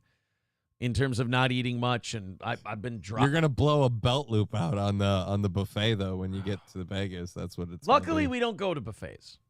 So shit. That'll help. I try to moderate my eating a little bit while I'm there because you're going to be. You have to if you're paying per appetizer and entree. But I mean, if it's a buffet, it's $13, and let's see how high we can stack those plates. Let's go. Well, and also you're doing so much drinking. Like if you start eating a lot too, you're gonna just blow up. By the time you get home, you're going to step on the scale and have depression. So I'm trying to drop as much as I can, and if we can keep this pace up, I should be able to get to 220 by Thursday, by the time we leave. I just realized really fucking weird, like, multiple universes all at the same time thing. So you're working really hard to lose this weight. Yep. Go to Vegas, have a good time, feel good, look good, right? Is there a possibility there's some fat fuck out there who's trying really hard to gain this weight so I can go to Vegas and get a free meal at the Heart Attack Grill? 100%. And he's God damn it. And he lives in this state because there's a lot of Minnesotans that are going to Nevada this week for the Vikings game. So yeah, I 100%. Are you hoping to run into your purple FTW friend at the? I hope game? So. I hope I run into him. I wish Dr. Chow was going. That would be awesome, but. I don't know. Now, I know your feelings about bothering, like, say, established, well-known, like, celebrity professionals or whatever. Does Purple FTW rank that level? Would you like, not bother him? Or dude, Purple FTW, I watch you on YouTube all the time. Like, would you feel like almost like you guys are the same thing? Because you both do internet stuff. Yeah, fuck him. He's not a bigger thing than I am. I mean, he is, but he's not. I mean, his videos, they do anywhere between 1 and 10,000 views. He's got a couple 20s in there. Good for him. Oh, wow. He goes on weird runs. There's like a bunch of 20s, but then there's kind of like the Vikings. Yeah, but then there's like a 3 and a 1200 and then a 20 and an 11 and he's all over the place, man. He's prolific too. He puts up a lot of videos. I think he's out of Las Vegas. I don't understand. Why was he in Las Vegas last week when the Vikings play in Las Vegas the following week? Because this is What's going on, Jerome's. So this is the one from today. He's back in the garage back today. in the garage. Now, my question is, does he have, because this isn't his full-time job. I don't know. Maybe the Vegas thing was a work thing.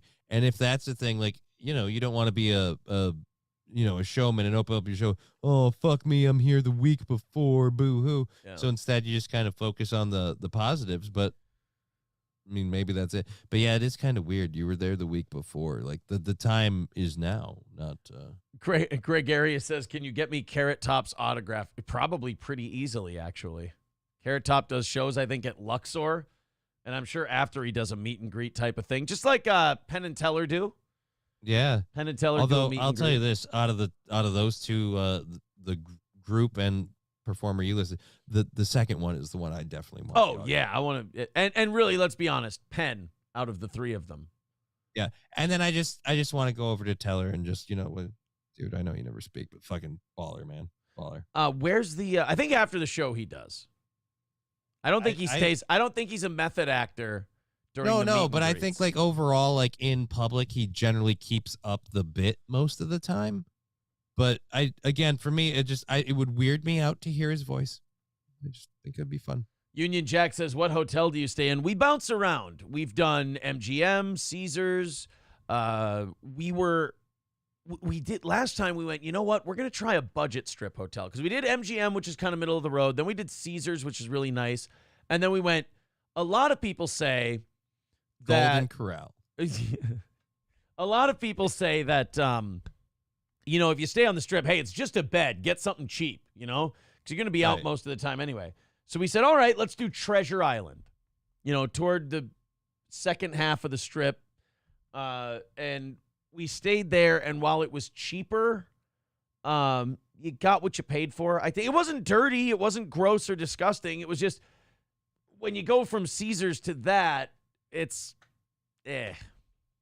I thought Treasure Island was fine, but it wasn't good. See, because we have a Treasure Island in Minnesota, so I can't be like, there's something about chain casinos to No, me. it's not a chain. It's not the same. That's an they're not connected to each other. Yeah. Oh, okay. Never mind. Then I don't know what I'm talking about. No, it's two totally different Treasure Islands. Actually, our Treasure Island here is probably nicer than the Treasure Island there. Okay, now that just got sad. Well, it is what it is. Gregarious says New York is okay. Roller coaster is overrated, though. I've always wanted to ride the roller coaster at New York. Never too old to ride a roller coaster. Or a dick, am I right? Sorry. I just remembered when I was in Vegas, we did the Star Trek experience because that was the big thing back then. I don't even think they have that anymore. Oh, shit. Well, they got like a Game of Thrones thing now, I think. Oh, fuck. I'd go for that. Yeah. We got 2:45 away from tonight. If you'd like to throw us a couple of bucks, you guys have here's the thing is, you got 700-800 people at a time on the morning show, and you got about 300 to 400 people on the evening show. The morning show audience's attitude, though, is definitely like, we did our job. We're done for the day. Whereas the evening show audience is like, fuck those morning show people. They're going to see how fucking generous we are. And the morning show people's response to that challenge is, all right, cool. Thanks for starting us off a little lower today. That's pretty. We won't have to hear Aaron. Appreciate it. Aaron's not going to rattle a plate at us today. That's pretty fucking awesome. Cool. Like, the morning show audience doesn't get dragged into pissing matches. They just take the gift and say thank you. Nana's Clam says, I was at the Rio in September 2022. No meet and greets after the Penn and Teller show, which was fantastic. Okay, good, because we didn't get to do a meet and greet either, and we hung around for a little while. Mm-hmm. And we went in late August of 2022, and there was no meet and greet. So, okay, then we didn't just go to a weird show. They just weren't doing them at that time. That's strange. Johnny, another proof that the Western civilization model may be coming to an end. Oxford University released their word of the year for 2023. Okay. And think of a way that you could fuck up picking a word of the year. Not Pronoun? like a specific word, but what kind of word could you pick that might make people go, really? That's word of the year? Like pronoun again, the pronouns thing is the only one that I keep coming back to, but I don't even know how that would. Again, for me, word of the year for me is fuck. How It's about the one I keep using? How about if the word of the year they picked wasn't an actual word? They picked a slang as word of the year. The word of the year released by Oxford University, which is relatively prestigious, was Riz. What? Riz is the 2023 word of the year. It's short for charisma. Right. So it's not even a real word. Why are the stupid people getting to make all the rules? But the stupid people are at the smart college. Yeah, but my point is you're on Twitter and TikTok and all these other things, and you can't type that extra word. All right, fine, you're lazy, but for society to go, no, now not only are we going to acknowledge it and accept it, that's the cool thing. Like, so the Oxford word of the year, internet slang for romantic appeal or charm, is mostly used by young people. The list was narrowed down in a public vote. Oh, so the students got to pick. So the students are dumb. Yeah, we knew that. Perfect. Do we know what the rest of what do the shortlisted words mean? All right, here we go. This is what the students picked as words of the year. This was the list of nominees. Beige flag, which is like red flag, but like for a boring person. Okay. So most of my problem with Gen Z slang is that coming up for me, when we were kids, slang was used to shorten something up, to take a big thing and make it smaller. They're taking a small thing and making it bigger. Like, hey, that guy's boring.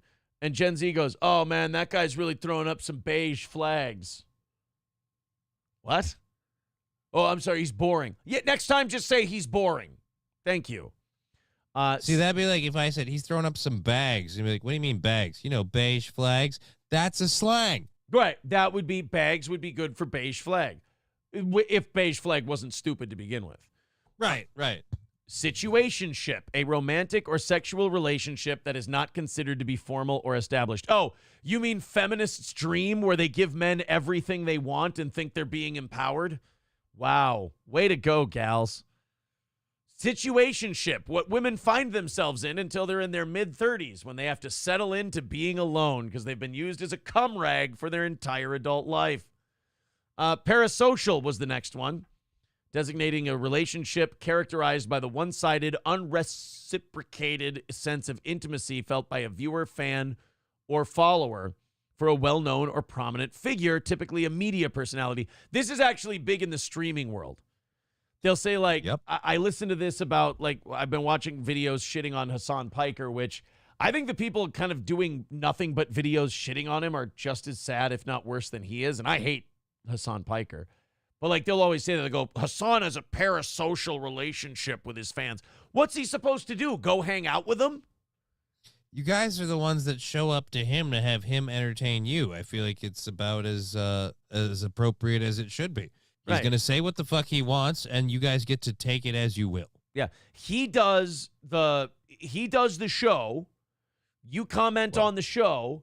He talks to you through listener interactions. I mean, if that's a parasocial relationship, then I don't really know if we need the word parasocial, because he gives you the entertainment of his program. You give him something back in feedback. That's the give and take. That's the relationship. The problem is people on the internet thinking all these people are their friends, or they're going to date, or they're going to hang out, or anything like that. No, but I know you because I typed in your chat and you read it. Right. Yeah, that's still not. There's still people still don't understand. There's still a disconnect here. It's not like we're buddies and we're best friends. No, I do this thing and it's great. Glad you support it, but easy now. Oh, God, you're going to love the rest of these nominees for Word of the Year from Oxford. Now, Riz won. And actually, looking at some of these, Riz is actually not the worst. Heat dome, a persistent high-pressure weather system over a particular geographic area which traps a mass of hot air below it. Wait, how did a fucking nerd word sneak in? And that, by the way, that's not a word. That's 2 words. That's heat dome. And that's actually the explanation of a meteorological event. Why couldn't we just, again, shorten it up? It's hot. It's hot out here. And if you're going to have the word of the year, it can't be 2 words. That's cheating. Swiftie, an enthusiastic fan of the singer Taylor Swift. Yeah, go fuck yourself. Swiftie was going to be word of the year. I can't. I hate the Swiftie thing. I hate the Swifties. I'm a Swiftie. I'm like, yeah, and I want to beat you with a Swiffer. I got to be honest with you. I think Swiftie should have won word of the year. It bothers me. I don't need Swifties. She was massive. Her tour was huge. Her movie was big. She was fucking. Her tits were small. Well, fair enough. She was fucking a football player. I don't know, man. I think Swiftie might be the word of the year for me. That's where I'm going to land on it now. Like, because I don't want to put too much effort into not liking Taylor Swift because I'm remarkably bleh. Like I always say with most people, I love her music when performed by other people. So people are like, oh, man, Taylor Swift, she's so big. She's so huge. Yeah, her tits are small. And then just move on. The girls upstairs yesterday, Charlotte and a couple of her friends were like dancing in the living room to songs on YouTube. Let me get Swift songs. They played Blank Space by Taylor Swift, and that fucking song just invades your head. I have to give Taylor Swift this. She's great at just shoehorning her way into your brain. Like I said, she writes great music. She makes good songs. When they're performed by other talented people, they're amazing. I mean, oh my God. What's your favorite Taylor Swift song performed by someone else? Fuck. I have to look it up because I don't keep her records like on here, but I have it in my playlist. So I have to go to Amazon here. De-influencing is another one of the words. The practice of discouraging people from buying particular products or encouraging people to reduce their consumption. Oh, of course. Can't be a college list. There's not an activist-y word in there. Prompt and instruction given to an artificial intelligence program algorithm which defines or influences the content that generates. Those are the words. So it was those plus Riz. I'm going to say Swiftie and Riz deserve the nod. I'll admit full-heartedly the dislike of Swiftie is entirely a personal preference thing that I do not care for. That at least you can admit your bias. Yeah, I'm biased because I can't stand the Taylor Swift shit. Fuck, I can't even. You can't find your song? This is the problem. I have a fucking playlist that's just simply called Upbeat, and there's literally 95 songs in it. So I'm just like, I can just hit a button. If I don't like this one, skip it to the next one. And so now I'm gonna feel, and I'm feeling weird. Like, yeah, you know what's really great show content? Hi. We've got 10 minutes left. And I've got a crazy day ahead of me, so feel free to kill time however you'd like to. You know what? I'm going to just Google Taylor Swift covers on my computer and wait till the title shows up. There you go. Because I point this out to a lot of people a lot of time. The brain damage thing means that literally sometimes part of my mind just shuts off. And I'm like, I have this information. I just can't find it. And then something pulls it out, and I'm like, why didn't I remember that before? Brain farts happen to everybody, but mine lasts forever. CJ says, I refuse to believe Taylor Swift's fan craze is real. It's a psyop, just like TikTok fakes its user count. No, the Taylor Swift thing is legit. If you don't think it's legit, it's probably because you don't hang out with a lot of like teenage or preteen girls who love Taylor Swift, which I want to let you know is a good thing about you. That's a positive. But yeah, the world is bananas over this chick. And they have been. The crazy thing about Taylor Swift is she's like her generation's I would say Madonna, but she's not a filthy skank. But she's her generation's maybe Cher, I don't know, where she's going to have a career forever and ever. Yeah, dude. She released a fucking movie about releasing a tour. and it made a shit ton of money. It did better than the newest Disney film about the fucking hoping, wishing on a star kind of shit. She beat out Disney at being like a Thanksgiving, like heartwarming. Yeah, I'm sorry. No, she's here to stay. It's going to be Taylor Swift has been around for almost 20 years, believe it or not. Her first album was released in 2006, which she was probably like 18 or 19 when it got released. So she's been around for 17, going on 18 years. She ain't going anywhere. People really love her. Stevie J says, I think it's Blank Space. Is it Blank Space? I think Blank. That's a. I Prevail, song. Blank Space. Okay, so I didn't want to think it was Blank Space, but yeah, I Prevail's form of Blank Space is the one that I go to because I Prevail is the band. That fucking song, man. They were playing that yesterday here at the house, and they were listening to Blank Space? They were listening to Blank Space, and it's such a catchy song. Like, it's just got that pop formula down of, like, whatever it takes to get inside your brain. And I don't know the word. I don't know the words to it, but I'm just like, I'm humming I catch myself humming the tune of it yesterday from time to time. I'm like, I don't know the fucking words. And I don't know if knowing the words would make it better or worse. Skills Carmine says, too much Taylor talk, getting weird. Lean into it, motherfucker. Don't be weird on me. If we're getting Swifty in the last 5 minutes. Yeah, if we sit here and we get too much into Taylor Swift, don't you go getting uncomfortable. You got to own that emotion. We're good over here. We're solid in the ground we're standing on. You got to deal with your own feelings and emotions. We're doing a show, and that's okay. If you don't like it, you can go away. Hey, have you noticed what I just did there? Was that a Taylor Swift lyric? No, but it's in the beat. Oh, I like that. Because you said you didn't remember the words anyway, so I gave you the melody. Kotod says it's just so catchy. Just say you're gay. Sorry. Skills Carmite, I know you like Taylor Swift talk. Do you know why I know Skills Carmite likes Taylor Swift talk? Why? Oh, I know you. Oh, I do. No, what does he say first? He says that. Oh, but I do. Oh, but I do. Oh, I know you. Oh, I know you. Here we go. One more time. One more time for today's program. Controlled, but I know different. You don't know me. Oh, but I do. You don't Oh, I know you. If you just played that clip, you'd think it was such a silly monologue. But if you play the whole thing, you're like, holy shit, that guy's out of his fucking mind. Yeah. It's just. You don't know me. Oh, but I do. You don't oh, I know you.